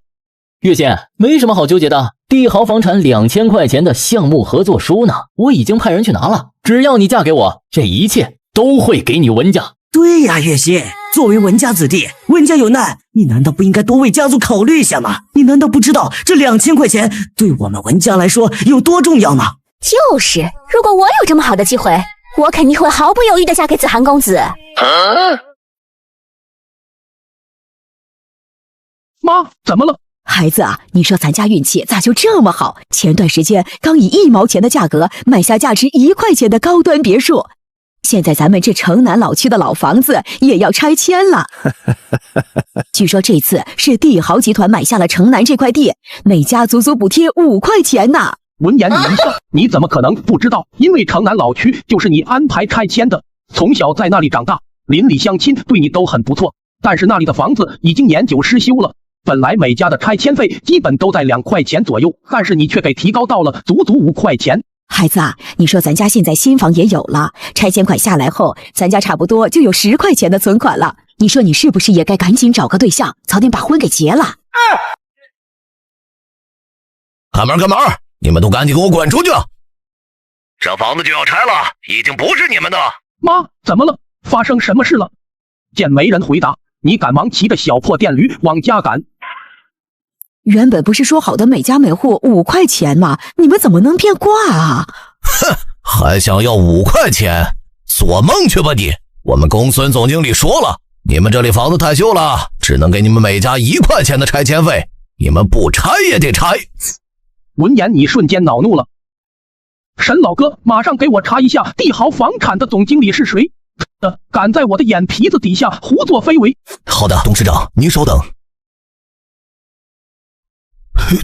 董事长，帝豪房产现在的总经理怎么会是慕容集团的公孙子涵？就在此时，李婉婷也给你发来了一条消息，说帝豪房产的项目合作书已经被他们总经理拿去文氏集团了。想明白一切后的你更加恼怒，随即就前往了文氏集团。月心啊，考虑的怎么样了？只要你嫁给我，帝豪房产这2000块钱的合作项目就都是你文氏集团的了。哦，是吗？子涵公子这么大的权力是吗？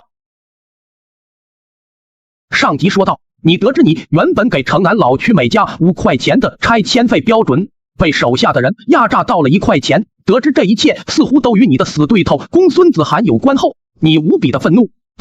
公孙子涵是吧？若是放在物价贬值前，你这样的富家公子我的确惹不起，但是现在你在我面前就犹如蝼蚁一般。月心啊，只要你嫁给我，这2000块钱的合作项目我就全部内定给你文氏集团。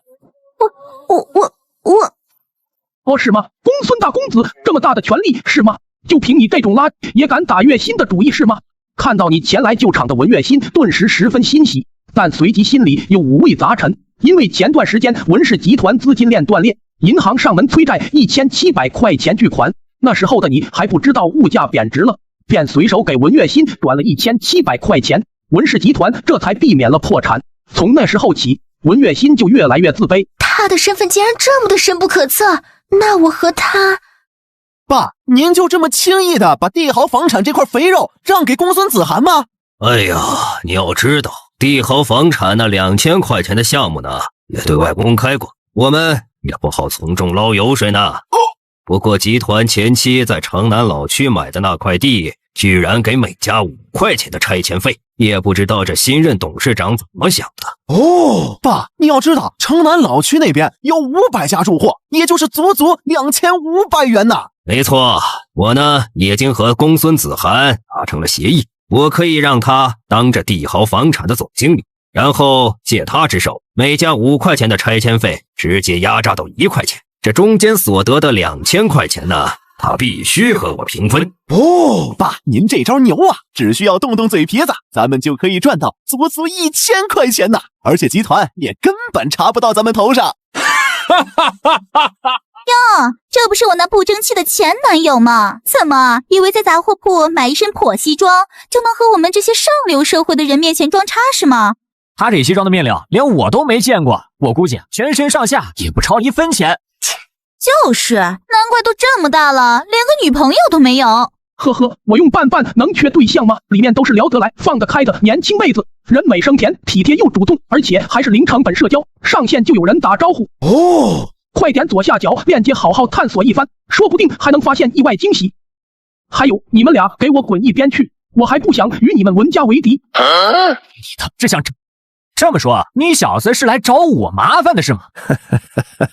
怎么？听说我当了帝豪集团旗下帝豪房产的总经理，你小子是特意来讨好我的是吗？这样吧，看在月薪的面子上，你给我跪下来磕2个响头，要是能让我满意的话，我可以在帝豪集团给你安排个小保安当当，年薪我给你1块钱。闻言，张新燕本能的惊了一下。天哪，1块钱年薪！毕竟他没嫁入文家之前也是普通人，年薪1块钱根本不敢想。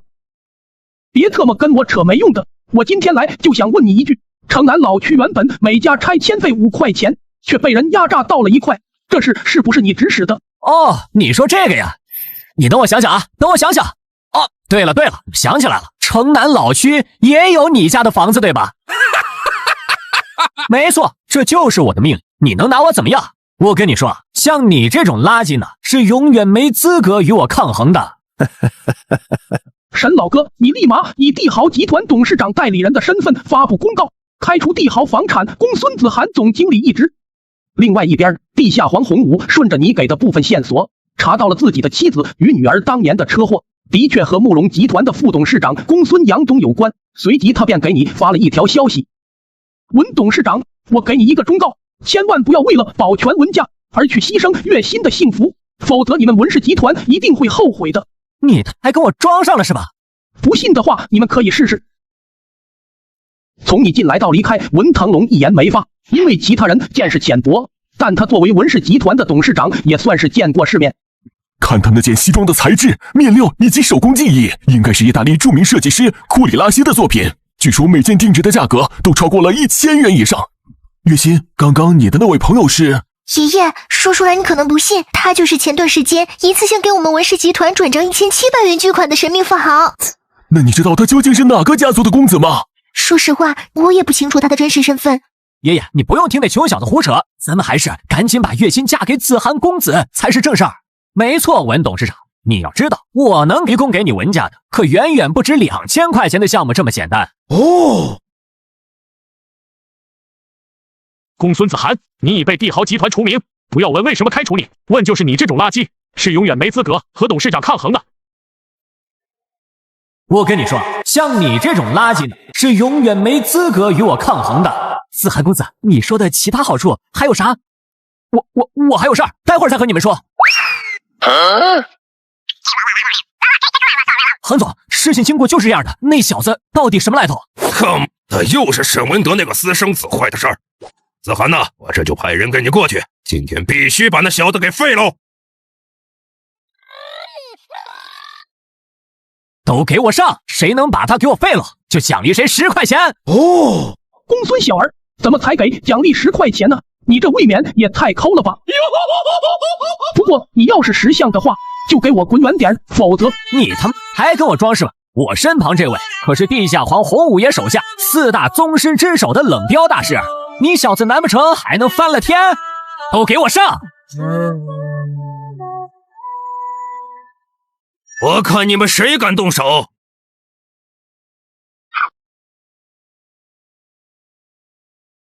上集说到，你得知公孙子涵将城南老区每家5块钱的拆迁费标准压榨到了每家1块钱，随即你便让沈文德出面开除了公孙子涵在帝豪房产的总经理一职。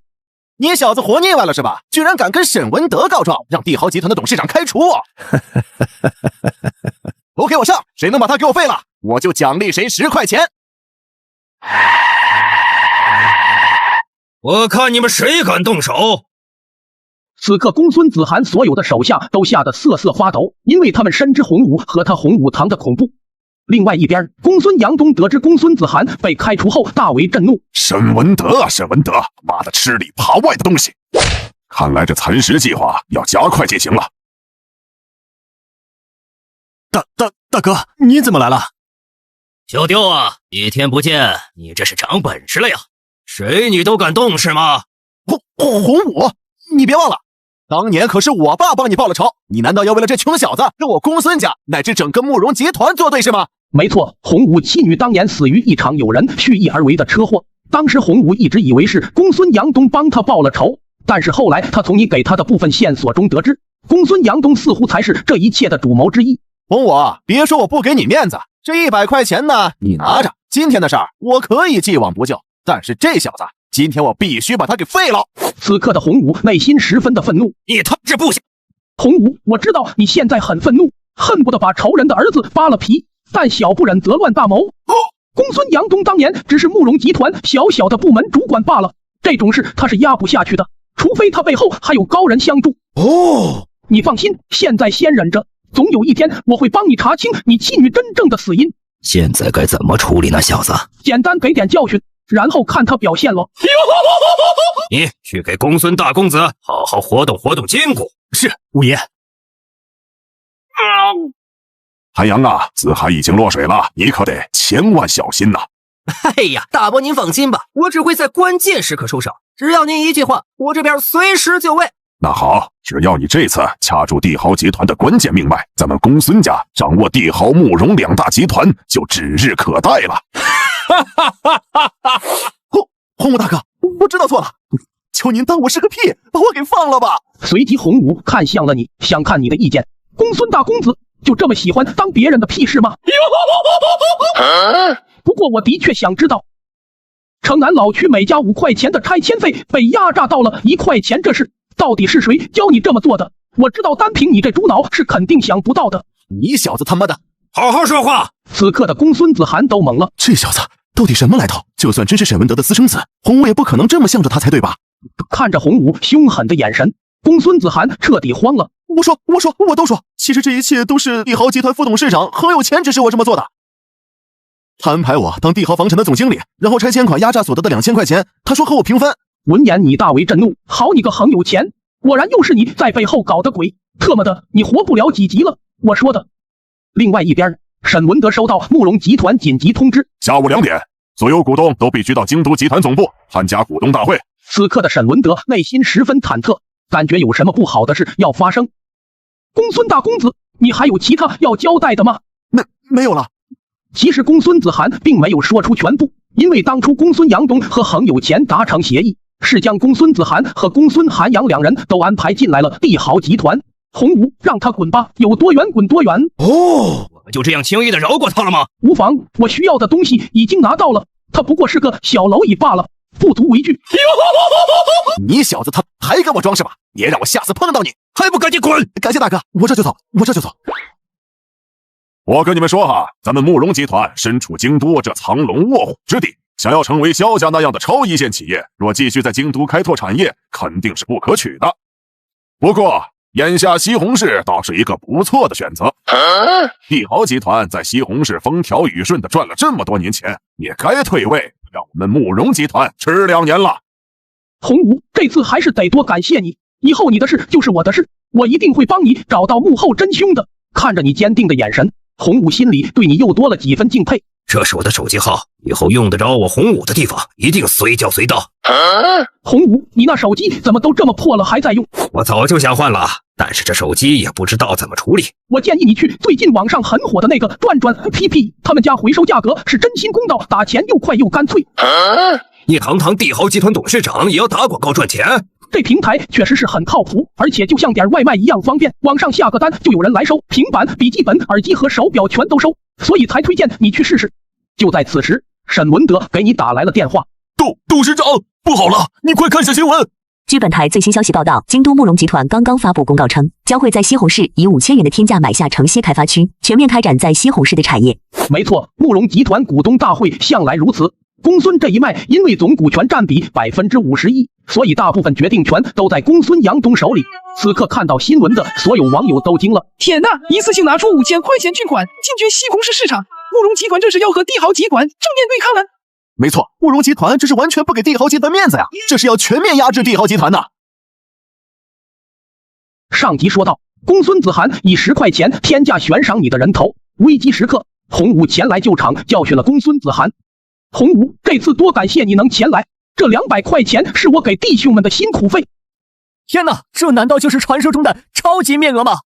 就在此时，沈文德给你打来了电话。老弟啊，出大事了，你赶紧看下新闻。据本台最新消息报道，京都慕容集团将会以5000元天价买下西红柿的城西开发区，全面进军西红柿市场。面对慕容集团此举，帝豪集团会作何反击？请继续关注本台消息。爸，还是您牛，咱们买下西红柿这开发区，然后抢了帝豪集团的资源，搞垮帝豪集团后，这些功劳全都会算在您头上。没错，到时候以我在集团内部的威望，再逼迫慕容集团董事长退位，这慕容集团不就直接成了咱公孙家的吗？沈老哥，进军西红柿这个决定是你们集团内部一致做出的决定吗？老弟啊，虽然我也是慕容集团的股东之一，但你对我有恩，我肯定不希望慕容集团来西红柿和你帝豪集团争夺市场资源啊。但是公孙杨东那一脉在集团总股权占比51%，慕容集团董事长这一脉再反对也无济于事啊。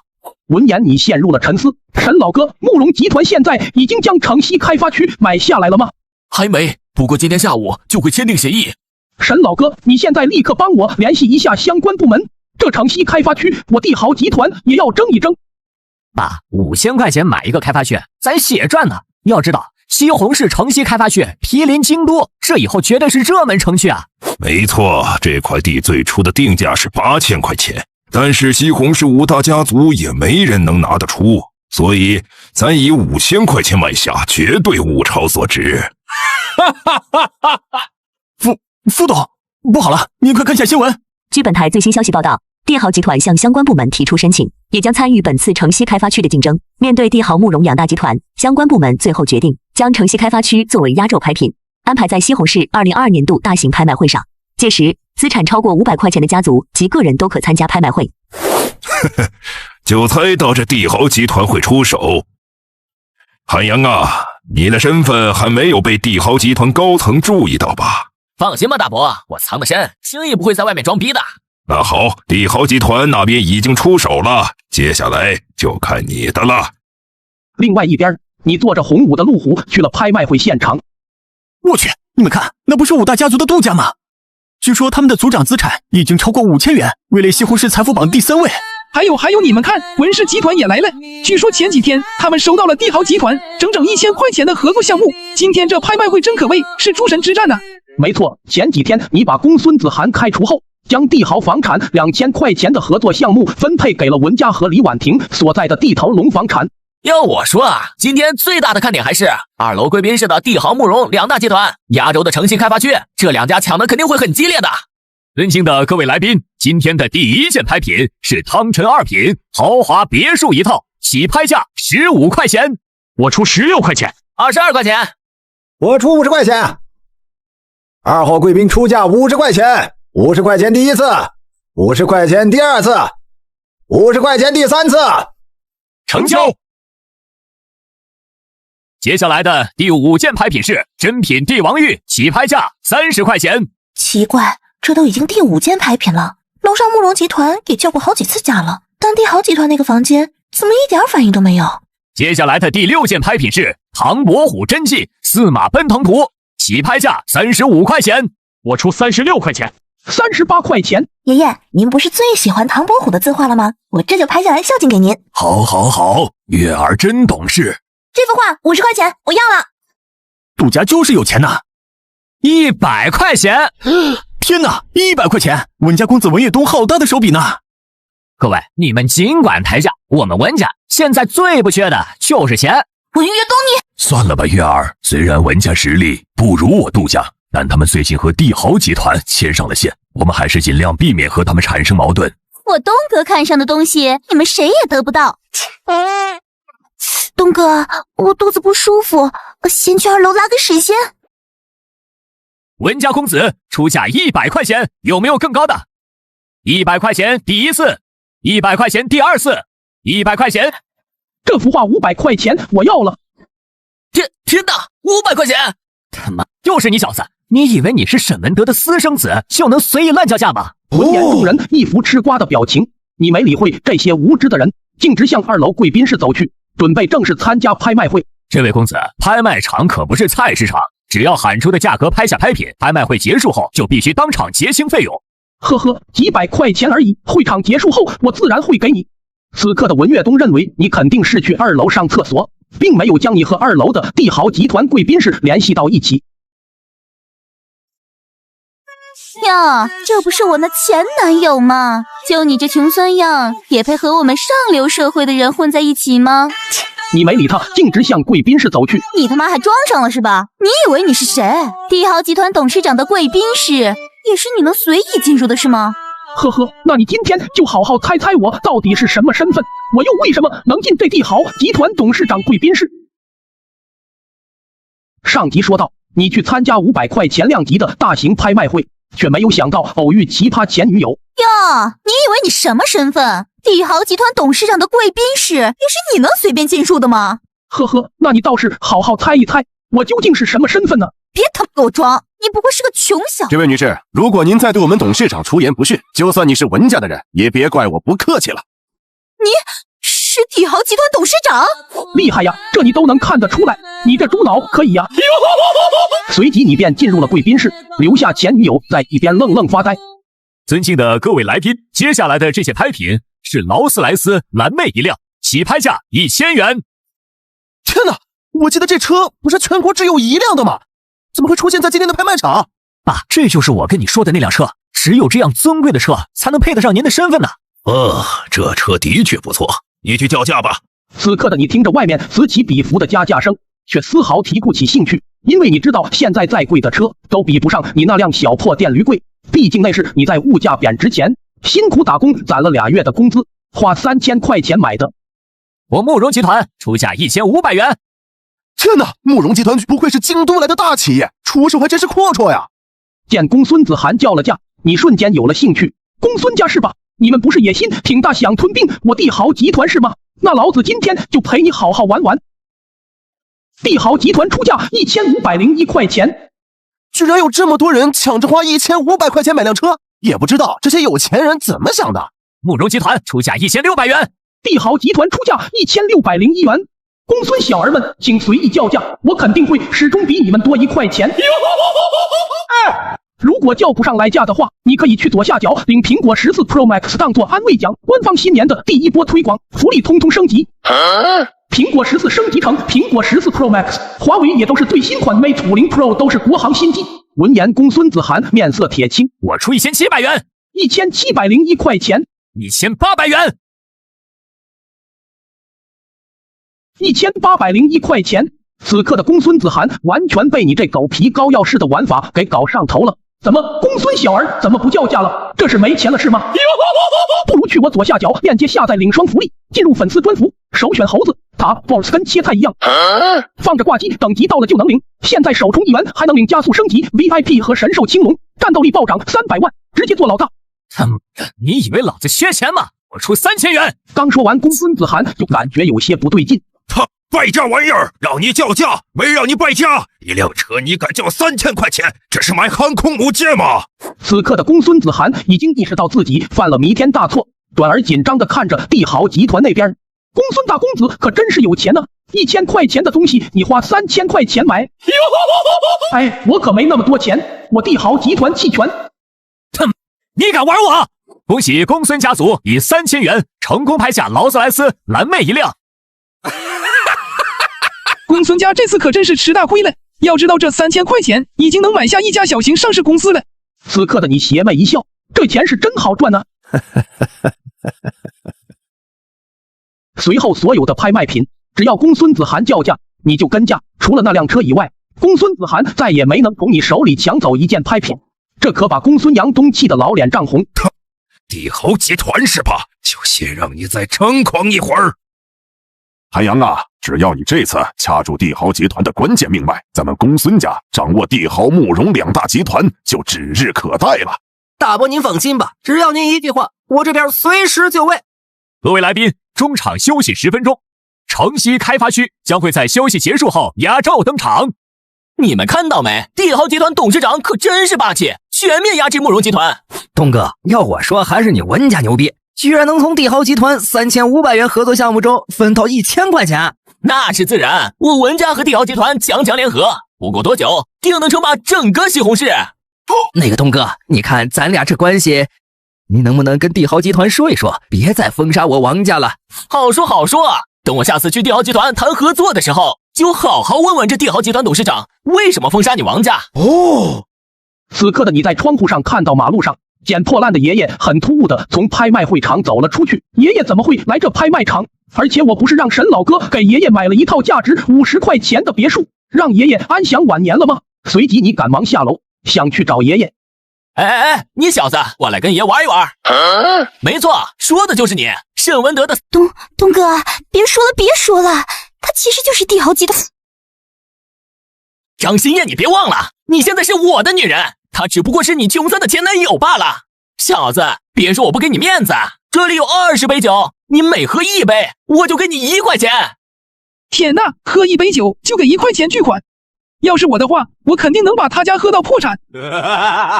不行，我感觉这钱来的还是太容易了，外加一吨屎的话，我才能稍微安心一点。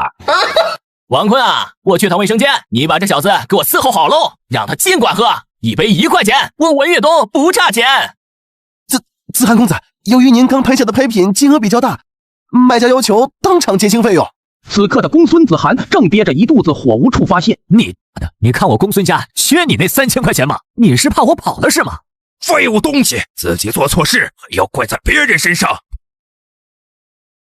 小子，东哥说了，你尽管喝。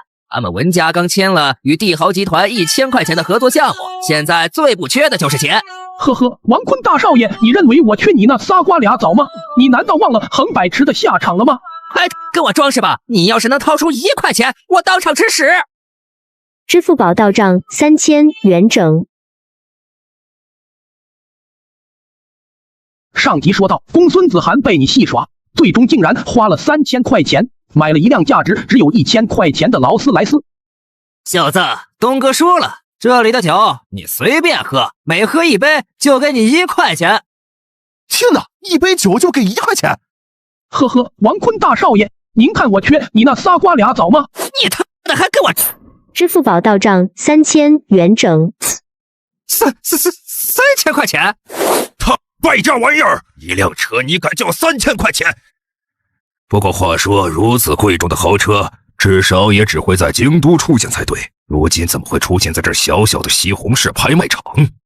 没错，这辆车是前几天很有钱从公孙杨东口中得知，他的犯罪证据还掌握在你的手里，于是就下血本，花1000块钱买了一辆劳斯莱斯蓝妹献给了你。呵呵，很有钱是吗？你以为你如此献殷勤，我就会饶过你是吗？我早就说了，你活不了几集了。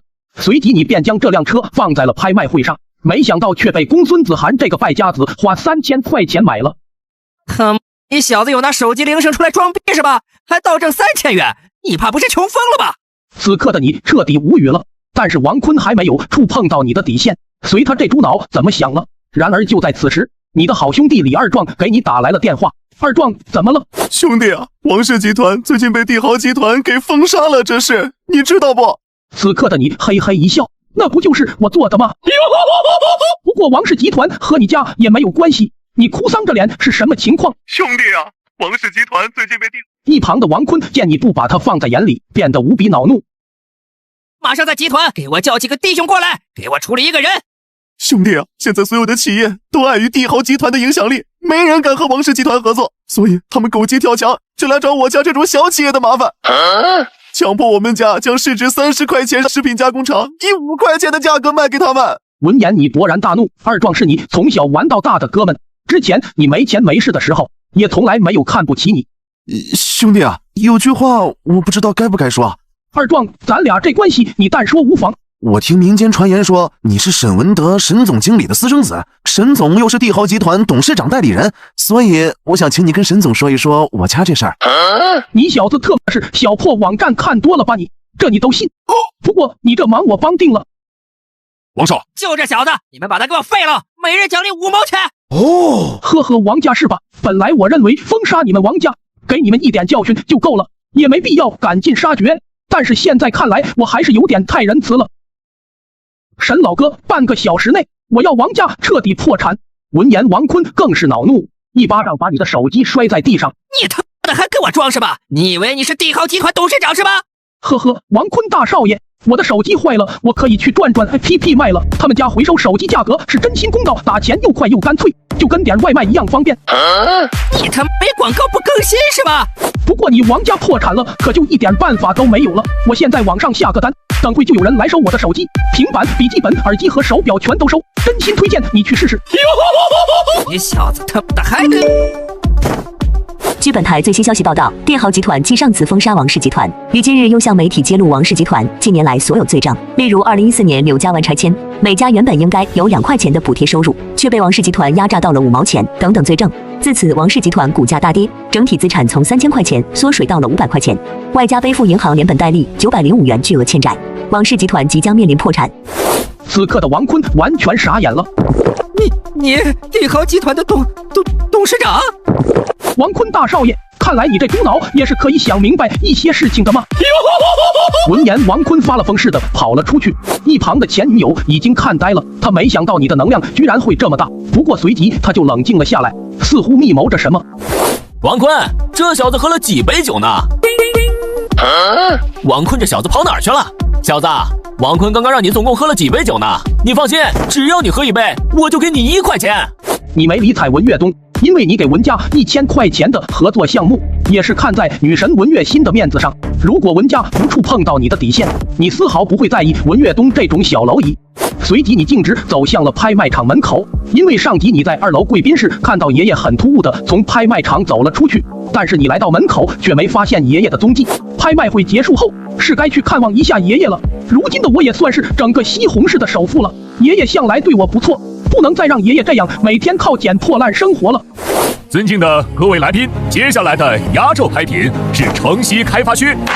城西开发区毗邻京都，是以后的热门城区，起拍价5000元。我慕容集团出价5000块钱，2号贵宾出价5000块钱，有没有更高的？5001块钱，6000块钱，6001块钱。我慕容集团出价7000块钱，7001块钱。子涵呐，不用再叫价了。可是吧，咱们这次来的主要目的就是这城西开发区，这对我们公孙家控制帝豪、慕容2大集团至关重要。咱们说什么也得给拍下来呀！哼，咱们想得到这块地，你以为帝豪集团董事长他不想吗？那现在该怎么办？他前段时间刚花18000块买下帝豪集团，我就不信他个人名下还有这么多钱。至于他帝豪财务里面的钱嘛，他要是拿不出来的话，开发区不是害着咱的吗？哦，爸，原来你让恒有钱安排我表哥当帝豪财务总经理是这个意思呀！我慕容集团弃权。慕容集团这就弃权了吗？他们不是要进军西红柿，全面压制帝豪集团的吗？帝豪集团董事长可真是霸气。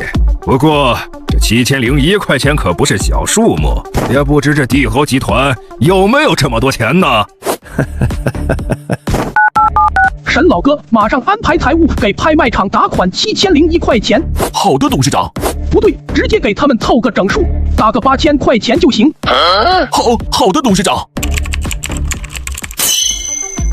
董事长，帝豪集团的财务怎么都被冻结了，1分钱都取不出。怎么，帝豪集团这是没钱了是吗？我可听说，如此量级的拍卖会，叫出来的价最后拿不出钱的话，可是要追究法律责任的。没错，7001块钱，如此大的金额，最少都能判他个10几20年呢。本来我不想以我个人名义一次性花费这么多钱，只想低调的以帝豪集团的名义买下这开发区。不过既然你们如此咄咄逼人，那我也就不装了。支付宝到账8000元整。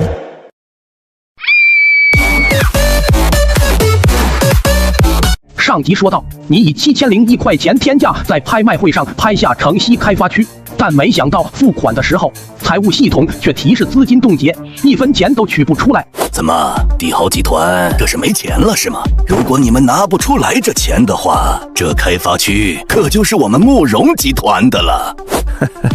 既然你们如此咄咄逼人，那我也就不装了。这年头谁出门还不带个几千块钱零钱？支付宝到账8000元整。卧槽！帝豪集团董事长究竟是有多有钱，居然随身携带8000元巨款？很快你的事迹就上了新闻热点。据本台最新报道，帝豪集团神秘董事长继上次一次性拿出18000元买下帝豪集团，于今日在西红拍卖场再次展示其惊人财力，以个人名义随手拿出8000元巨款拍下城西开发区。自此你的身份越发扑朔迷离，网友都猜测你肯定是某个超级大家族的子弟，实际上在物价贬值前，你也不过是一个月薪2200的打工仔罢了。爸，我听朋友说，帝豪集团董事长将咱们献给他那辆价值1000块钱的劳斯莱斯蓝莓放在拍卖会拍卖了。什么？爸，要知道咱行市一族在帝豪集团这些年贪污接近4000块钱的证据都在那位神秘董事长的手里啊！现在看来，他显然是不想放过咱们呢，要不然也不会把咱献给他的车拿去拍卖呀。看来是该做出反击了，不然咱恒氏一族就要完了。小段呐，听说这帝豪集团神秘董事长的所有资金都是在你做梦银行是吗？没错，大舅哥，帝豪集团董事长在我行现有存款16500块钱，是我行最大的客户。至于他的支付宝里面还有没有钱，我就不知道了。哦，是吗？小段呐，我想你作为行长，转移资金对你来说应该问题不大，对吧？董事长，这是您这次所拍下的所有拍品，其中包括价值100块钱的私人飞机一架，价值7001块钱的西城开发区等等20件拍品，共消费7980元。哦，没错，这次拍卖会只要是公孙子涵叫价的东西，你通通压价买了过来，包括那个在所有人看来毫无用处的破烂木匣子，你也花300块钱拍了下来，目的就是压制慕容集团。董事长，您转给我行的8000块钱，剩下的20块钱，我立刻安排人给您打回去。不用了，那20块钱就当是我给贵公司所有员工发的新年红包了。天哪，20块钱的新年红包！还有这个游戏也是给你们的新年福利，我认识他们老板，过年期间厂家回馈老玩家升级就能拿苹果14。春节期间门槛极低，老板给我了一个专属链接，新玩家也有这个福利，你们赶快点我左下角试玩，再给你们几个兑换码整点装备，分分钟到手苹果14。孩子，你待会儿下班直接来你爷爷家，我们全家吃个团圆饭。好的爸，我现在就过去。挂了电话后，你便低调地骑着你的小破电驴前往了爷爷家。此刻的爷爷家里，二叔一家在所有亲戚面前疯狂炫耀。哎呀，这年头生意真是不好做呀！我们家去年也就赚了10块钱而已。天哪，一年赚10块钱！二哥，今年有什么好项目，多带带我们家呗。好说好说，我们家刚签订了与帝豪集团20块钱的合作项目呢，今年你就跟着我做就行了，肯定少不了你的好处。没错，二叔家不知道通过什么手段取得了与帝豪集团的合作，不过这种20块钱的小项目你都懒得去管，都是让手下人直接安排的。一旁你的父母黯然神伤，因为他们之前在美国创业最辉煌的时候，3个月赚了足足105块钱，那时候也是风光无限，只是后来因为王氏集团的原因，现在也就剩8块钱的家产了。小段呢，你要知道这些年，如果没有我横氏一族，你不可能从一个银行小职员飞速成长为如今年薪5块钱的银行行长。大舅哥，我知道我如今的成就离不开您，但是这样做的风险实在太大了，毕竟那可是足足16500块钱呢，其后果肯定不是我们能承受得了的。爸，以后您还是少去外面捡破烂了。我们家现在也算是有头有脸的豪门了，这要是传出去，咱家有个捡破烂的，我们的脸往哪儿放呢？此刻一旁其他的亲戚明知二叔不应该说这种话，但碍于二叔家的雄厚家底，也主动选择了沉默。老二，你他妈说的是人话吗？你难道忘了爸为了不让咱们哥几个受罪，吃了多少苦头，受了多少罪吗？你说这种话，你知道爸心里有多心寒吗？闻言，二叔老脸一红，竟不知说什么。大哥，你们家现在也是穷有穷的理，你知道能和帝豪集团合作是一件多么不容易的事儿吗？万一因为咱家形象不好，人家不和我们合作了，你能承担得起吗？我不知道能和帝豪集团合作有多难，但我知道帝豪集团从今天开始不会再和你们这种垃圾合作。长辈聊天，你个小辈插什么嘴？帝豪集团跟不跟我们合作？你个小打工仔有什么发言权？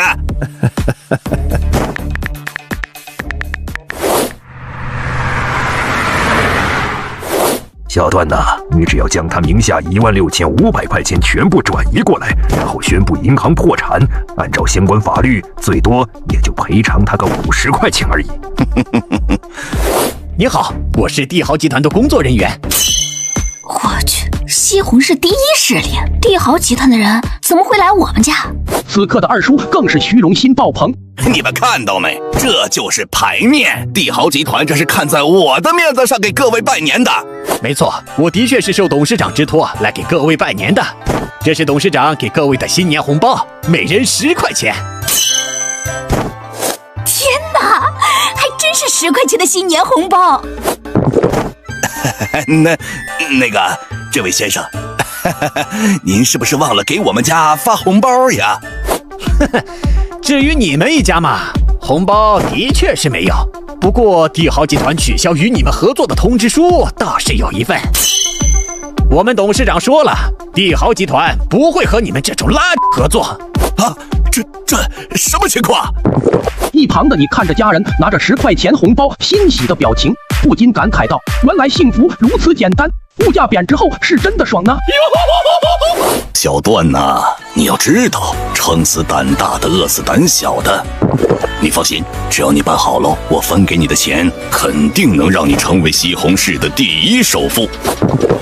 你打算分我多少钱？ 6500块钱。